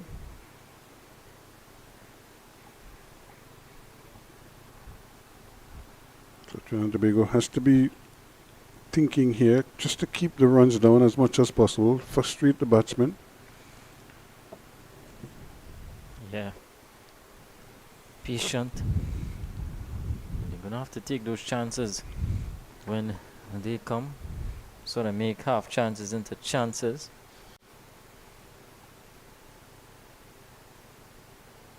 There's another one short, but he's able to pull it through the onside. Not able to win the battle. The man at mid-on comfortably in behind it, but see him using that back foot, standing up and waiting for the ball because there's no real venom in the ball. This one is pitched right up. Prodigious flight from Jordan Mohammed. Throwing it up in Jabriz, as they say. Ruskin looking to induce a fall shot. Mohammed picked up 5 in the first innings. Jason says if he bowled that at him, he'd probably get him out yet, but not after he cleared. Probably hit him somewhere by the cycling velodrome a couple times. Have to look for a new ball. Did Jason tell you we went to football, we lost 3 balls? Oh. The ball just kept going off the ground. One went into some shrub behind and nobody could seem to find it. As soon as they brought that back, the man kicked one and went out the ground. Nobody returned that. Here's a short ball again, trying to hit it through the offside. Hit it hard into the ground. No run. Then a little while after that now, another one went out the ground again. And it's like, really? But what I realized, nobody returned the balls. You know? I've never heard of 3 balls being lost in a football game before. Well, I'm sure the guys are sweating this week. They have balls to sweat. You know? Opportunity to do that. It's the end of the over, and that is the end of play for the T as the players make their way off. They still trail by 50 runs. It's 79 for 2. Murray is 25. Fontaine is 8. And Trinidad and Tobago still with work to do here. Yeah, Trinidad and Tobago in search of 8 wickets for victory. The Windward Islands, have been excellent so far. I think they're going to take that 79 for 2. And still trailed by 50. Both openers being dismissed so far. That's Can Elcock and Theo Edward. Both falling to spin. Ishmael Ali and the other one went to run out. Theo Edward went run out for 10. Can Elcock made 22. And Kurt Murray and Fontaine have sort of formed a partnership here for the Windward Islands.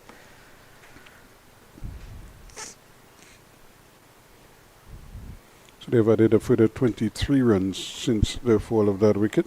So we'll take a break and then we come back with play after tea in this Cricket West Indies Rising Stars under 17 encounter. This is day 2 of the match between Trinidad and Tobago and the Windward Islands, with the Windwards 79 for 2. There's still 50 runs adrift of the 129 that they started their second innings behind Trinidad and Tobago after they posted 239 all out in their first inning. So we'll be right back after a short break.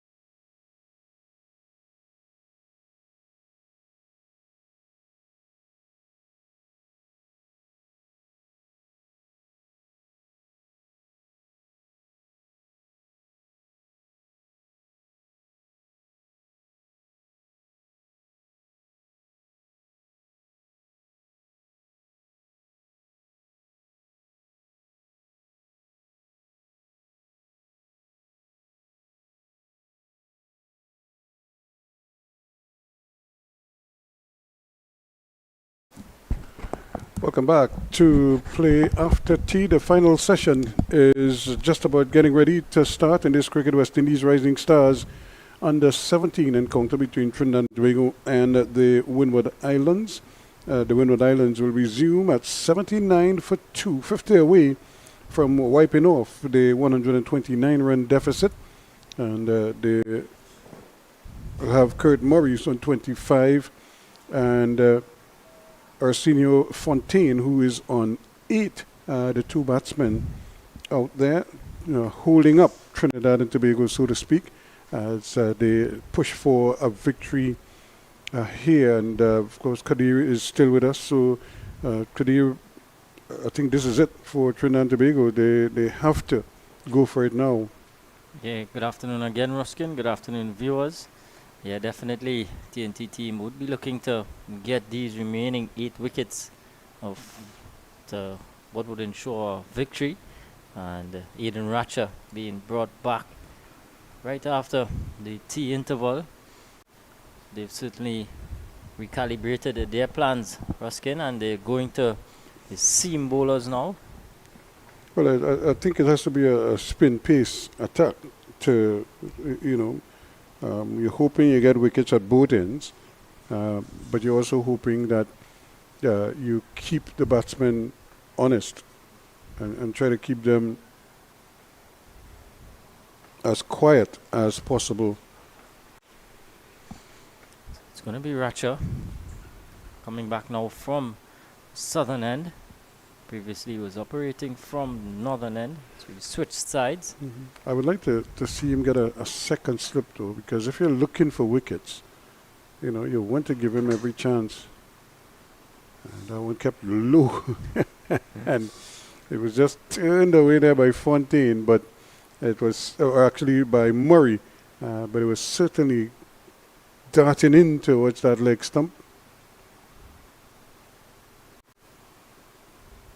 But immediately the Windward Islands pick off another quick single here. So one by one, they're filling it up, and every so often they get a boundary. So life is good here in Couva for the Windward Islands. 18 now for 2.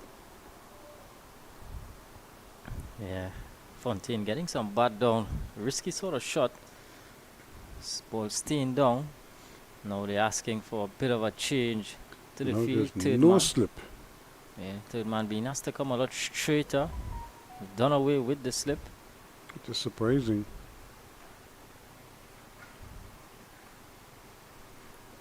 Again, playing it on the leg, so his line is more towards the middle stump, and right now we see both batsmen coming inside and trying to turn it on the onside.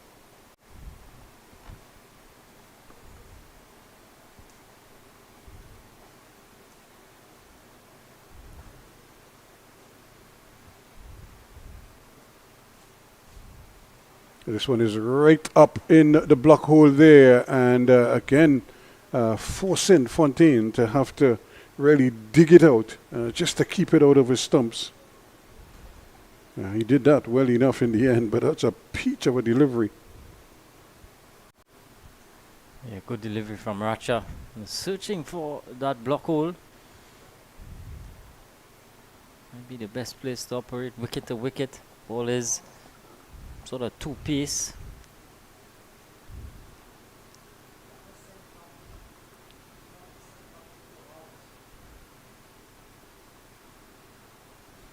Here they go for a quick single. They thought about it and eventually had to go back.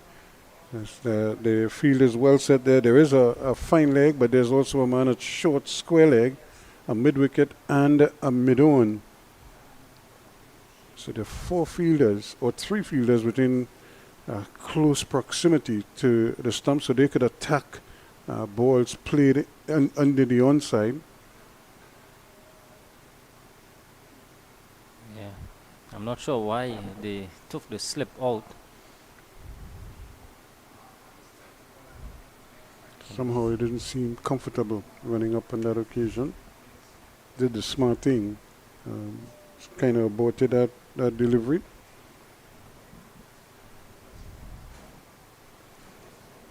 Still 8 for 2, 49 runs adrift of that, of wiping off that deficit. It's another one just driving at it, just pushing, not really driving forcefully. I wonder if it's a situation, Ruskin, where the sun has done something to the surface in terms of it sort of flatten it out a bit. Well, it would. It's baking it. That's that's what it's doing to it. You know, it's you know, as it's gone to bed in a sense, because it's been taking 2 days of brilliant sunshine, and that's why you remember in 1976 when Michael Houlden got the 14 wickets at the Oval. The Oval was a featherbed wicket like this, so he took the wicket out of the equation and basically just bowled wicket to wicket and tried to hit the stumps as often as he possibly can. It's the end of the over, and at the end of it, it's 80 for 2.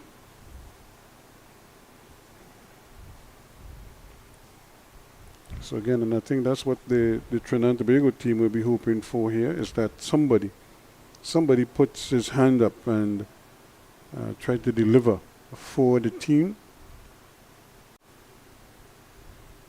And he's gone back to Brendan Boodoo.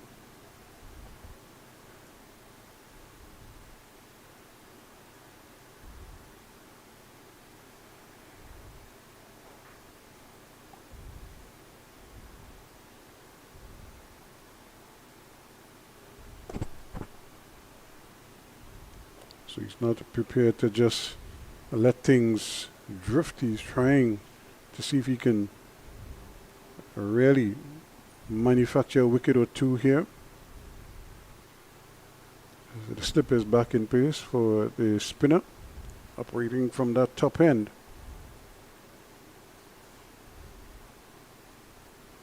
And this one is driven nicely, squared the wicket on the offside. They've gone for one, and they'll get a second one quite comfortably as well. Not much that they can do to prevent that.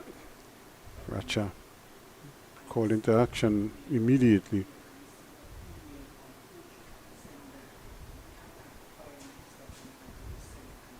So the sun really out in all its glory right now. Brilliant sunshine. This one is hit hard and just intercepted there from going down the hill. The man at that straightish extra cover position. So Boodoo again giving it some air, and it's driven once more. And yet again, they can't get it through. Ali's in the way.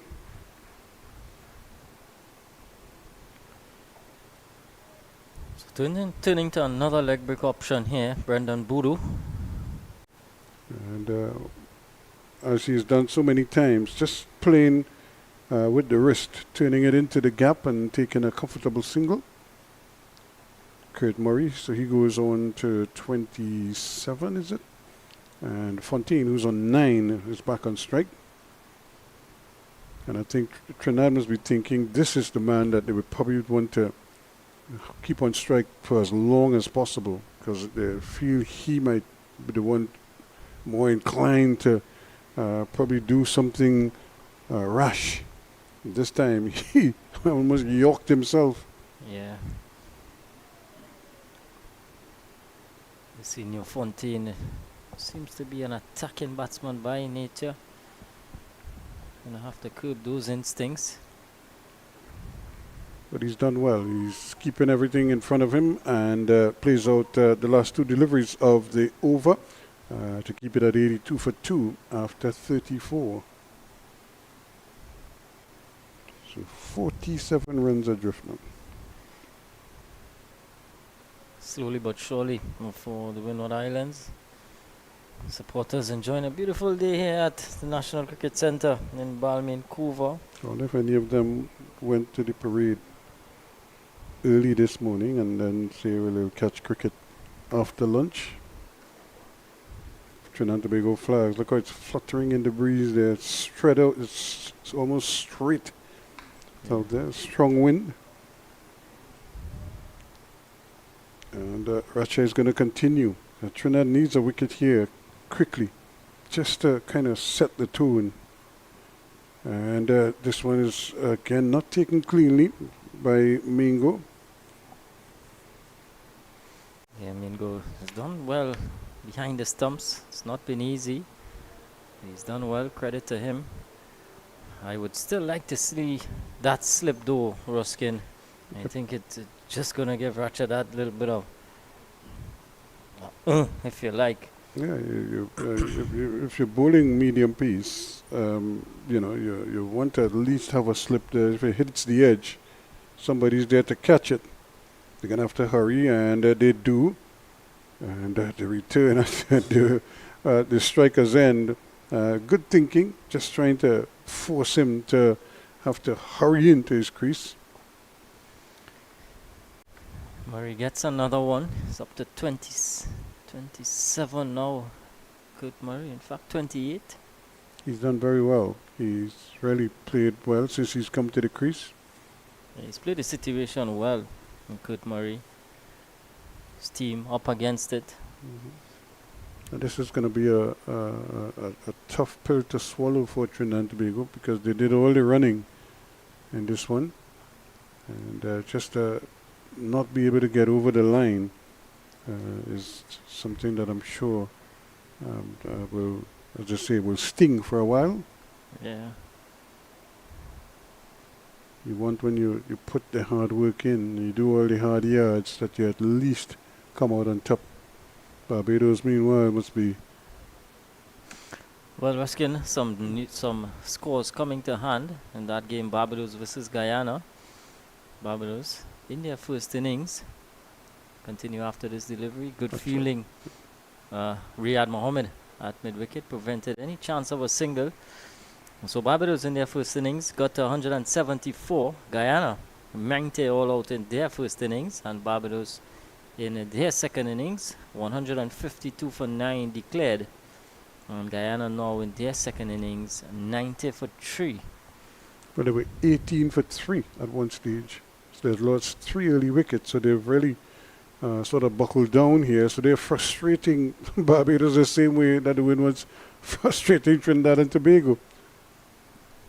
And it has to do, because that game is playing at Gilbert Park or at Inchinali. I think the Barbados game is at the Inchinali Park. Yeah. And again, these are wickets that are not, they're not quick and they're basically flat wickets. The same thing at Gilbert Park. Gilbert Park is, after the first couple of hours, it just is a batsman's paradise. Flattens out after that, and it's a true wicket. Here, driving and missing.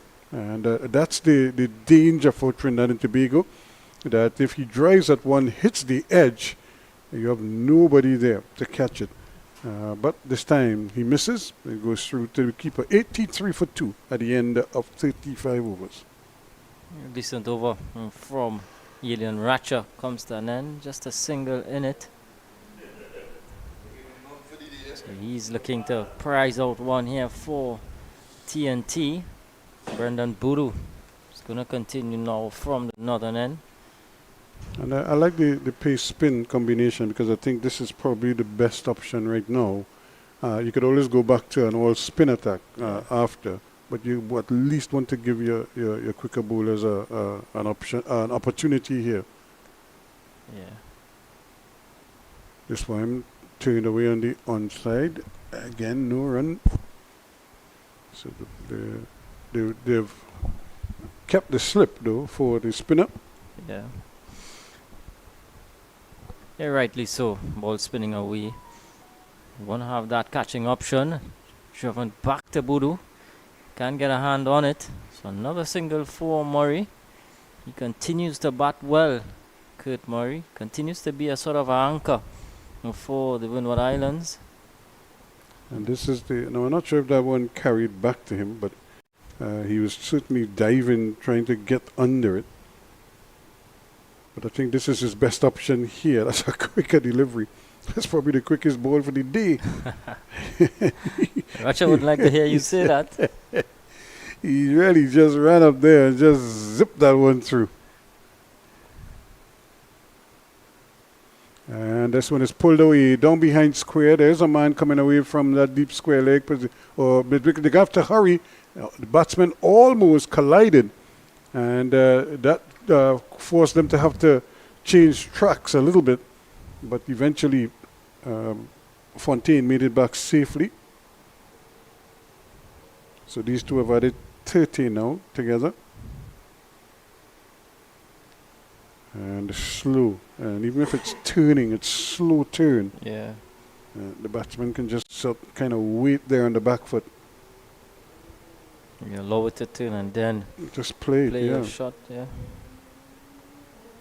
This is where I think he's going to have some kind of success. You have to get the batsman to try to come onto the front foot. And because they're hesitant to come onto the front foot, if it pitches in front of them and they just play, even if they play defensively, it could hit the edge, both edges actually, the inside edge or the outer edge. And you never know. 86 for 2 at the end of it as the TNT flag is fluttering there.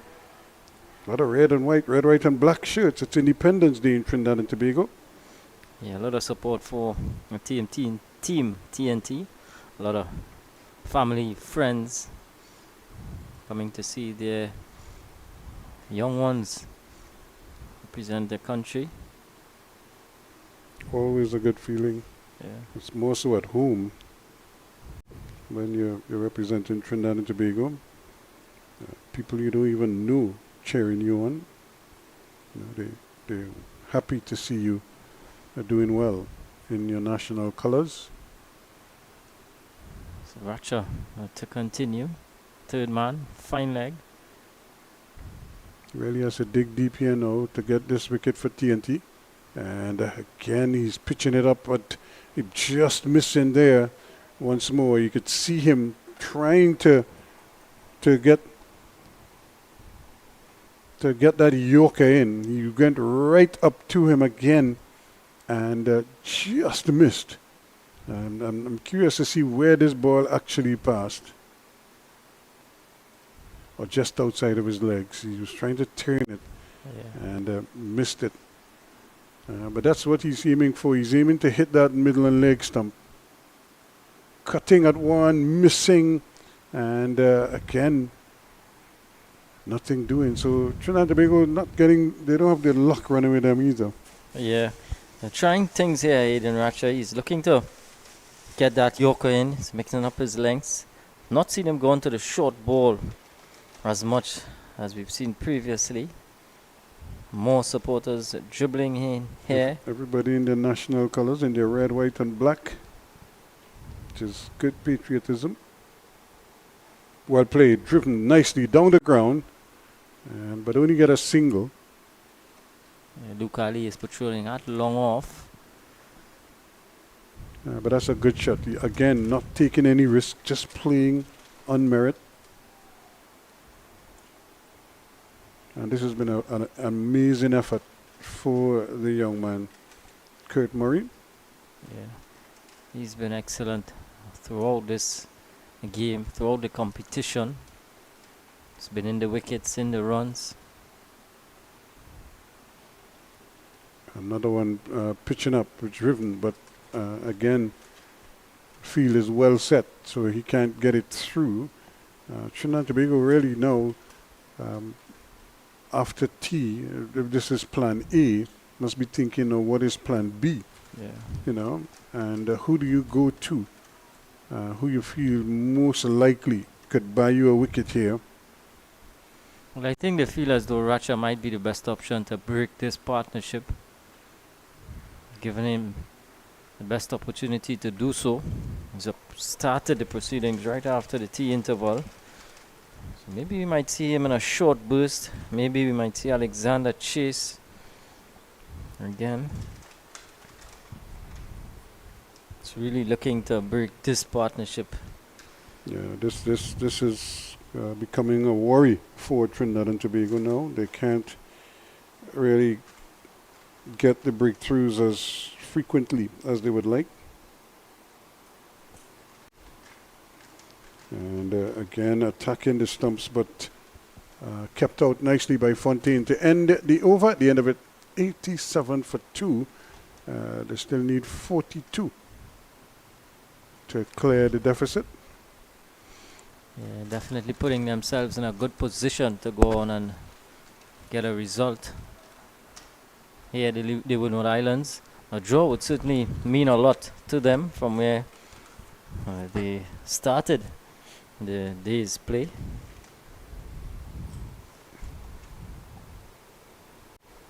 Brendan Boodoo looks as though he is going to continue.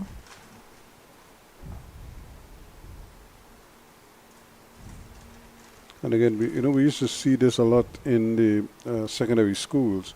Sometimes the captain would just throw the ball to like a random player who would just, somehow manufacture a wicket for you. But when you're playing at this level, when you're playing national players, it's difficult. Even Riyad Mohammed probably can round his arm a little bit for you. Or even the captain himself might say, listen, let me just try something here. Yeah. See if I can't induce a fall shot. But they need something from somewhere, from somebody. But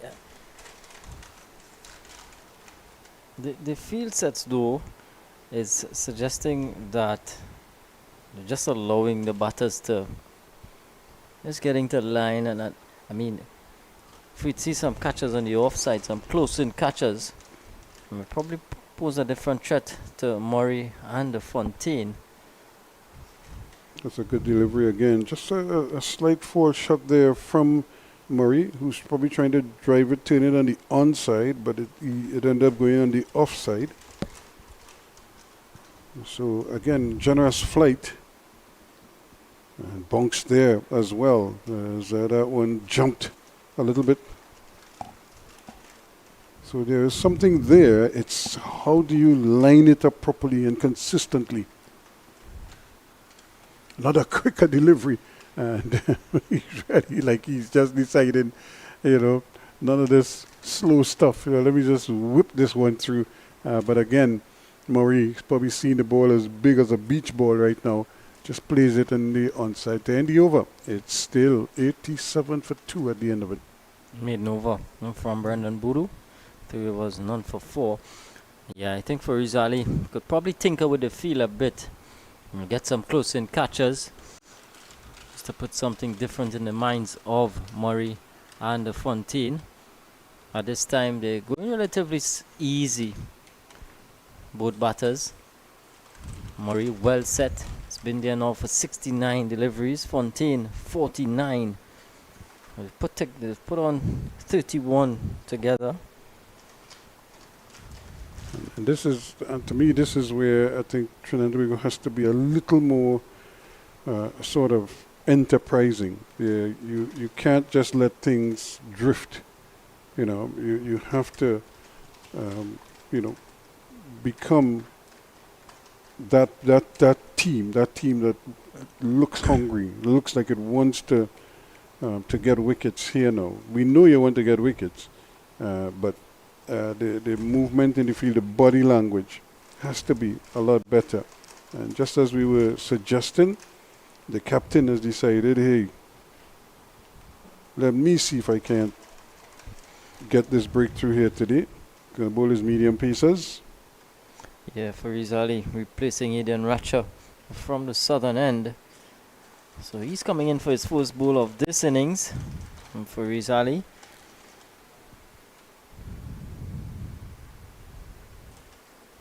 So we see how he operates. Still no slip. Third man, fine leg.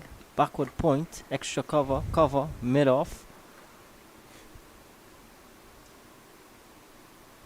As this one is just not getting up. Scooting through to wicketkeeper Maingo. And he does well. So mid-off, mid-on, mid-wicket. Yeah. Square leg. And a fine leg. And again, and plus maybe the ends that the faster bowlers are bowling from, you have to kind of give them a a little assistance here and maybe switch them around to the top end so they kind of come down the hill as opposed to having to run up the hill. I think the spinners could manage this side of the field very well. Nice delivery just outside the off stump. Yeah, for Rizali, chatting to him this morning, Ruskin, and he was saying he's feeling the pinch of playing a lot of cricket this season. Played school cricket, club cricket, zonal cricket, zonals, and of course now national under 19. Yeah. Coming down here now to captain the under 17s.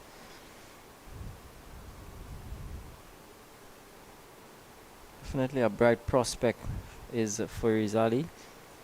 Good fielding by Buru at backward point.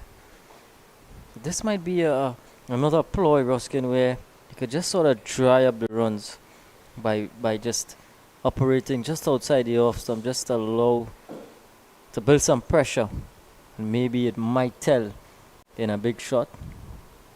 Plus, it also, you could try to relax the batsman. They may just think, they may not concentrate as hard on deliveries from him as they would, say, one from Ratcha. And maybe that might be all that you need to produce a fall shot. There's one turning it on the onside again, coming into the right-hander. Good delivery again from Ali. And I would imagine they must feel that Fontaine is probably their best option here to get a breakthrough. He just gives you that chance, that little bit of a chance. Credit to him though, he started a bit frantic, if you like, Fontaine, but he's now sort of calmed down and he's playing the situation, forming a partnership here with Murray. Again, you could see him not getting to the pitch of the ball and still just trying to scoop it on the onside, and but he keeps it down. It's a very good test for the Windward Islands. I mean, coming from those parts, they may not have been exposed to pitches that may offer a lot of spin, bounce, different conditions to contend with. Credit to them, they've done well in the second innings.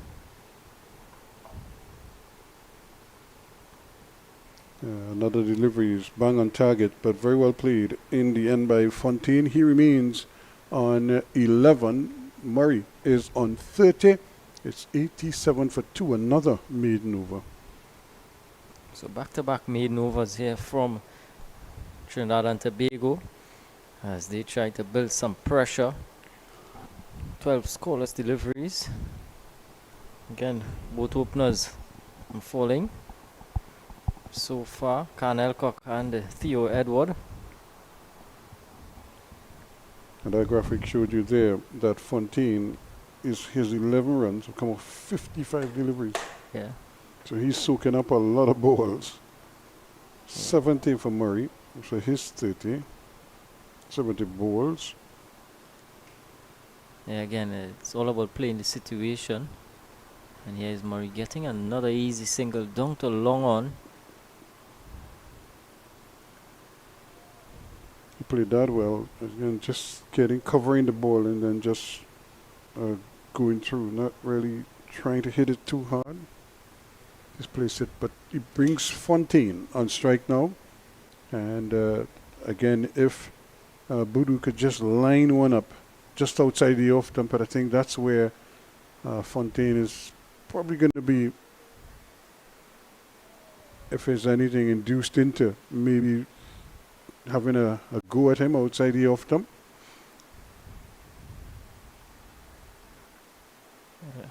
Too short, just sort of stands up and punches it. Bad bit of fielding there, and just giving him a gift of a single.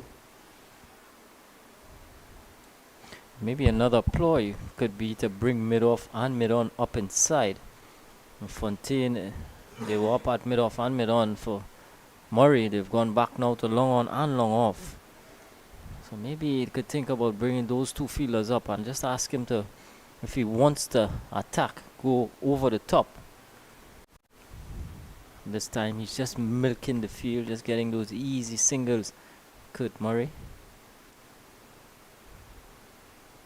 And this throw, and he's swinging down behind square again.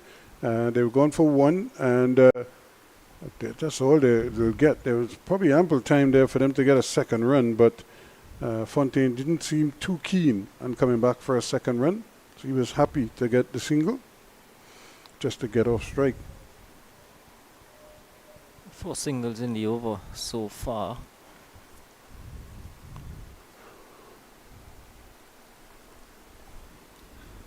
So mid-on has now come up inside.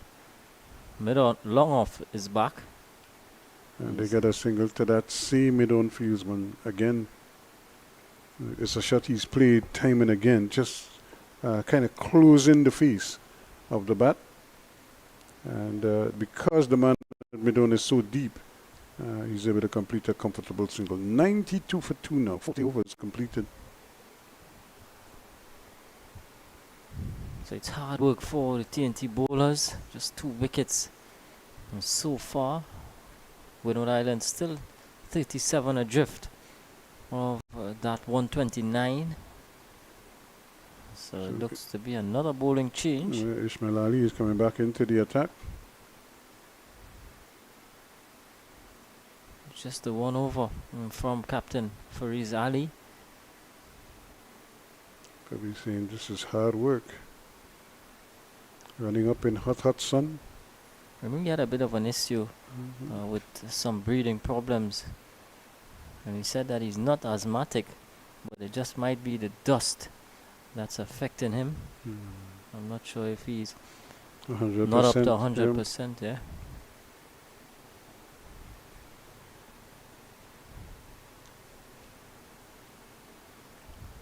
So the field here for Ismail Ali is a slip, a backward point, extra cover, and mid-off now has just been asked to take a few paces back, mid-on,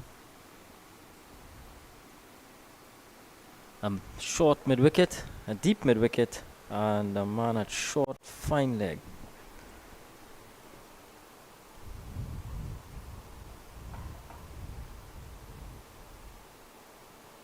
Interesting, but with this field setting, it's almost like you're asking the bowler to bowl middle stump, because you have a, you're protecting both sides of the wicket.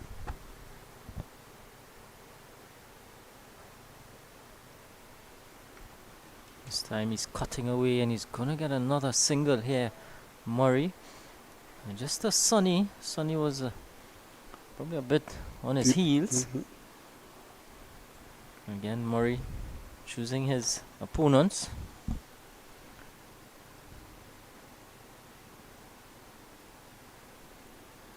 And that's well played by Fontaine, coming inside of that delivery and turning it on the onside for another easy single. He's up to 14. Yeah, so he too now is just starting to find his groove, Fontaine.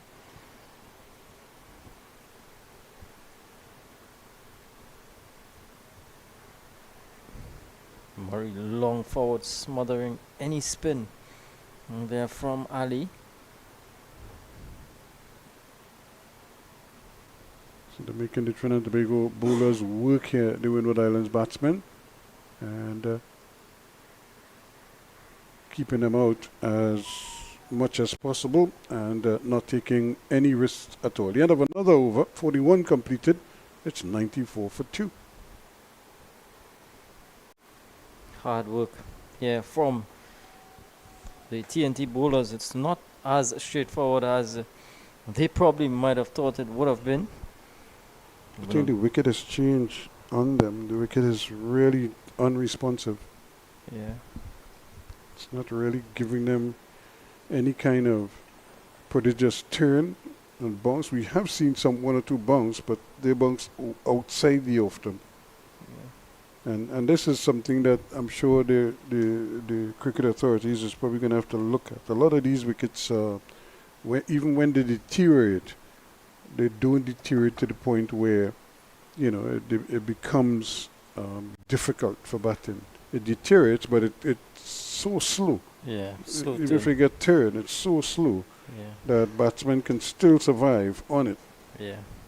And I've always said this is probably part of the legacy of World Cup cricket. All our pitches were designed in such a way to create run scoring. And, we've never really kind of adjusted since. So maybe at some point we're going to look at how we get back to a fast wicket in Barbados, maybe a bouncy wicket in Jamaica. A spinner's paradise at the Oval, something like that. We've gone away from that. Here's another quick delivery, and this to me it makes more sense. You bowl from the top end with the quicker bowlers, and Farid Ali is coming back at the top end now because you want to make life as easy as possible for them because you're asking them to give you a big effort here now. Yeah, definitely. Ruskin, fast bowling never easy, and it's beaming hot. Conditions still very, very good for cricket. Good for batting. Excellent for batting. Yep. Yeah. A slow delivery again from Farid Ali, and we see bowlers going to their bag of tricks early. He's in his second over, and already he's trying to outfox the batsman with change of pace. And this too is another learning curve for him as a captain. Situation like this, it's tough bowling, tough for the bowlers. How do you get a breakthrough? How do you tinker with the field? What do you do in these sort of situations? And trying to probably get some bounce and some lift there, but nothing. The ball just stands up waist height. Yeah. And so maybe that might be an option to see if it works. Set a field for the onside and try to bowl a couple short ones and see if the batsmen will, in fact, try to hook at them and get themselves out. That's going to take a huge effort because this ball is just 41 overs old. But that's what is probably required at this stage because nothing else seems to be working and the batsmen are just getting more and more comfortable. Well, changes to the field here now as the square leg. He's now come out. He's come into a short cover. In fact, two fielders now in close proximity at short cover. And there's a man at backward point. There's also a man at extra cover. So operating just outside the off stump, looking to induce that false shot. But it's all too easy. The batsman just stands up there. He doesn't come out or doesn't go back. He just kind of stands there in his batting stance and then just plays the ball in front of him because of the lack of pace in the wicket. Not that Farid Ali was a tearaway fast bowler to begin with, but his lack of pace and the inability to produce a real pace is just making life as comfortable as possible. That and again, that's in spite of some really good deliveries from him, like we just saw there. Yeah. Cutting back off the seam, but because the batsman has so much time, he's able to make an adjustment. Yeah. Which is a testament to him because you still have to stay out there and get the job done. And credit to them though that they're looking to get the breakthrough. They've adjusted the field a bit. Time will tell if that's gonna work. Another maiden over comes to an end. Ali's bowled 2, yet to concede a run. 42 gone, 94 for 2 now. So both teams are trying to squeeze each other here. Trinidad and Tobago trying up the runs as much as possible. but the Windward Islands occupying the crease and keeping the Trinidad and Tobago bowlers out. So I'm not sure if it's like an unwritten or unrecorded conversation, but you try your best effort. I will do my best effort here. Yeah. And let's see what happens. And my best effort is just to bat out the day. Your best effort is to try to get 10 wickets. You need another 8. Yeah. And so far, Cricket, lovely cricket. Yep. Ruskin. nothing doing. Now, the umpire has sent the second substitute off the field. I think he was rushing on with some water or something. So he's asked him to maybe wait until later on. But we'll see whether he does get to deliver that message or take the water for the players out there. But right now, everything just kind of slowed down. It's going at a fairly pedestrian pace. Yeah, Shmalali to continue. Still the one slip.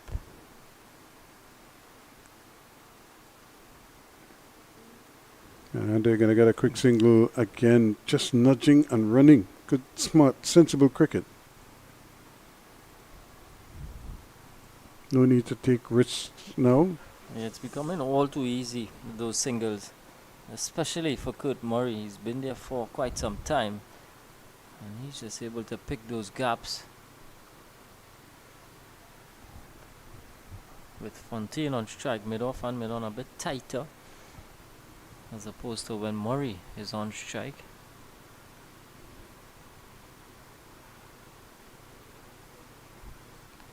There you go again, and this time it's another easy single. They're going to come back for a second run, and we'll wait on the umpire for his leg buys involved. Buys. So. Buys it is. Mm-hmm. 97 now for 2. Just 3 short of 100 here at the Windward Islands. What an effort this has been. 32 runs adrift there now. But you could see the lack of venom in the wicket. There's nothing surprising happening. It's all routine. This one he's hitting hard and straight down to the man at mid-on. It goes bouncing down there to Jordan Mohammed.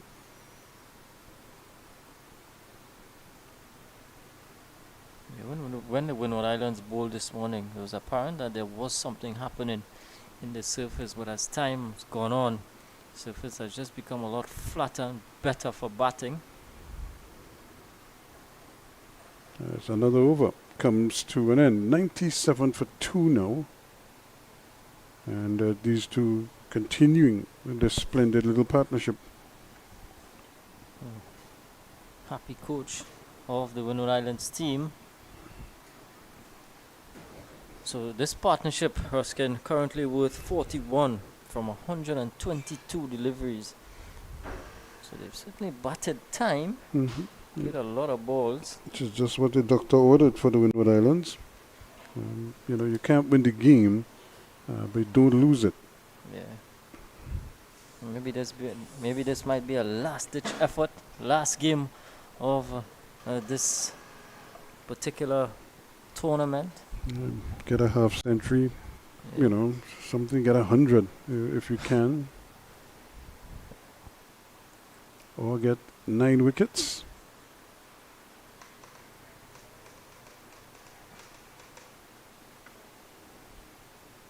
So again, we look at the field. No slip. There's a third man, a backward point. 2 close catchers, extra cover. A mid-off who's 3/4 the way back. Mid-on, mid-wicket, and a fine leg, a wideish fine leg.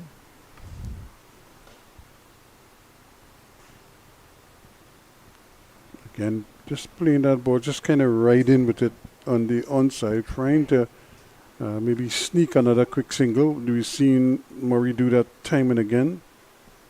Just drop it on the onside of plate to mid-on and set off a quick single. They haven't been able to plug that gap really, or prevent that single. Almost every time he's been able to just get it off whenever he wanted to. Yeah. Good effort from Kurt Murray so far. And just as we were talking, here we go again. Just turning the face of the bat and guiding the ball on the onside. Not trying to hit it too hard.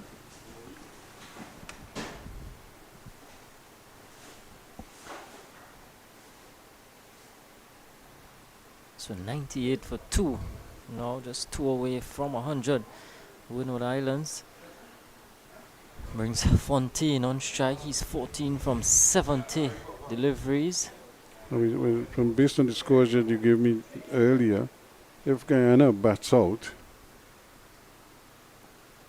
and trying to force this one away, and the Windward Islands were to bat out here, it will be normal service. If they won 16 for 3, Guyana, and the thing with that Guyana innings is that if they're 116 for 3, they're not scoring quickly, just like the Windward Islands. I mean, they're scoring a little bit faster than the Windward Islands are. So I'm not sure if they're trying to win that game outright themselves. You know, because at 116 for 3, they are actually putting a real scare in the Bajans at the moment. But I just feel it's just a little too much for them. Well, I wonder what that does to the points table. Coming into this game, the Trinidad and Tobago team and the Barbados team, after 2 rounds, they were 1 win and a draw apiece. Barbados won 1 and drawed 1. Same 2. Trinidad won 1 and drew the other. So I wonder what the points table would look like at this time. So it's bonus points is really what you're looking at. And as we also see, as another over comes to an end, 98 for 2. As we also see now, in terms of the target for the Guyanese, what their victory target would look like, or what kind of figure, what kind of total they were set by Barbados, and at 116 for 3. Question is, can they somehow conjure up something? Now they're going to bring back Chase. But Chase is bowling from the bottom end, this is the end he started actually. But I would really like to have seen him bowl from the top end, and you bowl your spinners from the bottom end. Just to make life a little bit easier for the quicker bowlers. So Chase, 3 overs cost him 11 runs earlier, so just 3 overs. So now he gets a chance to add to that. I'm sure he would love to pick up a wicket here, but still he doesn't have a slip. So even if he goes past the outside edge or hits the outside edge, you're hoping that it's a thin enough edge that it goes through to the keeper, as opposed to a thick edge that would fly past the slip cordon. Well, Ruskin, just an update once more. So Guyana currently 120 for 3, starts with 1 down the leg side, and again Maingo is making a good diving effort. 120 for 3, their target is 216. So they are currently 96. Yep. 96 away from victory with 7 wickets in hand. The question now is, how many overs do they have? They have about 15 in the final hour, and but they're not too far from that. as well. So Very that's going to be, interesting. but that's going to be an awful lot for them to. They're going to have to really change gears quickly, and given the strength of the Barbados pace attack, somehow I don't see that materializing. Well, it's the game of glorious uncertainties. But again, it's going to be a very difficult task for the guy and his batters. Yeah, because we're just at 352, 353 already. Yeah. So in another 6 or 7 minutes, the umpires will probably signal the final hour of play. And so what, you have 15 overs or thereabouts.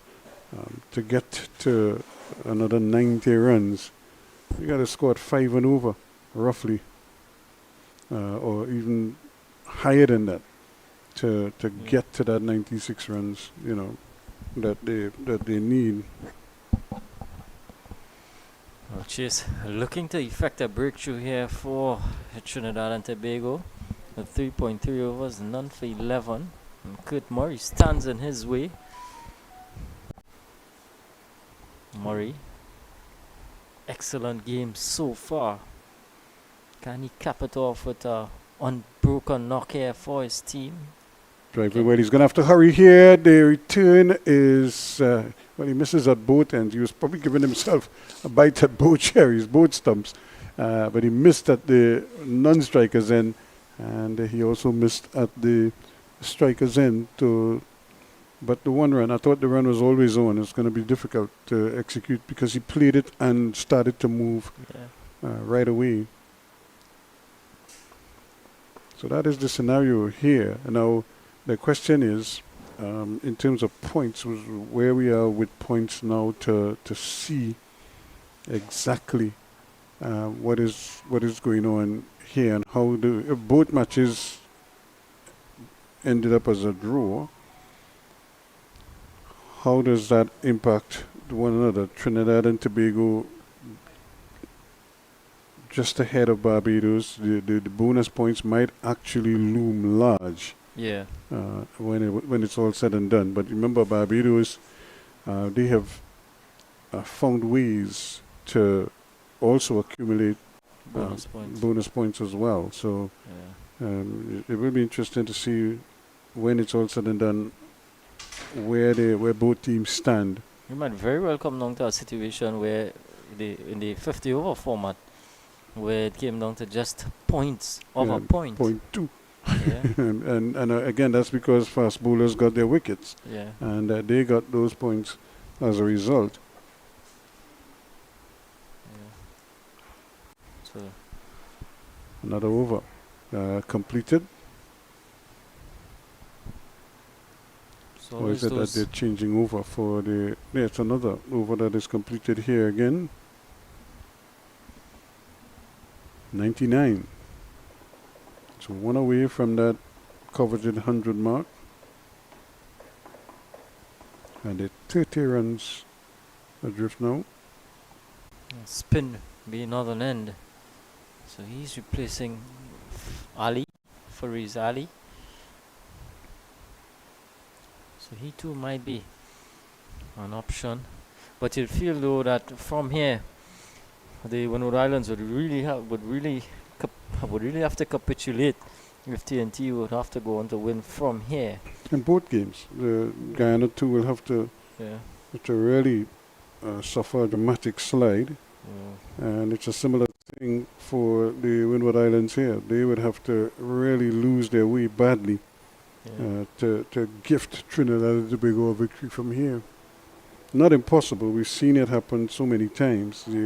But you just get given the conditions. Yeah. You know, you just don't feel that it's on the cards. Yeah, no, I'm sure the message would be from the coach think tank of the Windward Islands would be that these two, it's up to you. Don't leave it to anyone else. Yeah.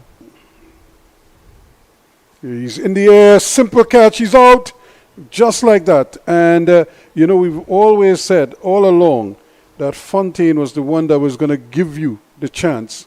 And just as we had suggested, He just sort of punched at it and didn't get over it. He goes for 14, and Trinidad and Tobago has the breakthrough.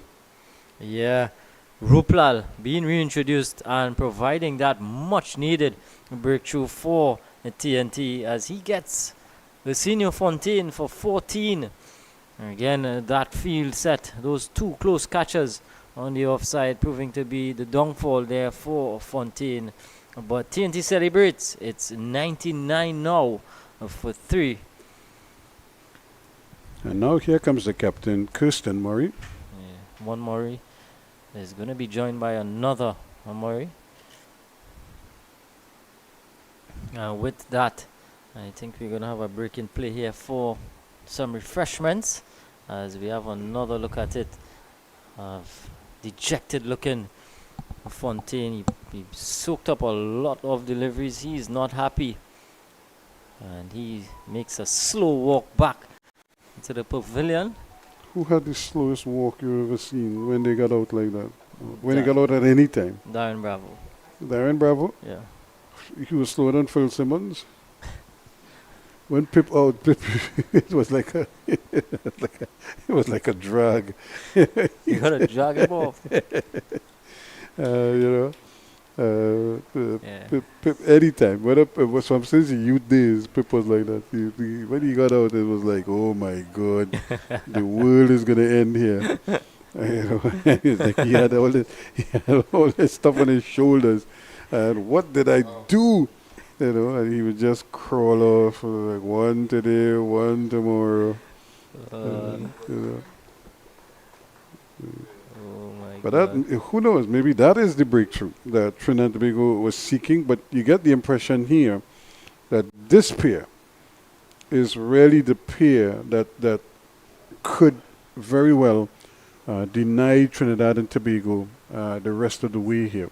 If they had to separate these two, or even one of these two, and break this partnership as quickly as they possibly can, then who knows what lies ahead. You know, we were talking about a swift slide.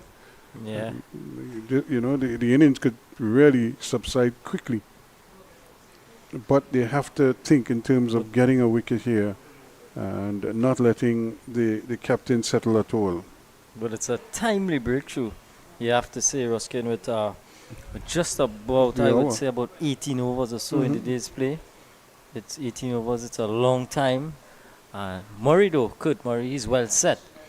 But the little that I've seen from Kirsten Murray is he likes to play his shots. I mean, the situation doesn't require that. But you might just get the tendency that he might want to be attacking. Well, if you remember, we tell players play their natural game. Yeah. But his natural game is to instinctively hit the ball. And but how does he curb that now? But I want to think that TNT are right back in it here. And now it's all up to Kirsten, or the Murray brothers, to really abort the TNT bowlers. But look at the Trinidad and Tobago players. They're all surrounding the batsman. The batsman's ready to bat. You know, they should be in position, anxious to get at him. But they all just kind of stand there. And, you know, and I don't know what they're waiting on. Well, it's an initiation of some sorts. You know, just get into your position and come charging at him. You know, but they just seem, I'm not quite sure what they look at the field placing now. It's like, you know, what were you discussing, you know, when you got the wicket and all of that. You have to be planning what is going to come next, you know, and how are we going to, you know, execute this plan here. You know, but still, they're not set on their field placing, who is going where, and, you know, certainly you know, it's all happening kind of like on the fly, rather than a deliberate set plan. I've seen a lot of players giving their opinions. Yeah, you know. So the field now for the left-handed Kirsten Murray is a slip, a backward point, extra cover, short cover as Ruplal. He's tossing up this one, and Murray is inclined to drive in. So there's a man short at cover, a mid on, a short mid wicket, and a short fine leg. Again, he's coming onto that front foot, and Ruplal is doing well. He's just teasing him there, just asking him to come. And remember, Ruplal has this quicker one that is lightning fast. Yeah, he is now coming back, kind of cramped him there a little bit with the leg break coming back at him, and they're going to scamper through for a second run. And you don't mind that too much. You want to keep Kirsten Murray on strike for as long as possible now. Yeah. And this is where Captain C comes in and the field sets. And how do you sort of put pressure on him as he is a new batter? You have to make him earn his runs, and again he just sort of stands up there, and as the ball goes past him, just guides it down to third man for another easy 2. So you could see the quality in his batting. He's not too flustered. It's the end of the over, and at the end of the over it's 103 now for 3. So the Windward Islands just 26 adrift now of that 129, having lost a wicket. There, that Lucinio Fontaine going caught at short cover of Ruplal. So again, it's going to be Ismail Ali, to continue. Man who took that catch to remove Fontaine a short while ago. So maybe the captain say, well, boys, since you have the hot hands, let's see if you could work some magic here for us with the ball. Yeah, up to you now, Ali. Say, I, Ali, will bowl for you. He has a slip and a short mid-wicket. Those are like set catches. There's a deepish mid-wicket as well. 3/4 of the way out. And driven. Can't get it through. The other alley is in the way. Yeah. Just giving that one some, Ismail Ali. Well, sometimes you have to try to buy a wicket here now. Yeah. And if it works, well, then you're happy. But you could also mix it up with some pretty tight lines just to encourage him to... Well, he's dropping the middle on and the mid off. So it means he's going to ask the bowler to toss it up a little bit, give it some generous flight. And this one is squeezed away. Well, I think this is what they wanted now. The left-hander, Kirsten Murray, with that ball just spinning away from him. And he has that tendency to drive outside the off stump once it's pitched up. A second slip or a gully might be a good option here as well, because it's going to be spinning across the left-hander. Well, Ali is getting some bounce as well. Comes off the inner portion of the bat. Quick single taken. For a moment, Chase looks as though he was on his heels. He never really attacked the ball. He was waiting for it to come to him. And even though he took a pace or two in, he didn't really, really aggressively attack the ball and try to execute a run out. Brings the more established Kurt Murray on strike. He's 39. And again, he's driving to long on and getting another comfortable single. Yeah, that's a shot he's played all day. Just coming onto the front foot and just closing the face of the bat, plays it down to mid on and ambles one. Oh yeah. Sort of a getaway shot. 106 for 3 it is now. Just the one catcher in close on the offside. Short cover.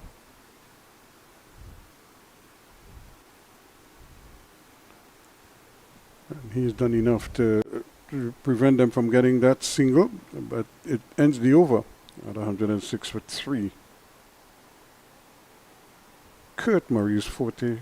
His brother Kirsten Murray, the captain, is on 5. 5 from 5. Yeah, 5.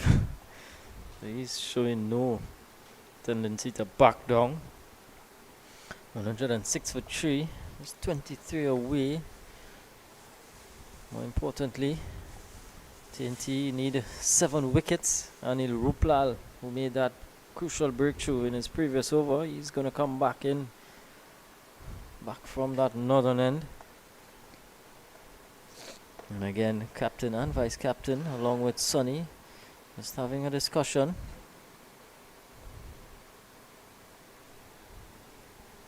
So now he's having a chat with the umpire. So again, they go back with that ploy to close in catchers.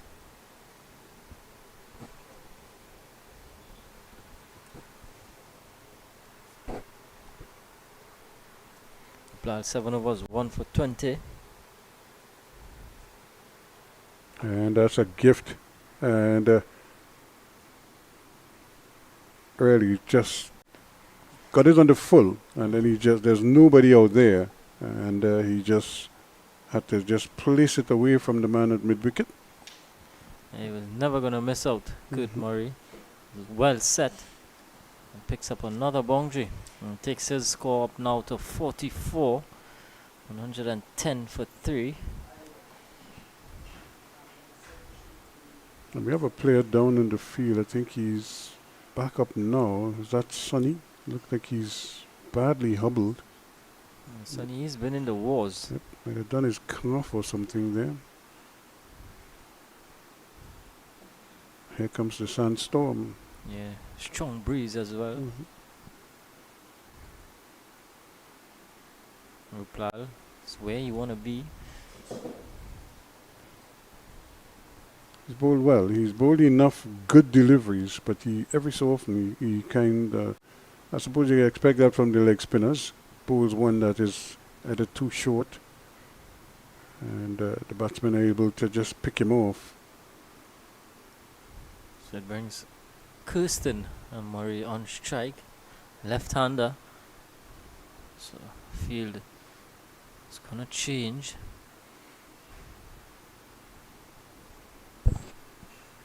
So now there are 2 close catchers, one at a short cover and the other at short mid-wicket. Slip as well.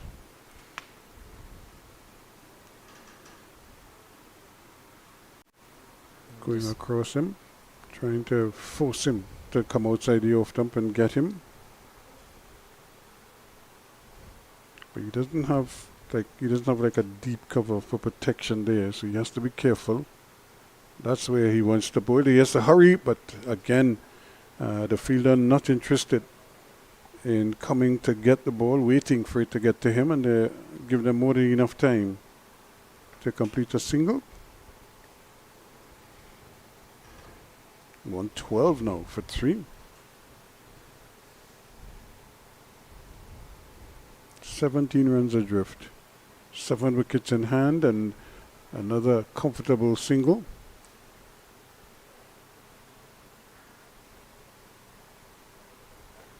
So that completes another over. So it's 114 now for 3 at the end of the over. So the pair of Murray brothers looking to ward off TNT attack and nullify them. Ishmael Ali and company. And does this game have a last sting in the tail? It's going to peter out. All the signs are there. And we'll talk about freedom. This is freedom. No traffic.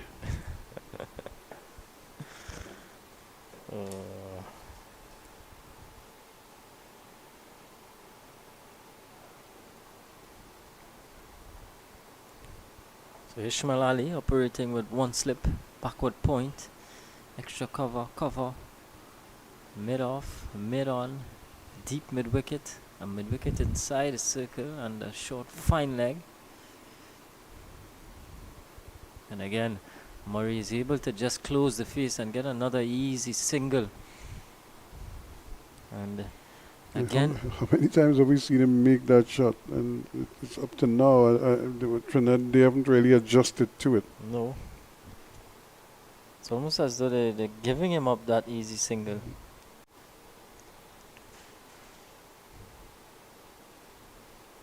Changing personnel here now. Two close catchers. Now, Ratcher and Ali in close on the offside. Again, covering the ball nicely and very late, playing it very, very late indeed. And really it's an indication of how competent a batsman he is. He's not coming to get to the bowler, he's waiting for him to get to bring it to him.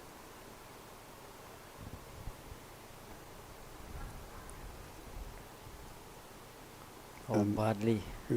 And as a batsman, that's what you want. You don't want to go looking for the bowler. Let the bowler come to you. I mean, solid in defense this time.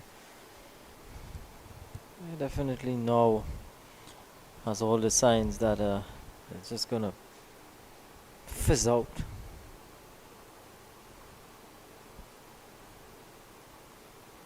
Cut in, and again, good fielding. As Trinidad and Tobago fighting hard here, but just not getting the response off the wicket that they would have been hoping for.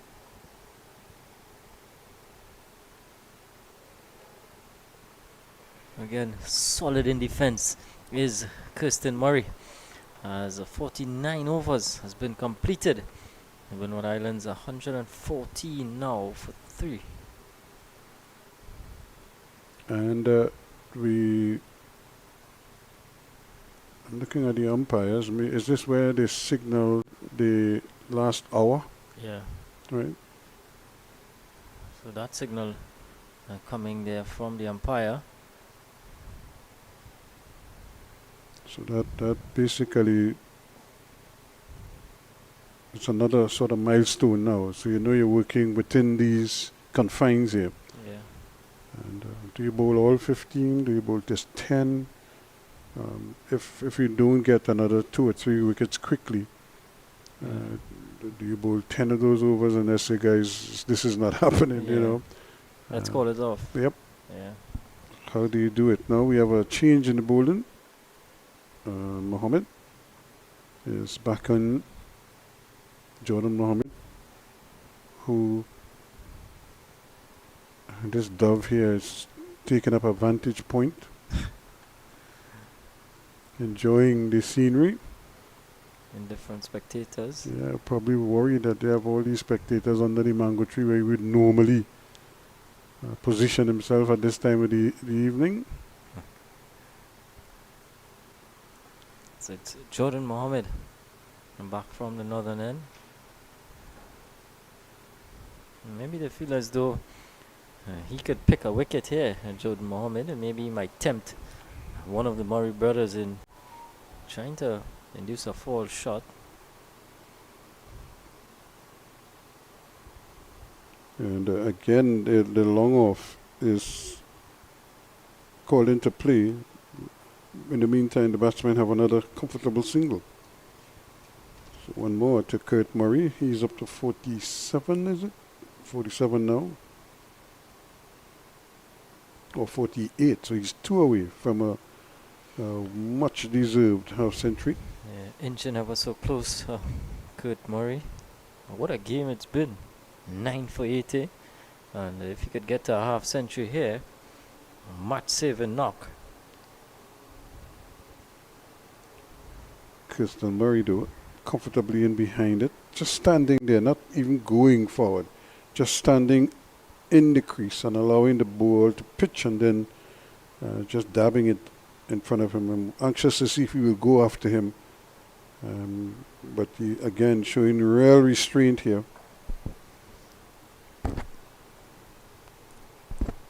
Don't want to drown in honey. Yeah, just as you mentioned, they know now that it's the final hour.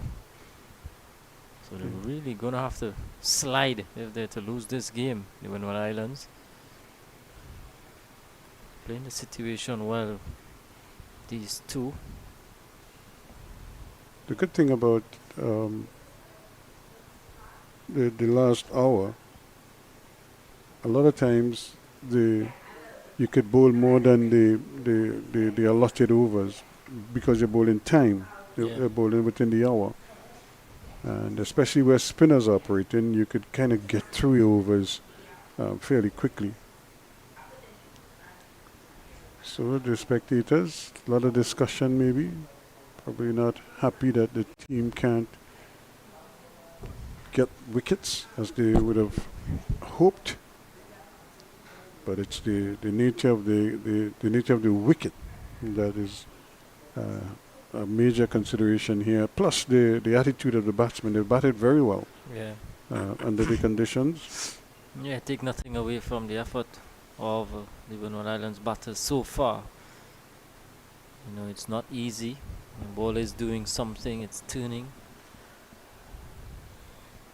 And you were checking just now, did you see like an updated score Yeah. with Barbados? Because we kind of operated on two tracks here. This one is played again on the onside, but this time he played it a lot squarer and he couldn't get a run much too close.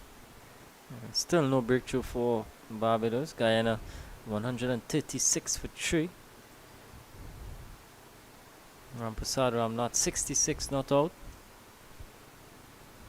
Ramio Dionarin 38. So those two have really dropped anchor there and they've really kept Barbados out. Yeah.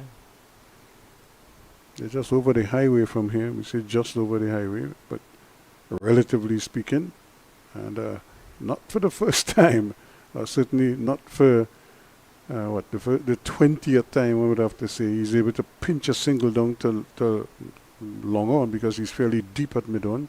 Yeah. They've persisted with that particular field. And he just thanked them very much and took a single almost every time he wanted to.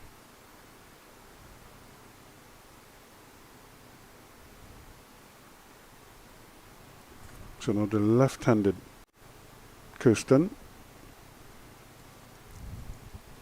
So more changes to the field.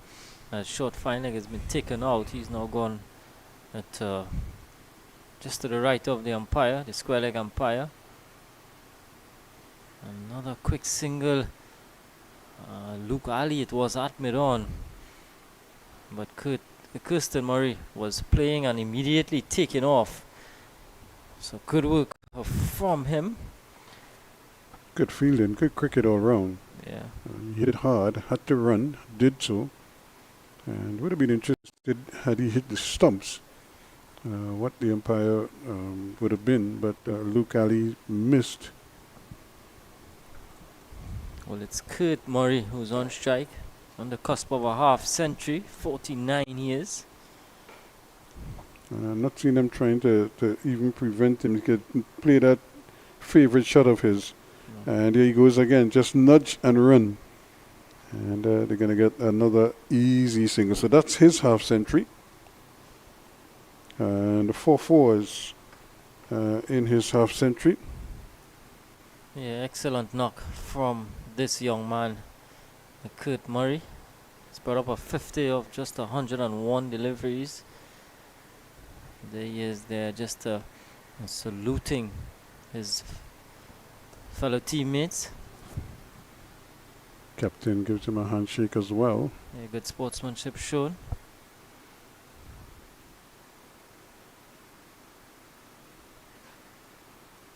Thought about a single there, but it's not on. And both batsmen, both brothers seem to like turning the ball on the onside. And we've seen a lot of the Trinidadian players are congratulating Murray on his half century. And again, 101 balls for his 50, 4 fours, and he didn't really try to take the ball in by the scruff of the neck. He just kind of took what the bowlers give him, Yeah. and he always had that outlet, which was that turn to mid-on. And he picked up, I'm sure he's picked up about 20 singles in that region in this innings alone. Hard working Prakash was off to completing another task. I'm trying to see where he's going. He's heading to the Sir Frank Worrell indoor facility. So I wonder if Very, he's- very hard working guy. Yep, for years he's been like that since I was playing cricket. He was very, very supportive, very always willing to assist. And let's see what happens here. Again is another delivery, pitching up and pushed out into the offside. So no run. So we're into the last hour of play here, and the game just sort of meanders along quite comfortably. And a little bit of bounce in that occasion, but again, Kurt Murray is seeing the ball so well. No problems at all for him. He's able to cover that extra bounce. And again, just tugging it on the onside for another easy single once again. So it's more of the same for him as he tacks on yet another single. The left-handed Kirsten Murray is coming to take strike now. 119 for 3. So they're just 10 away now, the Windward Islands,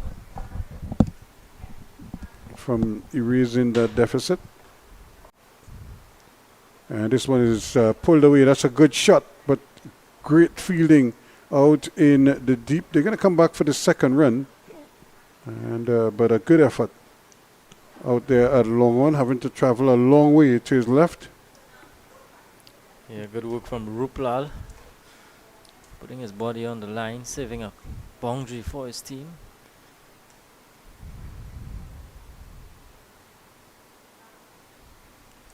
Watchful again, and that has been the order of the day. They might make an aggressive shot, but they don't get carried away with it. So they'll treat the next delivery with respect, with the respect it deserves, and then just get back into rhythm. I like the approach though, playing each ball on its merit. And that completes yet another over. So the end of it, 121 for 3. 8 runs required now. So good work from the Windward Islands. Batters continue as they continue to foil this attack from TNT. 121 for 3. Kurt Murray just going past the half century. He's 51 not out. He's been in control of proceedings. He's not looked bothered. He's not looked rushed. It's been an excellent exhibition of batting from this young man. As Mohammed is switching ends now. He's now operating from this southern end. 9 overs, none for 22. Can he make a breakthrough here? Can he make things interesting heading into these final stages of this game? Well, everybody's getting an opportunity here to try, see what is possible. But really, the wicket hasn't really responded to the bowling of the Trinidad and Tobago, especially the spinners. They haven't really troubled the batsmen a great deal. And again, I just think the revolutions in the ball, it's not there. They're really rollers. They're not spinners per se. Yeah. And first ball is like a full toss, just driven back to mid-off, but no run. See, he's not really imparting much spin on the ball. Yeah. So it makes life easy for the batsman. Once he's patient, there aren't so many terrors in the wicket that he has to be worried about, each way spin Yeah. or each way turn. That's a good shot again. Can't get a single. Good fielding by Ishmael Ali.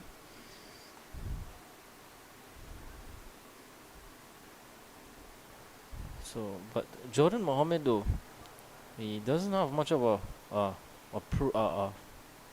run or to the crease. He just ambles up, and Yeah, they're going to go for a quick single, and they will get it too, because the fielder again, Ali having to move to his left and in. And in the meantime, more than enough time for the batsman to complete another comfortable single. So if you look at him here, Ruskin, just ambles up and then stops and then sort of goes through his action. Not and much it's a momentum slow, going yeah, to it's the a crease. slow, it's very deliberate.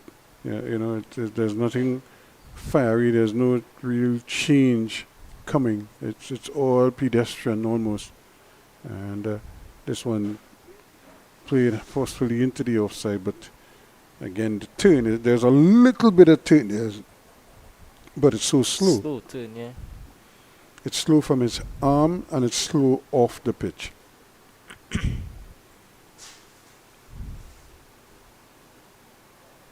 And this one is hit hard, but again, it's easily knocked down by the bowler, but to no avail. The total remains at 122 for 3 now, Windward Islands. How Trinidad and Tobago would have loved to have been able to maybe say have like 7 wickets down and now fighting to get the last 3, and really put in the batsman through the ringer. Is that Robert Mahabir in the distance there, just watching on? Is he coach at Naparima College, Mahabir?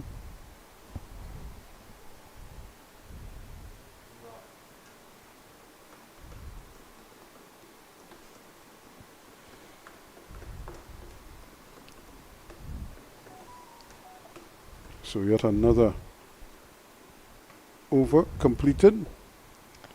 What is that now? 5 of the 15? Yeah. The last last hour or so. So Brendan Boodoo about to start another over. Again, a little bit of bounce there for him, but because it's all so slow, the batsman could just kind of stand there and just ride it, trying to turn it on the onside.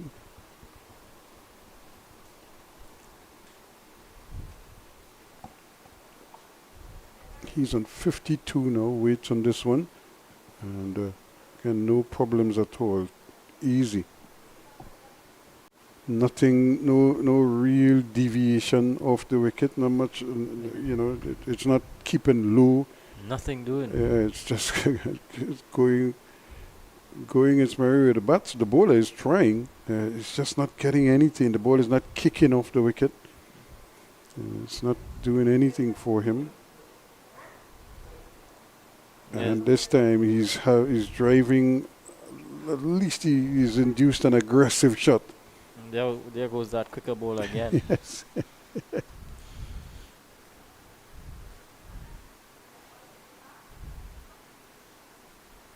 Still the one slip weight.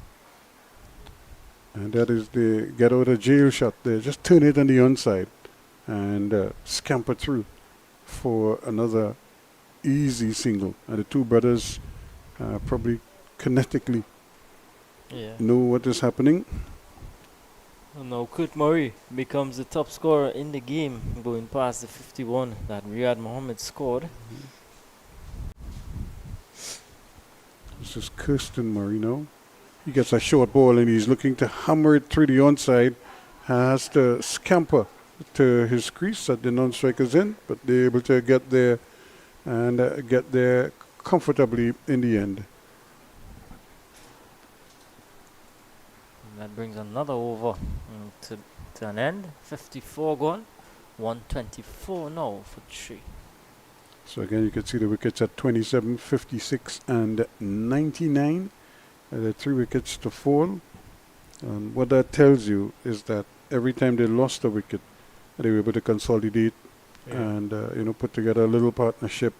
They lost another wicket, but they dug in and got another partnership, all the while frustrating the Trinidad and Tobago bowlers and really upsetting their best laid plans, not allowing them to dictate too much, get on top of things. Yeah, I think though they've tried their utmost best, the TNT bowlers, but they've just not gotten any response from the surface. Just been irresponsive. As Jordan Mohammed starts another over, and again, this time Kirsten Murray just turning it just like his brother, breaking his wrist and getting an easy single. Now down to long on. The throw was a strong one.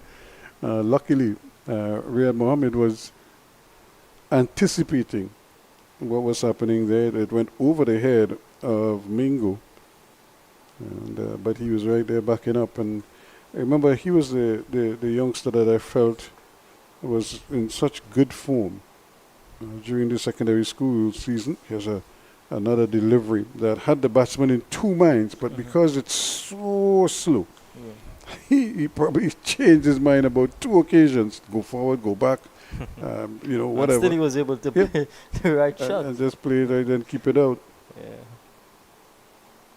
He probably wants to get at him, but when he realized that he wasn't to the pitch of the ball, he just decided, look, let me just go back and play it in front of me. And he had more than enough time to do that.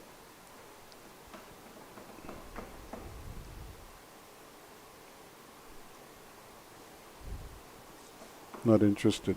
But I was talking about Riyad Mohammed because when I saw him bat in secondary schools, he looked so composed, And what is his opening partner's name? Kaleem Mohammed. Yeah. And together, to me, they look like a pair. But of course, Kaleem loves to hit the ball, so he's going to take his chances. But Riyad, to me, showed me that he has the temperament, he has the technique. And, I always said, if you put these youngsters, even at these early ages, there's a little ball just jumping off the edge and just dropping in front of Riyad Mohammed there at slip. And again, slow turn, slow through the air. Didn't even have enough pace to carry to that slip. He's not too bothered. Don't think he's worried that somebody's going to swing the bat and hit the ball down to him there and disturb his rest. But it's another over that comes to an end, and it's 125 now for 3.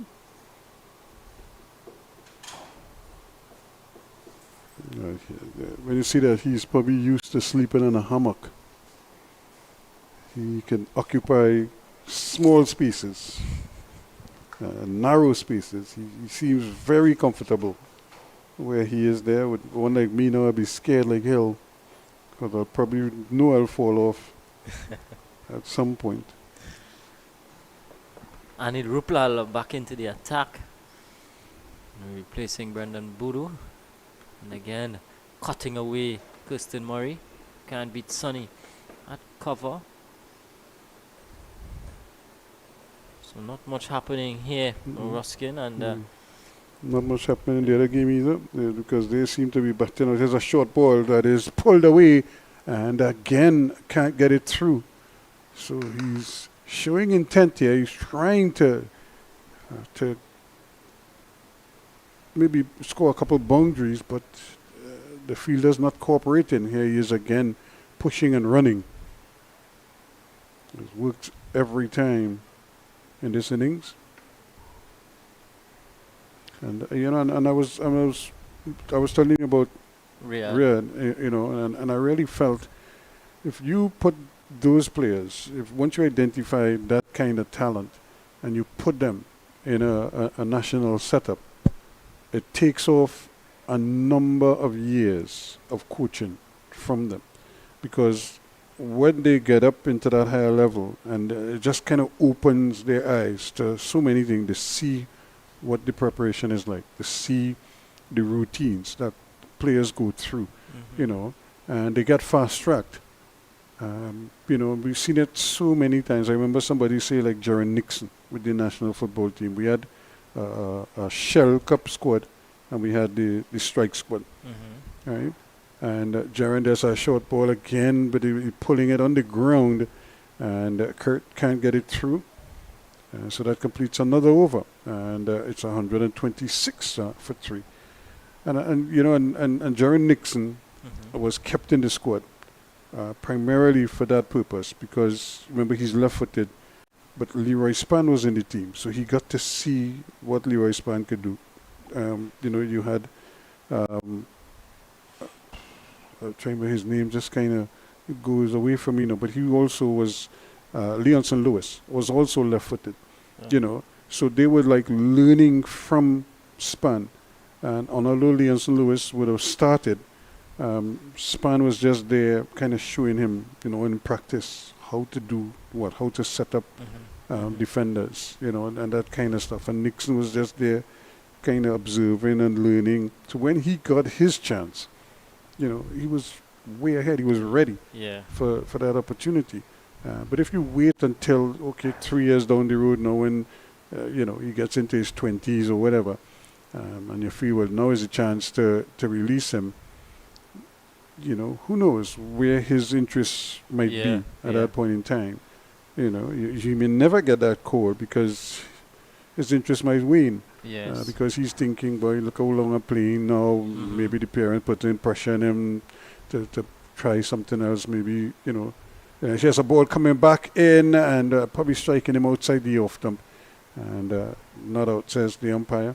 So there are a number of things at play. And sometimes you just kind of, you just have to bite the bullet and throw them in at the deep end and see how they, you know, how they maneuver, because you're not going to lose anything. And as I said, Trinidad and Tobago, they were going nowhere fast, if you know what I mean. We couldn't win the title, and so, you know, take advantage of the opportunity. Here's another short ball. This one is pulled away nicely. That's going to be 4 runs, and he was waiting on that shot for a long time. He tried it on several occasions and found a fielder. This time he placed it well, got back onto the back foot, and again, a nice sweet swing of the bat and 4 runs. Hammered it away in that vacant mid-wicket region. Picked up a boundary. Kirsten Murray. Because you know, we have so many examples of that. Think, for example, Michael Holden, Malcolm Marshall, you know, Desmond Haynes. They all played limited cricket before getting up exposure at the top level, you know, and you know, they were able to kick on. And it doesn't always work, you know, but you're not going to know until you try. Who knows? You know,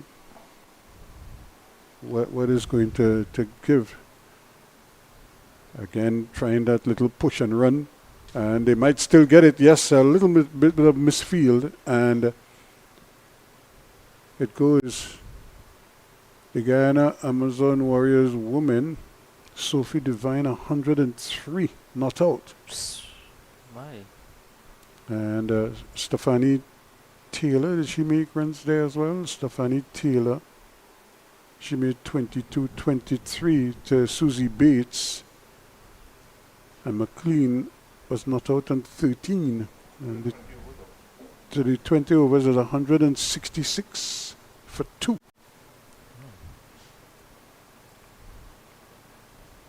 Very good score. Yep. Amassed by the Guyana Amazon women. Against the Barbados Royals. 6 without loss. This is the first game of the women's CPL. Yep. A lot of interest in that as well. And the Guyana are 158 for 6. So Barbados. Some life. Yep. Some life in that one. And now the question is overs and you know, can they hold on here now down that stretch?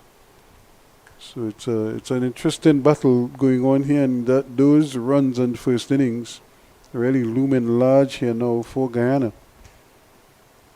So they only made 90 in their first innings, and they're batting 159 for 6 in their second innings. And so that's the difference between the two teams at the moment. So 8 overs, and Barbados needs 4 wickets. Again, interesting stuff as we head into the final stages of this tournament. Trinidad here needing 7 wickets. Barbados needing 4. Needing 4 wickets. And who is it going to be? Meanwhile, Anil Ruplal looking to effect a breakthrough.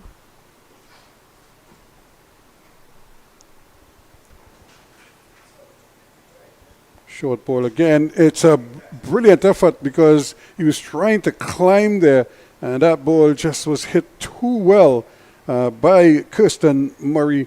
And although it was a good attempt, that ball had real pace on it. Yeah. Got over the head of Ratchat mid-wicket and gone away for another boundary. And so Kirsten Murray punishing those short deliveries. He goes to 21. Yeah. Kurt Murray's on 53 not out, and they now lead by 6 runs. So they've wiped off the deficit, and they really batted themselves into a position of safety here, the Windward Islands, and they're just looking to finish it off now by tacking on as many runs as they possibly can. Because I suppose the captains could shake hands any minute now, just next couple of overs maybe. Yeah, I think we might not be too far away from that at this stage. Nothing much happening in terms of a result. Another powerful drive again from Kirsten Murray.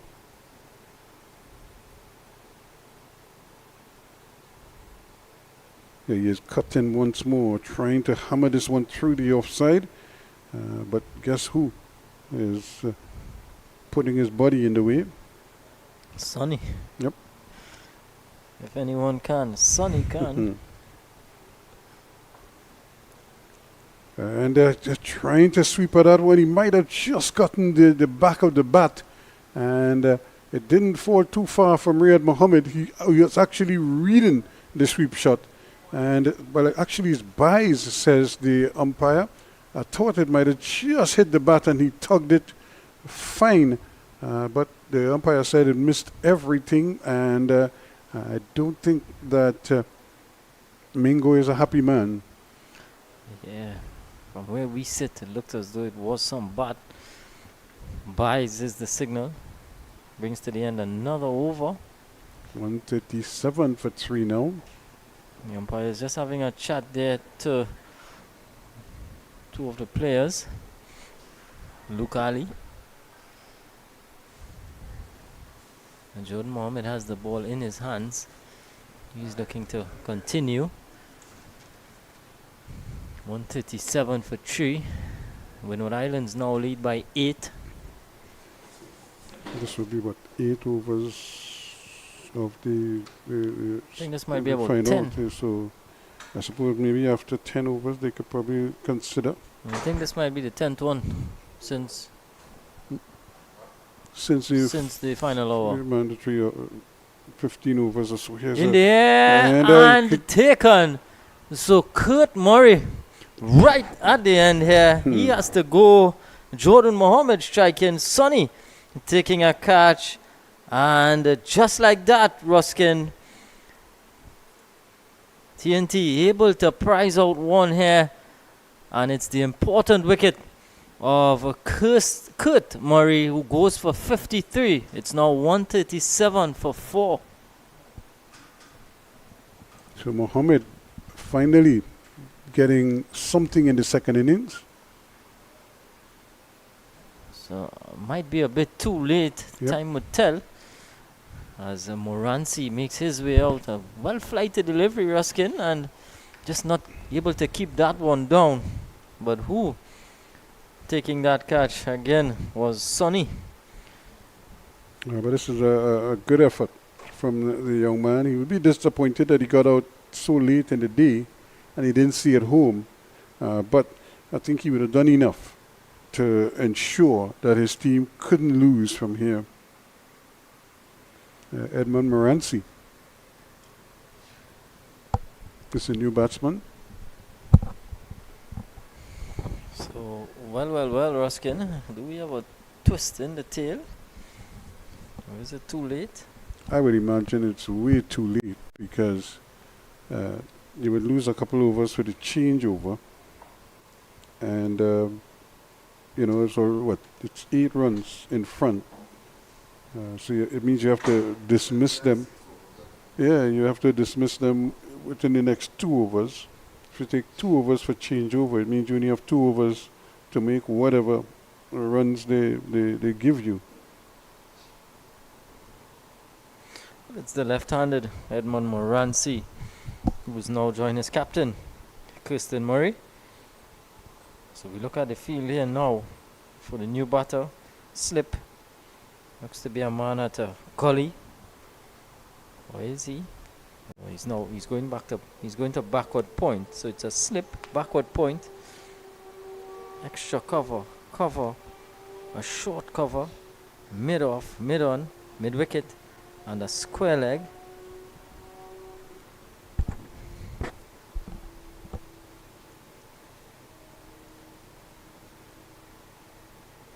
Moransi again just coming forward, but that's a nice juicy half volley. Just tossed up there for him and say hit. Have a dip. And he just patted it. Again, another nice flighted, generous flight, one would have to say. And the batsman just allowing it to pitch and just watches it go into the gloves of the keeper. And I don't think there are too many batsmen who would show that kind of restraint for deliveries that are so well tossed up. Here he is again. I think it's based on the situation, Yep. Ruskin. He's probably been given instructions to just bat out the D. Don't do anything untoward. But cricketers being cricketers, he might see something he likes. And mid-off up inside. Yeah, might very well see something that he likes here.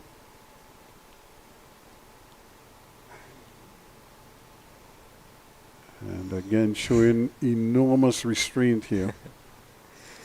I wonder if it was Kirsten Murray on strike. Would he have shown that amount of restraint? Yeah, he probably would have. The restraint he would have shown is whether to hit it for 6 or 4. That would have been the debate in his mind. But look at this now, Ruskin. Mid-off now has been taken out.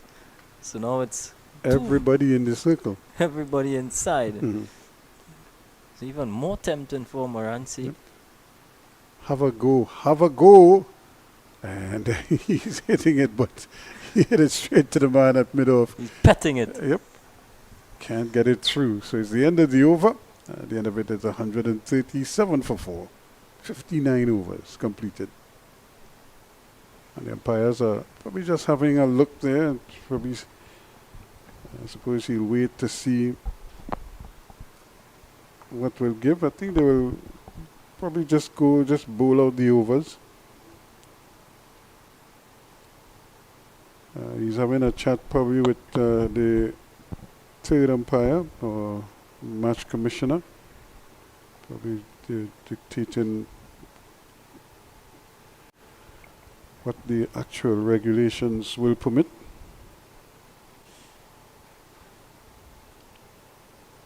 But it has been a good day of cricket, some absorbing cricket. These youngsters have more than accredited themselves very well.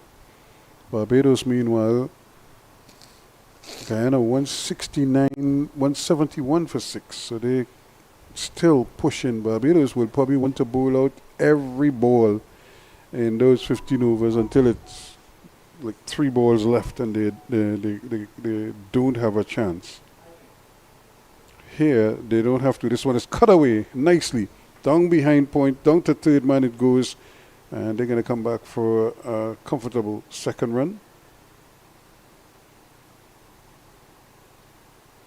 And they'll get it too. So Murray, regardless of the situation, playing his shots. Kirsten Murray, he's gone up to 23 from 42 deliveries. He might be thinking the amount of short balls he's pulled and didn't get a run for it. Had he scored boundaries with those, he might have been closer to 40 than he is to 23. He's got a good delivery this time. Because he certainly made a couple pull shots that he got nothing for them. Yeah. Picked out the fieldsman every time. Here he is again looking to slap this one through the offside. But because there's no pace on the ball, he's trying to cut that ball and it ending up at extra cover because he's hitting it so early. Yeah. Trying to hit it so hard. Trying to beat the cover off the ball, Kirsten Murray. The bat speed is coming so fast that instead of hitting it here in line with his body, he's hitting it in front of his body because he's swinging the bat so quickly. He's like almost anxious to get through the shot. This time he plays it a lot squarer, and again it's cut off there. And guess who? Once again, it's that Sunny fella putting his hand down quickly and knocking it down. Might have done some damage to his hand also. But another fine stop by him. But couldn't prevent the single in the end.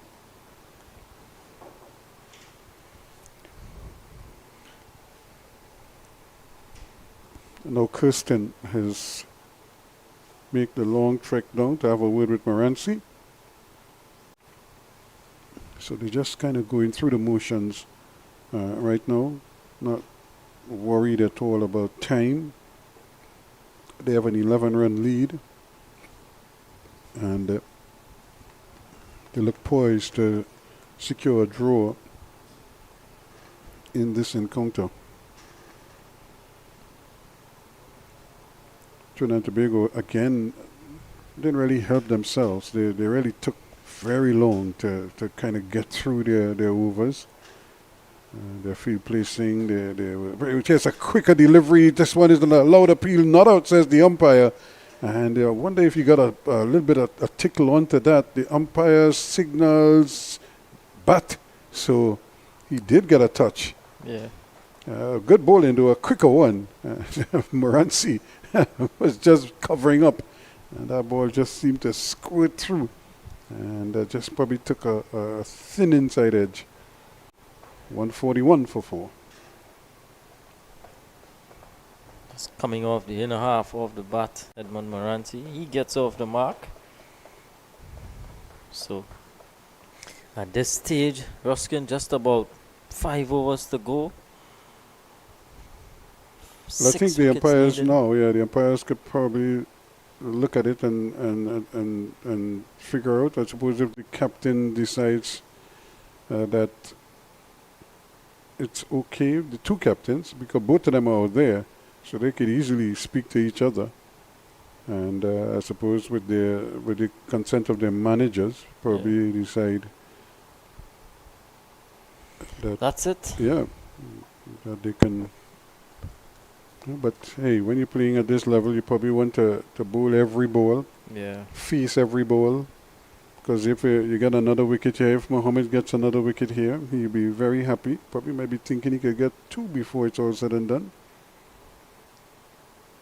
Here's this one turning away down behind square. That's going to be a long chase again. And he's going to complete 2 comfortably.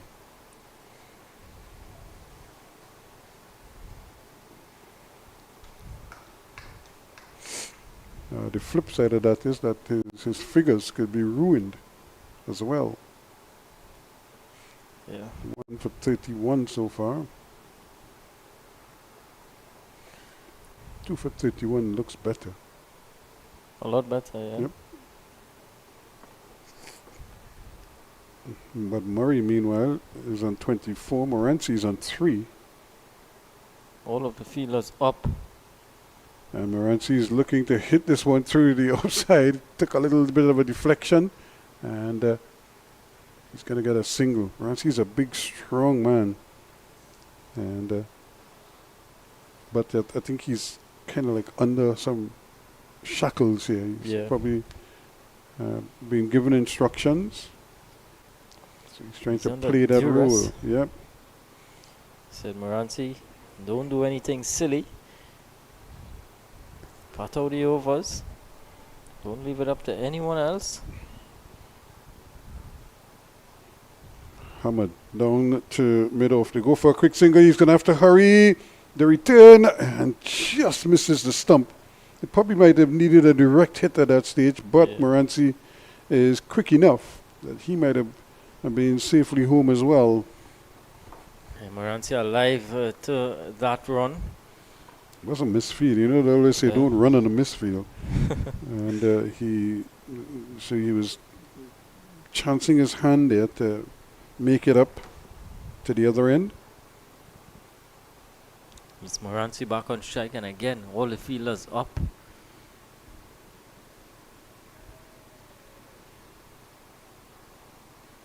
Morancy really holding himself back.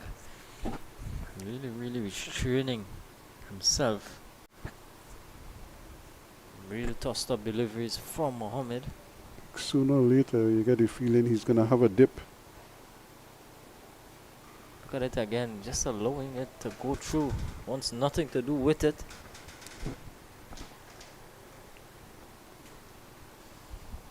Mohammed just teasing him.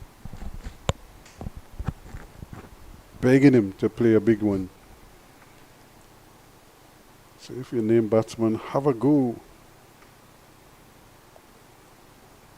And again hitting it into the offside, but can't get it through. So another over comes to an end.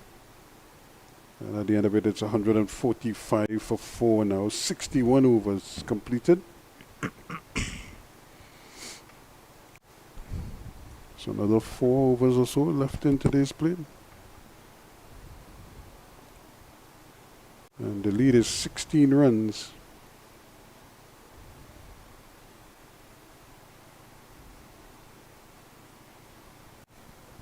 But the good thing is that the light is good enough, so even if the umpires encourage them to play out the full 15 overs, they should be able to get them in. Guyana 181 for 6. Still.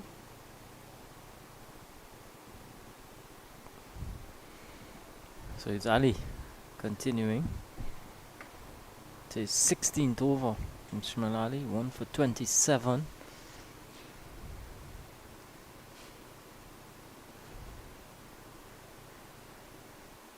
Again, he's hitting that ball so early. He probably just needs to wait on it a little bit longer to hit it behind square. He's hitting it in front of square a lot of times because the bat speed is so quick. But the ball isn't catching up to the bat. Yeah. He wants to hit it so hard. Yeah, he's hitting it in front of square. This is more like it, hitting it behind square. And, but again, good bit of fielding.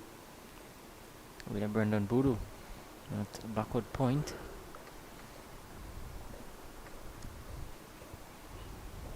There's not much left in this one.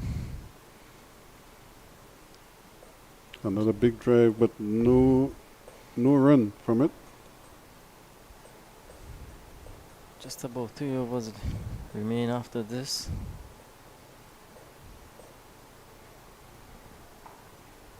Another one done. 145 for 4.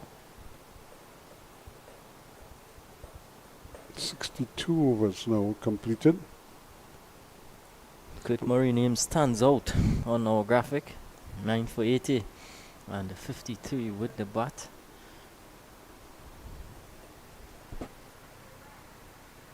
Sure, that must be career best figures for him.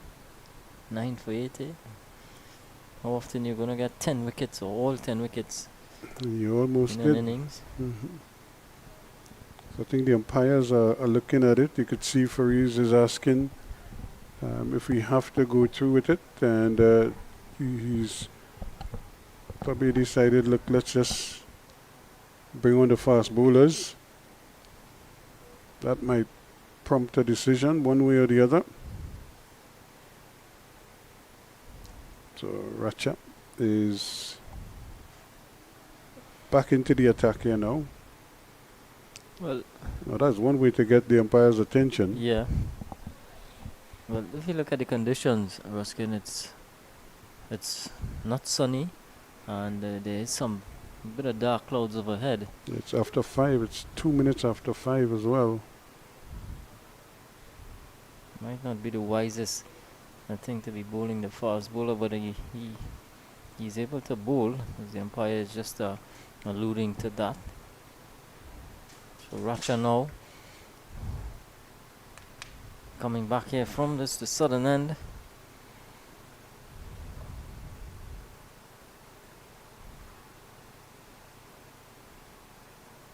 So Racha just bowling the 6 overs. Ruskin, you felt as though he could have been given a bit more. See what he can do. And like I said, I really would have liked to have seen him operating from that top end a little bit more, because I feel from that end he could probably have bent his back a little bit more coming from that end, especially using the short ball. Do you think, Ruskin, had the TNT team declared a bit earlier, do you think that would have had anything to do with a result in terms of a win for them? I'm not sure, because look at how well the Windward Islands batted. You know, they would have had to face probably just about 100 runs or just under 100 runs as a deficit, and they have quite successfully chased down the 129 that they had, and they only lost 2 wickets at that point. So they've more than batted sensibly in their second innings, a lot better than they did in the first, and we saw that also with Guyana in the other game as well. So I think the wickets dictated, the strip itself dictated how this game sort of petered out. Big drive and missing everything. Yeah. Because you could have said they could have declared just before lunch and maybe getting 3 or 4 overs at them before lunch. You may or may not have gotten a wicket then, but like I said, they would have been chasing 90, 91 or something like that at that point. Given the way they batted, they've done very well, and you kind of like looking at that. This is another delivery that's outside the off stump. I would like to see him attack the stumps and see how Moranci plays with the ball on the stump. So right now everything is just outside the off stump. We'll just put one on the stump and see if he's able to negotiate that. Yeah, Moranci just looking to see out proceedings here. He could go wide of the crease and just angle it in, but he's still too wide. The batsman doesn't have to play. Yeah, just a bit closer. Moranci wants nothing to do with it.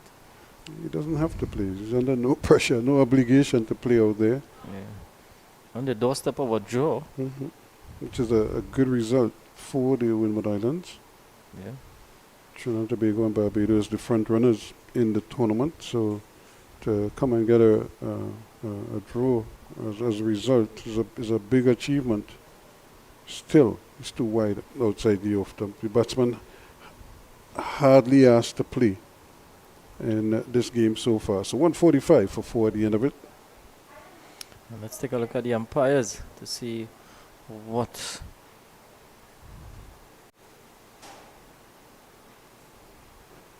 It looks as though we're going to have another over by the looks of it.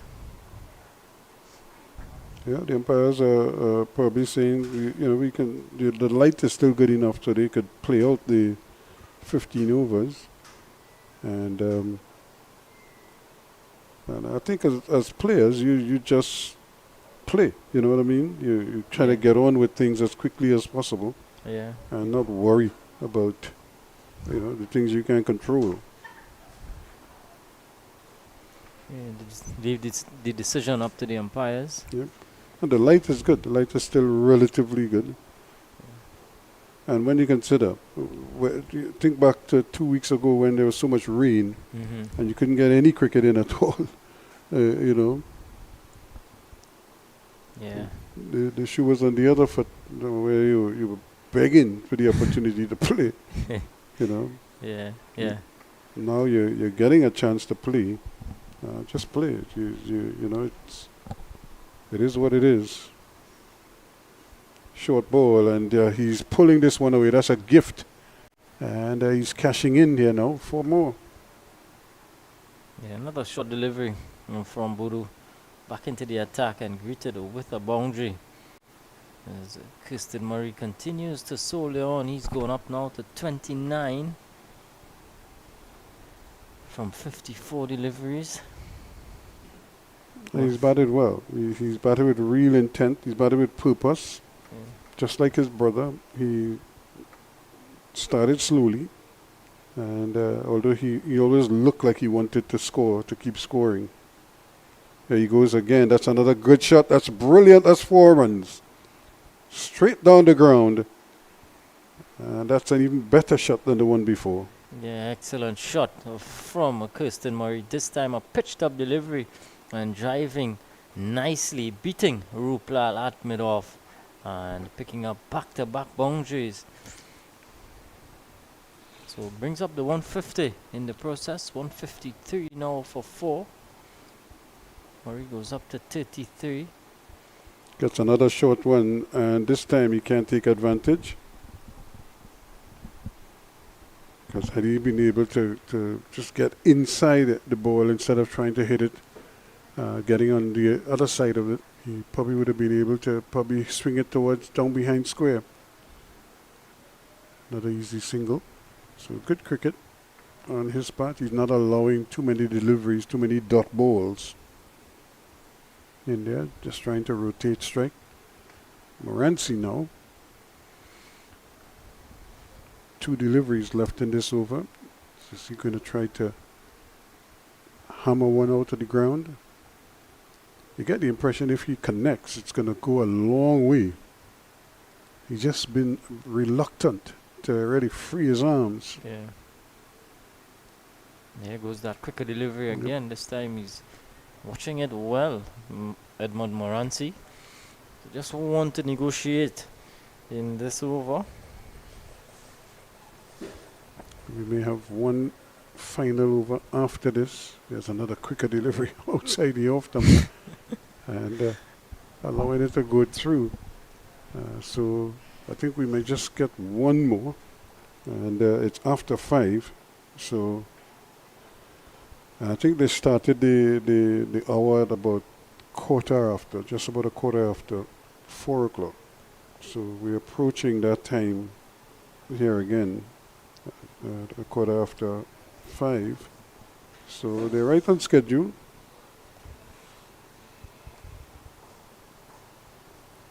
So Racha is going to finish off things here.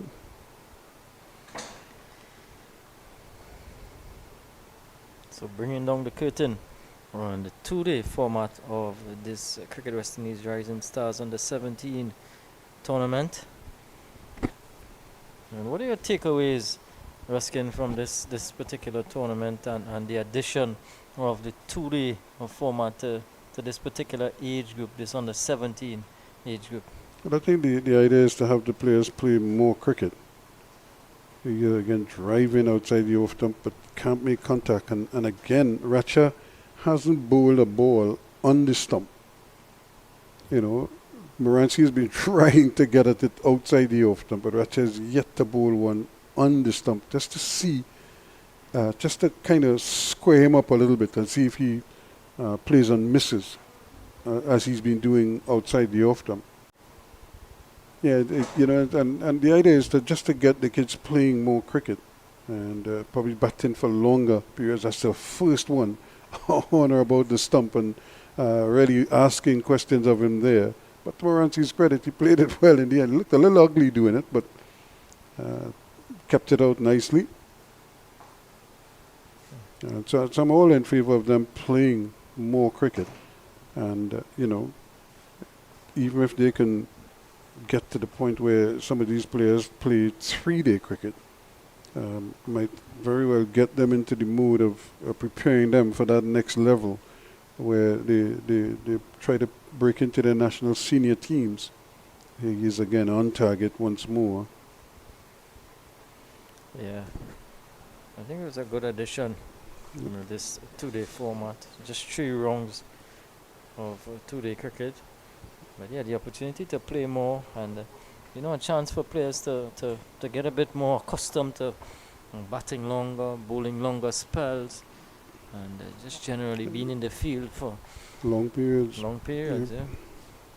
And everything is better in a sense. This is another good delivery, but that one is edging down to third man for an easy single. Is that even the captaincy part of it, the captain now has to strategize a little bit differently and try to figure out how to use the resources at his disposal. Field placing, how to do that. And so it's all about, it's learning. Remember, this is still a learning process for these youngsters. While some may look better or further along than others, they're all learning.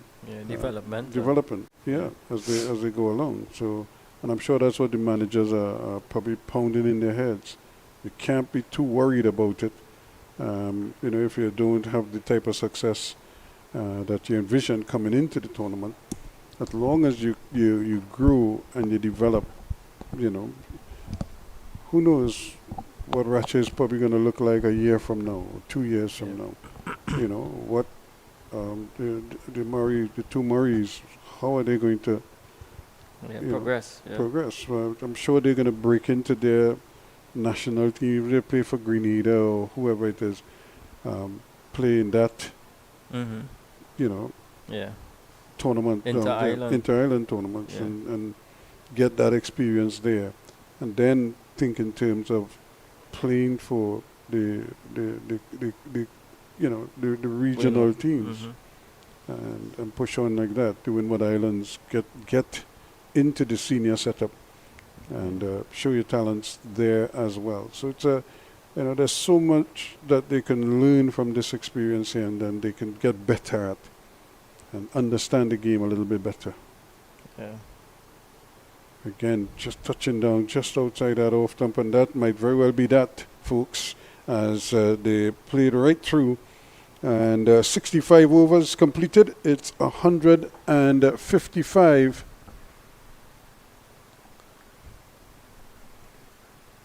So the hour is basically up for them. So, and they got through to the 65 overs.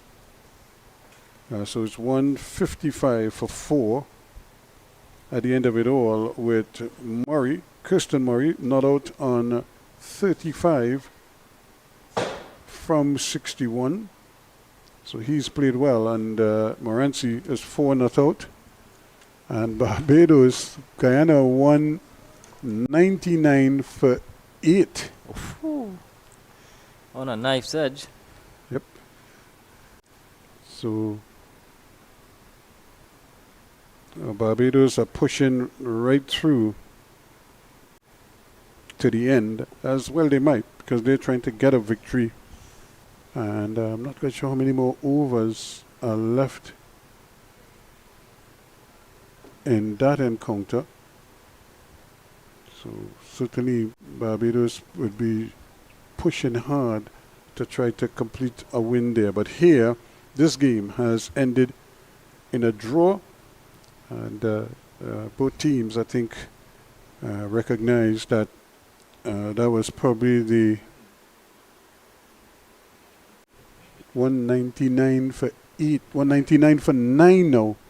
So Guyana under the pump here, and the Barbados are right in the mix here, probably trying to complete the double in the tournament. So it's right down to the wire in this one. And, but here we've had a completion already. This match ended in a draw. The scores here once again: the Windward Islands 110 and 155 for 4. And Trinidad and Tobago 239. So here it is again. Elcock 15. This was from the first innings. And Edwards with 42. The main scorers there, just 10 to Kurt Murray. And not much else after that. 110. 3 for 13 to Ali and 5 for 40 to Mohammed. And they were the principal wicket takers. Trinidad and Tobago then posted 239, 47 at the top for Ali, 51 for Riyad Mohammed. And again, 29 to Sonny, 21 to Racha. And look at that figure, 9 for 80 from 26.4 overs for Kurt Murray. And just one other bowler getting a wicket, 1 for 54 for Vidal in the end. And then 155 for 4, the Windward Islands in their second innings. And to ensure that, again, 22 to Alcock, 53 to Kurt Murray, and 35 not out to Kirsten Murray, the captain.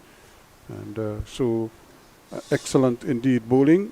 A wicket apiece for Ali, Mohammed and Ruplal. And then we had 1 wicket via the run out for Edwards, who was run out for 10. But Trinidad and Tobago just couldn't keep taking wickets. So there is the match analysis. And again, the match ending in a draw. The Windward Islands 110 and 155 for 4. Trinidad and Tobago 239. And Barbados would have heartbreak there. 199 for 9.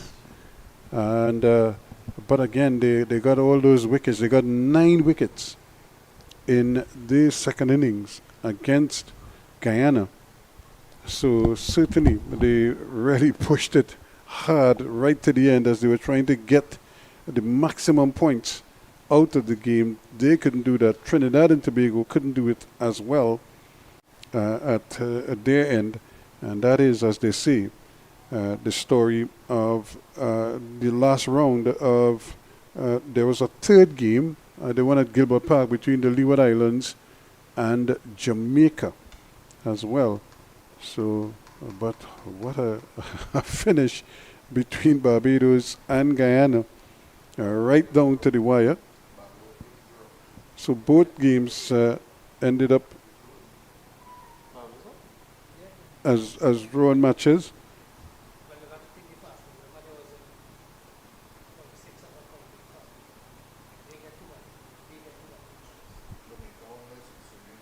So Jamaica won by 69 runs against the Leeward Islands. And again, so Barbados would have picked up 9 wickets, so that would have given them some bowling points as well. And that would put them ahead of Trinidad and Tobago in the final analysis there in terms of wickets. So I think it worked out well for Barbados. They didn't get the outright victory that they were looking for, but it goes without saying that they've done enough to make sure that they won the title ahead of Trinidad and Tobago. So there it is. Once again, folks, victory to Jamaica. A draw match between Barbados and Guyana. And here, another draw between Trinidad and Tobago and the Windward Islands. So that is the story for from all of us here at the National Cricket Centre. And as the curtain falls on the Windward Islands, or rather on the Cricket West Indies, Rising Stars Under 17 two-day championships. Again, congratulations to Barbados. They would have done enough to secure a victory.